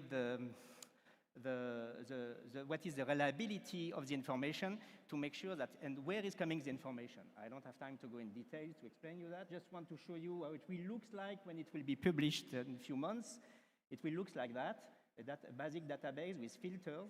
This is the interface which will be used by UNESCO Office for his work and the Ministry of Culture. And actually behind that there is a bigger project which was to try to have an integration of various databases to browse. I accelerate. And behind that another project would be to have a project specifically for Yemen, where we could have various access and database and e-tools to help people to do a better due diligences. And when this project, if this project is completed one day, I hope that it could be a model for some other countries to develop the same, knowing that, for example, in the case of Yemen, it's highly at risk. Just to finish, we are speaking about manuscripts. International Council of Archives just launched 2 days ago this manual. I have 50 copies with me if you want to give you. It's a manual that we have been doing for the fighting of the trafficking of manuscripts and archives. Thank you. Thank you very much. شكرا جزيلا دكتور ستيفان الذي أبرز معلومات مهمة عن المخطوطات ولسهولة نقلها وارتفاع قيمتها هدفا لبيع غير المشروع خاصة في النماذج التي عرضها من اليمن. المتحدث الثالث دكتورة نانسي والتي سوف تتحدث عن منهجية المتحف الوطني للفنون الآسيوية للبحث عن مصادر المقتنيات وفق أفضل الممارسات والأنظمة وأحدث عملية إعادة الممتلكات. Please, دكتور.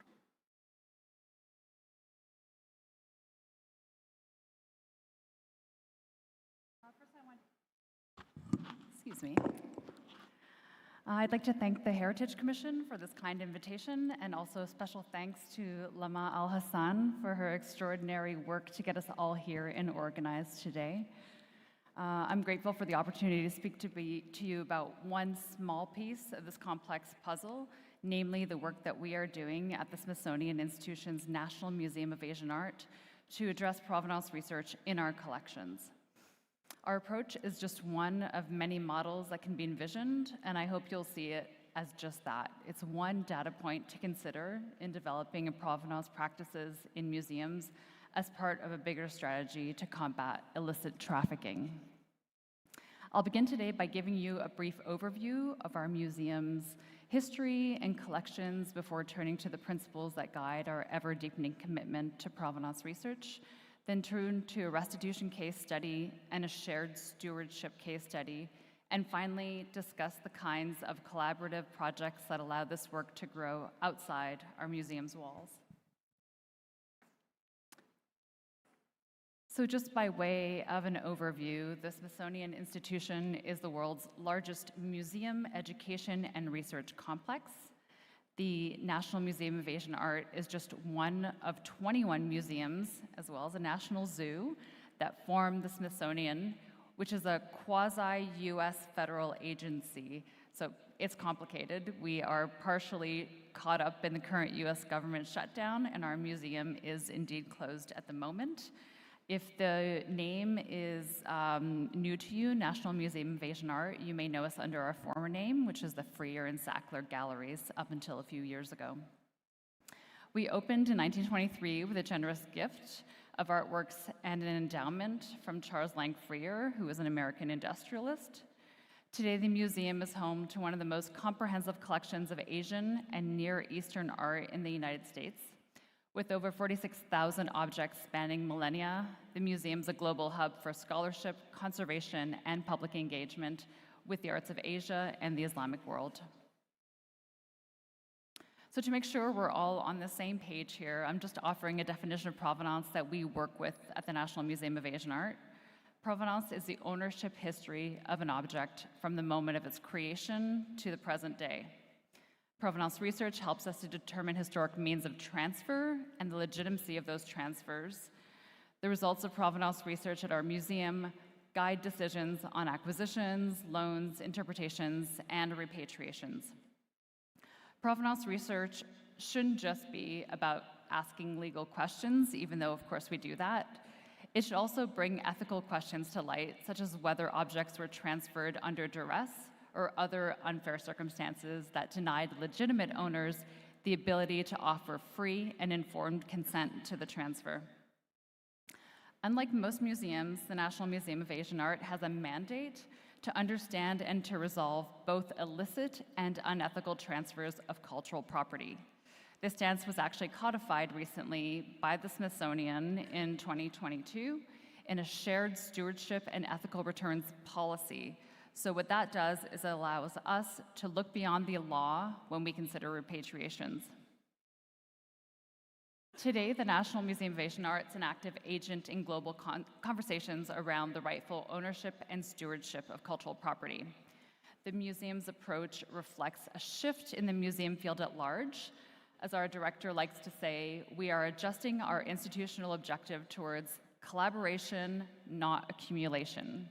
So we do continue to collect prudently, but we recognize that the benefits to our visitors are often multiplied when we engage reciprocally with cultural communities on cooperative projects that don't necessarily lead to filling our galleries or our storage spaces permanently.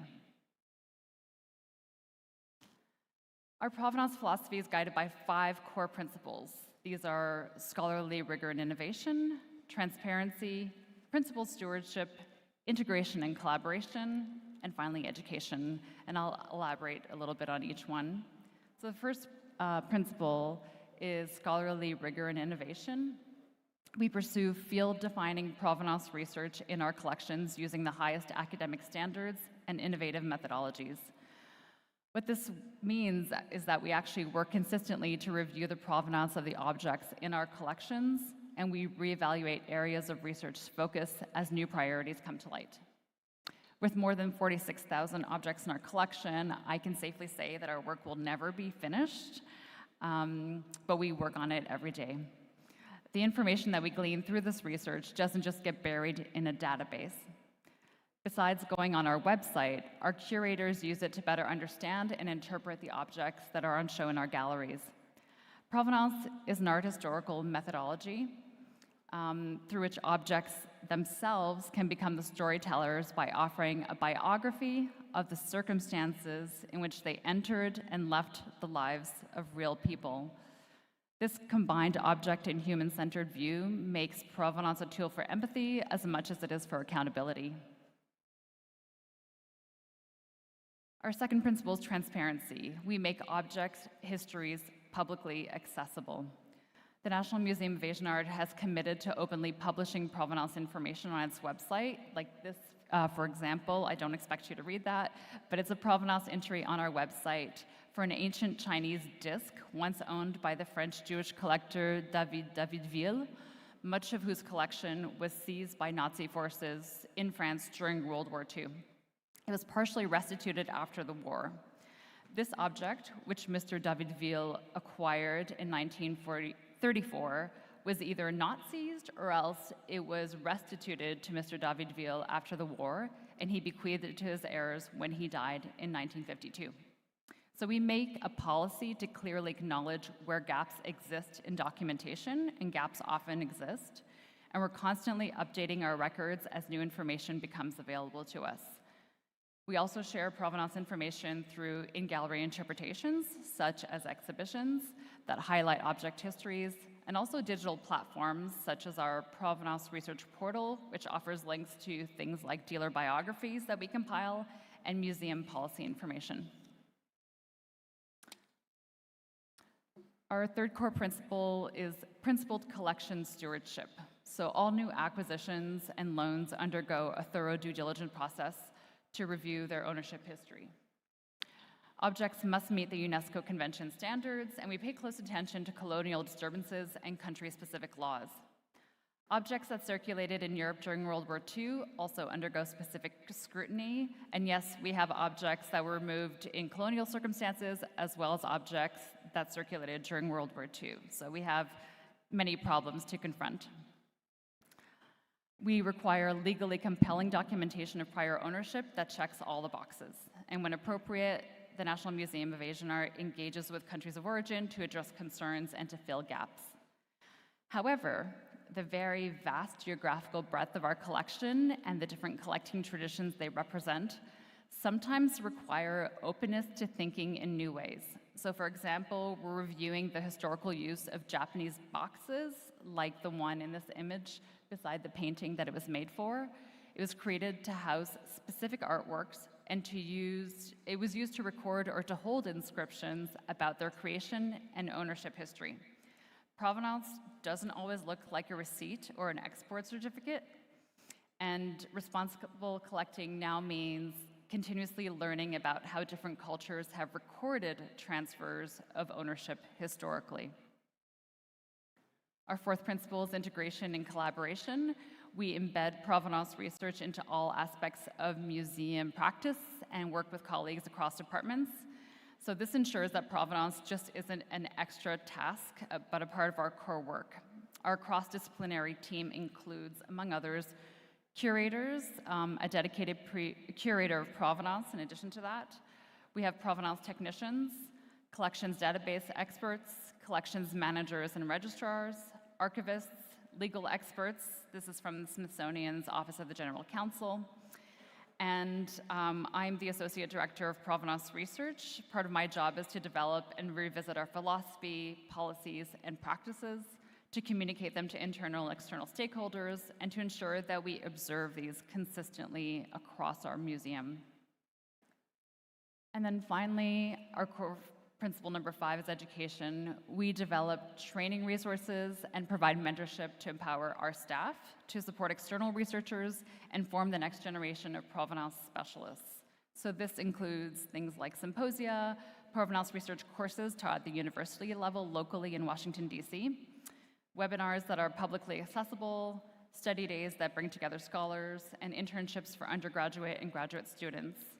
This principle underpins our developing partnership with the Heritage Commission, and we hope to build Saudi's national provenance expertise, to develop university-level provenance curriculums, to establish a provenance training and mentorship program, and to consult on pilot technologies for provenance research, which will in turn make Saudi an important hub for provenance research. One of the reasons we hold to these core principles and do all the work that we do is to ensure that we don't continue to possess objects that we don't legally or ethically own. When our provenance research shows that we're in possession of an object that was acquired illicitly or unethically anywhere in its ownership chain before reaching us, we take steps to resolve that ownership. And this goes back many decades. One of our museum's earliest restitutions was in 2002, so more than 20 years ago. We successfully resolved the case of an antique Chinese bronze ritual vessel, which we had acquired in 1938. We learned only in 2000 that it had been sold at a forced auction in Berlin in 1935, resulting from the persecution of Rosa and Jakob Oppenheimer, who were Jewish victims of the Nazi regime. The museum acquired it from an art dealer in 1938 who lied to us at the time and told us that it had been acquired in China when really it had been acquired at auction in Germany. The Smithsonian and the Oppenheimer heirs amicably agreed on a purchase price for the artwork, and the piece has remained in our museum's collection in Washington, D.C. We now make that provenance history publicly available. I had really hoped to announce today 2 important repatriations that we're currently finalizing that involve illicit trafficking in more recent decades. But because of the shutdown, unfortunately, our announcement has been delayed. So please watch this space in the coming weeks or months for some good news from us. So one of the best things about this work is the opportunity to foster long-term collaborative relationships with countries of origin. In 2023, we entered into a memorandum of understanding with the Ministry of Culture and Fine Art in Cambodia while we were discussing objects that may have left Cambodia through unethical channels during their civil war. That dialogue has blossomed into a beautiful and important partnership that involves a wide array of capacity-building exchanges in areas such as conservation science, object storage, and provenance research. We have so much to learn from each other, and provenance research was the unifying force in this relationship. We also have an ongoing collaboration with the Prussian Cultural Heritage Foundation in Berlin, with whom we partnered in 2023 for a provenance research symposium in Washington, D.C. There will be a follow-up next year, 2026, in November in Berlin.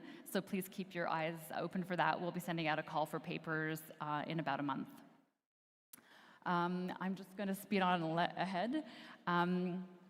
Besides these collaborations, our responsibility for collection stewardship goes beyond ethical collecting. In 2023, aided looted Yemeni objects were seized in the US by American law enforcement authorities, but the Republic of Yemen government was not yet prepared to bring the objects back into their country because of the ongoing conflict in Yemen. So the Yemeni embassy actually approached us to offer a temporary loan of the objects for us to house, care for, and exhibit them in our galleries. So we are effectively acting as a safe haven for these objects of cultural property. So to conclude, our goal at the National Museum of Asian Art is to participate in building a global ethic of care to respond to and also to help redefine what museums and collecting means in the 21st century.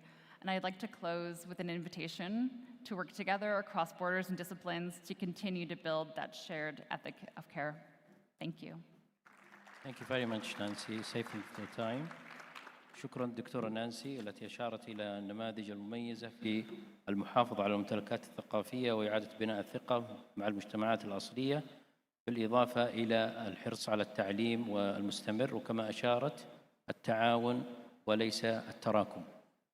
المتحدث الرابع ألكسندر هيرمان، والذي سوف يتحدث عن تحقق الواجب في التراث الثقافي، الأصل والمخاطر القانونية وإعادة القطع إلى الوطن. يوضح أن التحقق الواجب هو أساس حماية الممتلكات الثقافية وضمان شرعية اقتنائها. دكتور.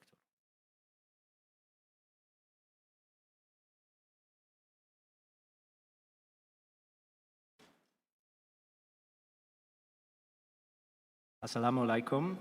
Thank you very much for the invitation, ladies and gentlemen, Your Excellencies. I'm happy to speak on the topic of provenance, which is what we're going to be looking at for the next little while. Here we go. So my look at this is going to be from a legal and an ethical perspective. I am the director of the Institute of Art and Law, which is an educational organization based in the United Kingdom. And we have spent 30 years looking into a lot of these issues, whether from a legal perspective or an ethical perspective, and trying to understand the best practices for museums, the art market, and collectors as well. So we begin with this term provenance, and I think Nancy did a good job of interpreting it for us and understanding how it applies in a particular institutional context. I think when it comes to provenance, we can think of it in two ways. The first would be the baseline definition of provenance. And so provenance would be therefore the history of ownership of a particular item in a collection or on the art market. So a history of ownership would be the baseline level of provenance. I think we can also go beyond that to what we could call provenance plus, which is not just looking at the history of ownership, but also doing things like they do at Nancy's institution, which is to look at the context in which certain transactions occurred. So we don't just look at how an object went from A to B to C, but we look at the specific context in which it was transacted between A and B and then C. And we ask ourselves, was that context in some ways problematic? Was it at a time of looting, of spoliation, of war, of occupation? Was there some kind of imbalance in bargaining power when that acquisition happened? So I think that relates to the context of those relevant transactions. The other things that we want to look at involve the movement of objects. So it's not just about ownership, who owned the cultural object, but also how it moved from one country to another. So that means we have to look to export laws, potentially. So even though a private individual might have owned an object, they might have exported it from its country of origin illegally because they violated the export laws of that particular country. So we have to go beyond, we have to think of ways of moving beyond the baseline understanding of provenance, and I'll give you two other examples over the course of my presentation. I want to set the scene ethically when it comes to provenance. I think it's quite difficult to do that because it's often dealt with on a case-by-case basis, and it can be institution by institution. And we heard from Nancy about how it's done at the Smithsonian, specifically at the Museum of Asian Art. But there are some generalities that we can find. So the places to look involve the codes of ethics that museums subscribe to and the guidelines that might exist as well. So I think I had that slide up. I'm not sure where it went. But I wanted to show you the ICOM Code of Ethics. So we all know about ICOM, the International Council of Museums. They have a code of ethics, the current one, that dates from 2004. It's currently being revised, and some of you might have expected it to be presented at the ICOM conference in Dubai, which is next month, but it's actually going to be voted on next year, we hear. So it's been a long time in the making, and that's what's led us to revising the ICOM Code of Ethics. But if we look at the 2004 version, when it talks about provenance, it does talk about the history of ownership of the object, and we have to do our due diligence to make sure that we better understand that history of ownership. But then at the same time, there might be exceptional circumstances. My apologies for that slide. I know there's a lot of text on it. But there is, I think it's at 3.4, that's the clause of the ICOM Code of Ethics, and it talks about exceptional circumstances where effectively in the public interest, we might make an ethical decision to acquire something even though there might be gaps in the provenance of the object. So if provenance is about the history of ownership going back to the creation or the discovery of the particular object, there may in fact be situations where there are significant gaps in that provenance. It's very difficult to find an object that has complete provenance going back to that point in time. So in many respects, we have to make an ethical judgment call. And that has to be supported by the codes of ethics, by the guidelines that exist in our sector, and it also has to be supported legally as well. So that is the decision-making that takes place, whether it's at an institutional level, like for a museum, or potentially for a private collector, or for an art market participant like a dealer or an auctioneer. Next, I want to talk about the legal risk. So there's a few examples here that are coming up slowly on the screen. These are situations where there was an element of provenance research that took place, but nevertheless, there was a significant legal risk in acquiring a work. And as a result, the entity involved had to eventually relinquish it, and it was returned to its country of origin. So to begin with, that first image that you see on the left, that is a Bronze Age artifact, one of 18, that were discovered in the Jiraf Valley in Iran in the early 2000s. They were looted from the country, and they ended up on the London art market. And they were with a particular gallery in London called the Barakat Galleries that was offering these pieces for sale. Iran brought a civil claim. So it didn't involve law enforcement. It didn't involve Interpol or police. It was Iran bringing a civil claim through the courts of England to try to recover this particular piece. And what the court said was that Iran had a heritage law from 1979 that vested title in those objects, those antiquities, in the state. And if it gives title to the state, it allows the state to then bring a claim in the civil courts of another country. So that was the route by which the state, the Republic of Iran, was able to recover these pieces and repatriate them to the country. So it didn't involve police, it involved a civil claim through the courts. The next image that you see below is of the Shiva Nataraja sculpture. So this is an ancient Indian artifact. It was acquired in Australia by the National Gallery of Australia.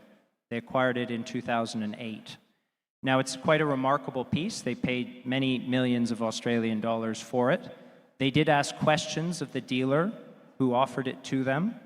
They obtained certain documents from the dealer relating to the provenance of that piece, including, for example, a 1970 invoice by which that piece had been acquired supposedly by a private collector back in 1970.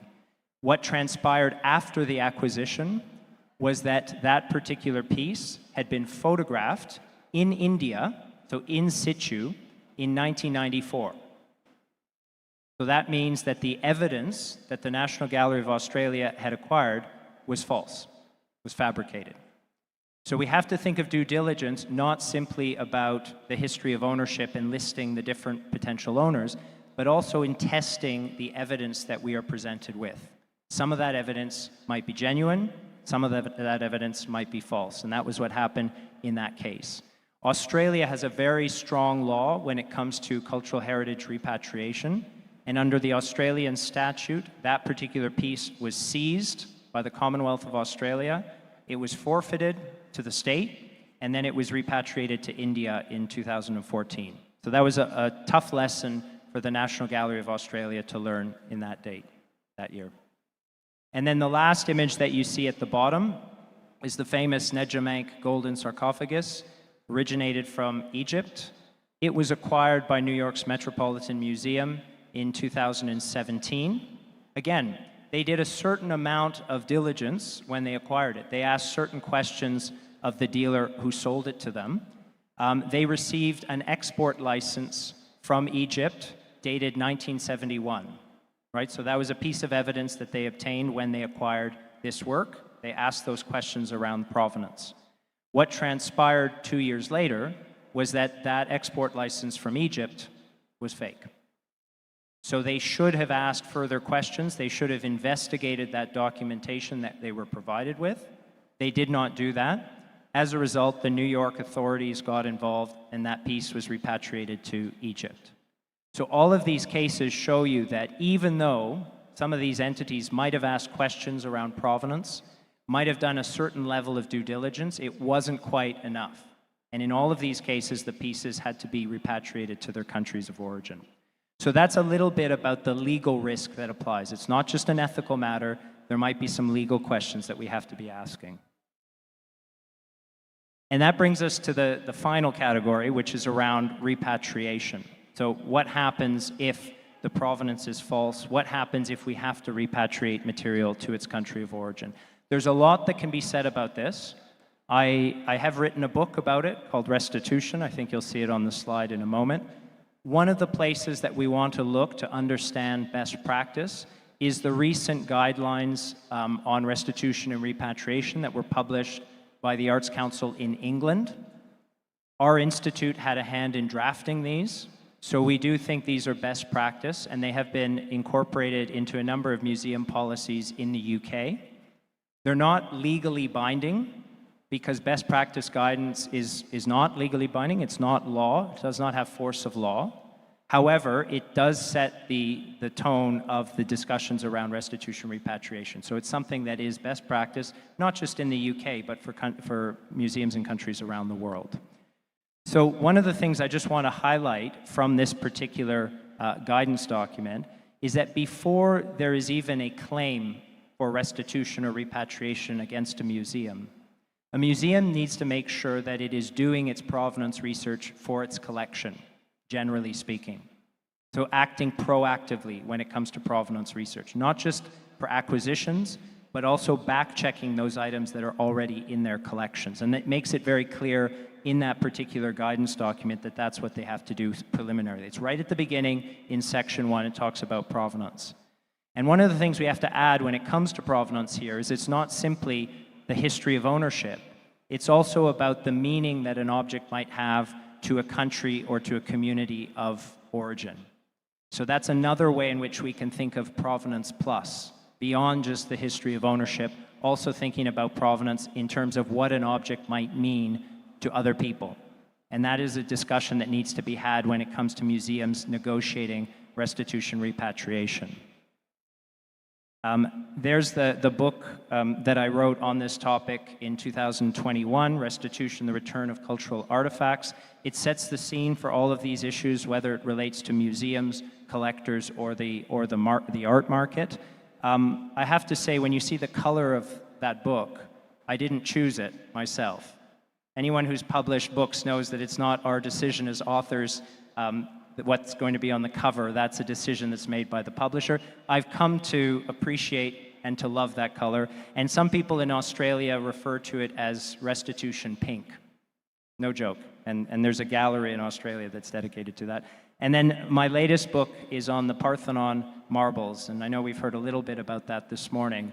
But the dispute between Greece and the British Museum in the UK in relation to the sculptures that come from the Parthenon, the Acropolis in Greece. It's a very famous case, very infamous case.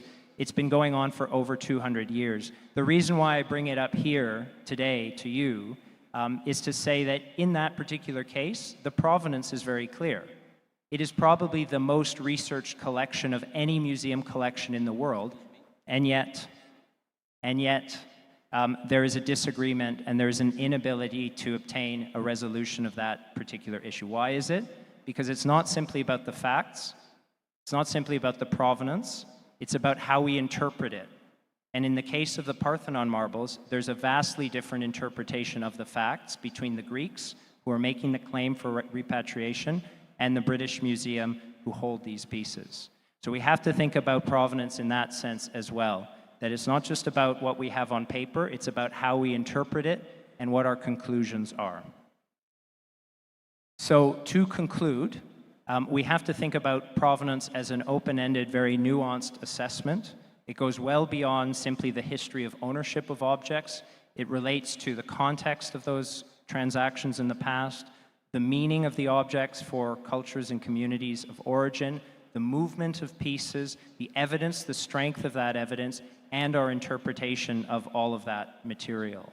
And so in the end, it's a very difficult job for museums. It doesn't necessarily mean that we have to have complete provenance for absolutely everything in our collections or everything that we're acquiring, but at a certain point, we have to make an ethical judgment call. And that judgment call is supported by the codes of ethics, the practices in our sector, and by the legal requirements as well. So that is the question that we have to ask ourselves when we're dealing with a particular object or parts of our collection. Thank you very much.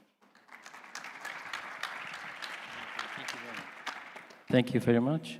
شكرا دكتور ألكسندر على هذا العرض القيم الذي يتحدث على أهمية التحقق من هذه الممتلكات حتى تقلل من المخاطر القانونية وتشجيع إعادة هذه الممتلكات إلى أوطانها. المتحدث الأخير الدكتور مارسيل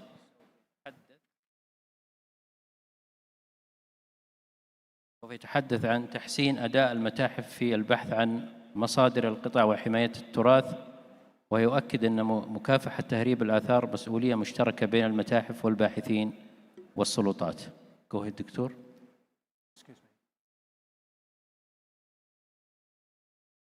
العرض.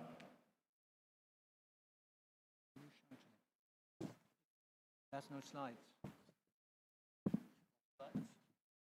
Oh yes, there are. Only Please check another presentation.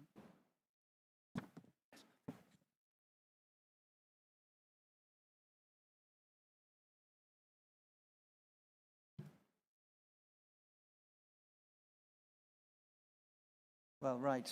I don't have the slides in front of me here, and it's difficult to see all the way across, but I'll get started. I stand before you as another museum curator, and I'd like to focus on a project that I started in 2018, working in the British Museum in the Department of Egypt and Sudan. I became increasingly frustrated over the lack of data that are available to collectors, public collectors, private collectors, sellers, law enforcement, data about illegally excavated artifacts.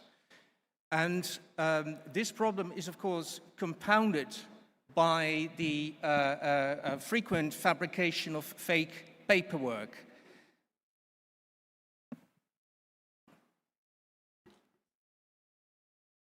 Okay, yeah, all right, thank you. Here we have some random views of the industrial scale of illicit excavations that have happened in Egypt alone since the Arab Spring. And of course, there's an enormous amount of illicit excavation also taking place under people's houses and in their backyards. The pictures that you see here are excerpts from social media posts. There's lots of videos on YouTube and Facebook and so on and so forth, making us painfully aware of the scale of the problem that we are having to address here. None of this material that is being excavated by these looters is, of course, to be found in any kind of database because they were never reported stolen. The other thing to note is, of course, that the criminal networks are very complex. There's not just the opportunity looters that I just referred to, there's also, of course, organized criminal gangs, and it goes all the way up the chain of supply via the traffickers to the, via transit countries. For Egypt, this is mostly in the Gulf and the Far East, before artifacts overwhelmingly appear with auction houses and art galleries in Europe, America, and Australia, even though, of course, the Gulf itself, as has been previously stated, is increasingly becoming a new market for this material as well. Just focusing on Egypt for a moment, it's just like Saudi Arabia, it's worth pointing out that Egypt itself is not just a source country, but also a transit country, in particular, unsurprisingly, for artifacts that have been looted in neighboring countries such as Libya and Sudan.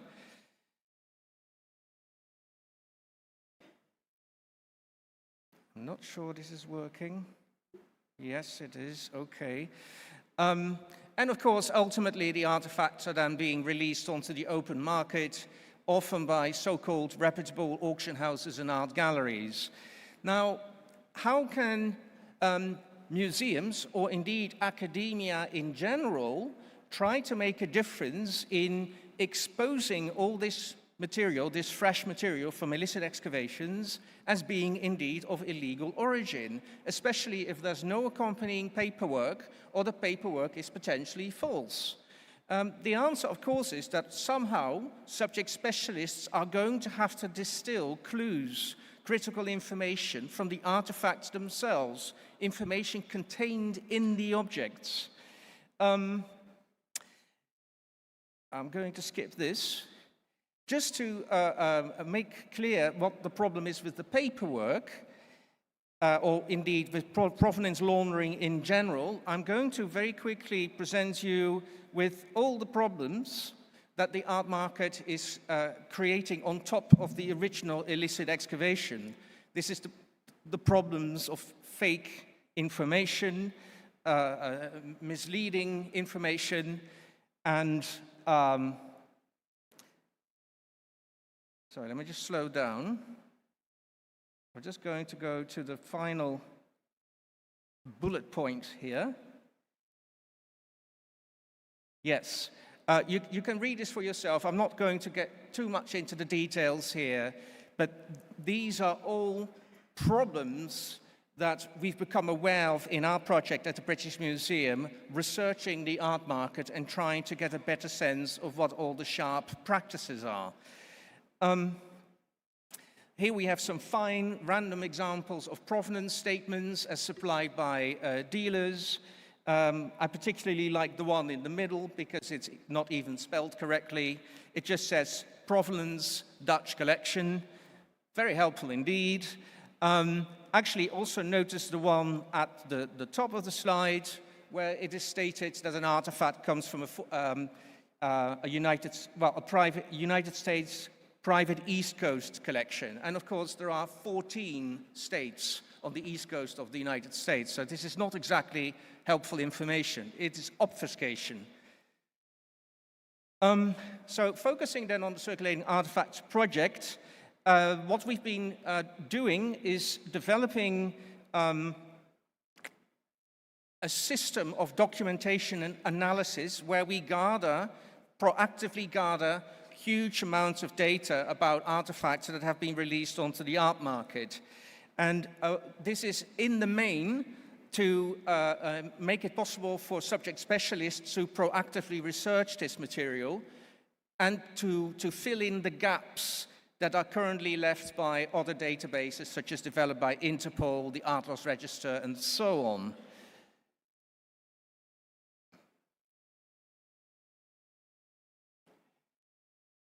So research is an important element, and so we're not just gathering objects and information about them and then put them in a database, never to be seen again, never to be looked at again. We are proactively looking for suspicious information. We are looking for patterns of suspicious behavior. For example, dealers repeatedly offering objects for sale that seem to be originating from the same archaeological site. This is, of course, an indication that they are gathering their material time and again in bulk supply from the same, well, traffickers, as it turns out, usually.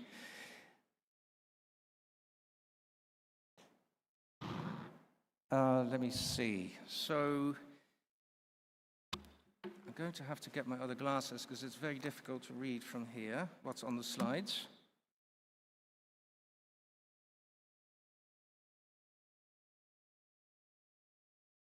Okay, I think I will skip this. I'm going to explain to you in a bit more detail why we do need this other database.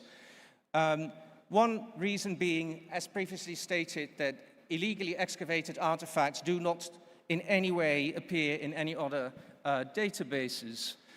As I said, also, this database, the one that is developed by the Circulating Artifacts project, is managed by subject specialists. So not by non-archaeologists, but by people who can actually study the artifacts and distill critical information about how they may have been sourced. I'm going to skip the system that we've been developing. I should mention that this is not a database that is publicly accessible. We are going to launch an organization completely independent from the British Museum next year as the sort of logical final outcome of this project, whereby we are going to provide a public service enabling people to use this tool for aspiring to higher standards of due diligence. So people would have to submit artifacts to us for feedback, and we will give them feedback based on the data that we are keeping in our non-public database. So quite similar to how the Atlas Register has been operating, except that in our case, there will be actual archaeological expertise being brought to bear on what we consider to be alarming evidence of provenance. I'm going to finish with a few examples to give you a sense of the scale of the data that we are finding. We have here 5 artifacts that were offered for sale by an auction house in London, all clearly from Egypt, and all with this provenance information. It says private collection UK acquired in Egypt in the 1940s and thence by descent to the present owner. Well, we had serious reason to doubt the veracity of this provenance line, in particular because of this particular fragment. You might not think this is a particularly helpful or a conclusive piece of material, but we have enough evidence contained in this one artifact for us to unmask what turned out to be a fake 1940s provenance. We realized from stylistic and iconographic details that this fragment could only come from one particular temple, and we contacted archaeologists still working in that temple, asking them if they in fact recognized this piece. And they said, yes, we do. And what we can see at the top left in the little red circle is that this object was in fact excavated, legitimately excavated by archaeologists in the year 2000, the first month. So not in the 1940s. Here we have the same piece side by side. Apologies for the low resolution of the database image on the left. Notice, by the way, how a piece of the stone was sawn off by the traffickers to make the fragment a little bit smaller, make it easier to fit it into a suitcase to be smuggled out of Egypt. Here we have 4 other pieces. I'm deliberately showing you relatively small pieces to show how, no matter how small, archaeologists or subject specialists in general can still work out where things come from. We decided, just from the content of these pieces, that it had to come, in fact, from the same temple as the previous piece, and we indeed found the exact origin of the fragments, as marked here in red on the photograph. That's the base of a colossal statue of an Egyptian pharaoh for you. Horribly vandalized, evidently, to extract those faces and the name of the king. Let's see. This is working, this is not working. Yes. Here, another unassuming fragment. This was a fragment that was bought by a London dealer at an auction in Madrid, in Spain. But when the fragment arrived in London, it was found to bear a painted number on one side. And to be fair to the dealer, they contacted us. They contacted the Circulating Artifacts Project and asked if we had any idea where this might have been potentially stolen. And we did have an idea, again, based purely on the decoration of the front of the fragment. This is a fragment of a wall relief. And we contacted the archaeological mission working in another temple in Egypt where we thought this fragment might have been stolen. And sure enough, so this is the temple in question, Queen Hatshepsut in Deir al-Bahri. We contacted the archaeologists working there because there's a lot of small fragments lying around awaiting restoration work. And sure enough, they recognized the fragments. The black and white picture on the right shows a paper label that bears exactly the same number as painted on the side of the fragments that, as received in London. So, just like all the other pieces I showed you previously, we were able to unmask this object, and it's now back in Egypt. Well, there are many more examples. This is another one. It came with fake paperwork. Again, very unassuming, small fragments, but we were able to unmask it as fake. As looted, the paperwork being fake. It was a 1940s provenance that was given there, but we were able to identify photos of this fragment still being in Egypt, taken in the 1980s. And you see there's some database records there from, I think, 1987 and 1988. Now, and so on and so forth, we are also making many connections between looting events, so sites where the plunder has already happened, and objects that can be traced back to those looting events. So here, for example, we have some large blocks that were not touched by the looters because they were too heavy, they were not commercially appealing, so they were left behind. But they bear hieroglyphic inscriptions identifying the tomb owner. And we were able to trace on the art market numerous objects that had appeared since the looting that bear exactly the same names. Now, to finish, this is the last kind of illustration of the scale of what we can do. This is one picture that was published by an investigative journalist visiting a site where there's a lot of looting happening in Egypt.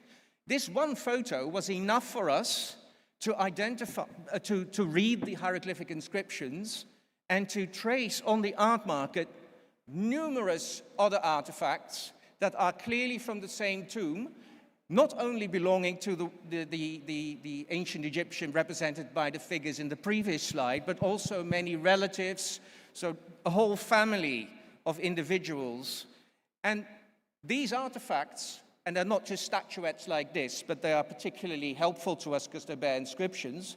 But once you become aware of these patterns of suspicious behavior and of waves of fresh material appearing everywhere around the world, you can map the trafficking networks. All you need to be able to do is to look at the artifacts, look at stylistic and inscriptional evidence, and work out where they come from. Often, to very great precision, we can even identify workshops and ancient artists who made these things. Time's up, Doctor. Time's, please. I'll leave it there. This is the final slide. This is a different type of object, 140 coffin faces broken from Egyptian coffins that appeared on the art market. We were able to identify all of them and trace them all back to a specific looting event, even though they appeared in many different places. Thank you very much. Thank you, Dr. مارسل. شكرا دكتور مارسل، والذي أشار إلى أهمية تتبع وتحليل عميق للسوق الذي يتم فيه تداول مثل هذه القطع وأهمية تبادل المعلومات. أدعو اللجنة إلى استكمال بقية البرنامج. يتفضل الآن مدير الجلسة بتكريم المتحدثين المشاركين الدكتور كريستوس تسيرو.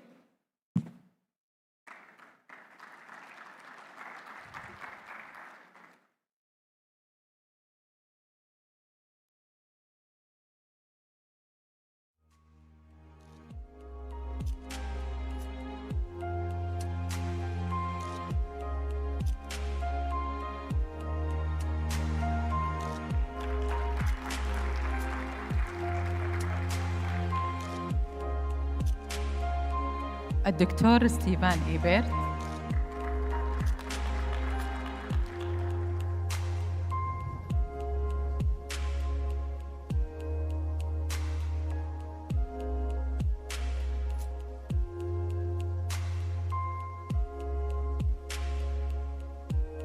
الدكتورة نانسي كارل.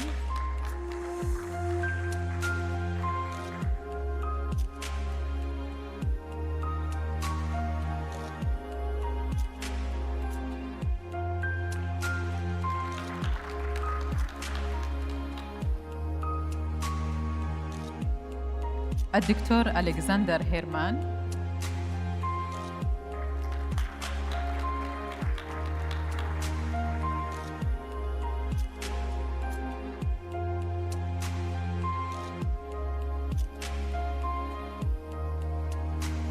الدكتور مارسيل ماري.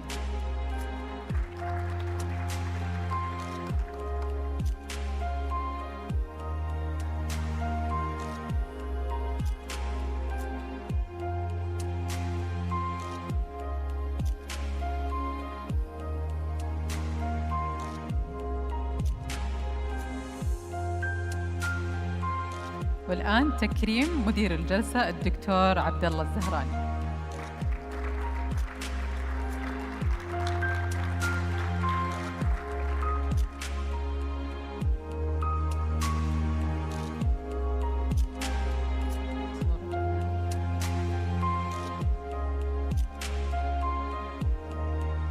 فليتفضل المشاركين لصورة جماعية.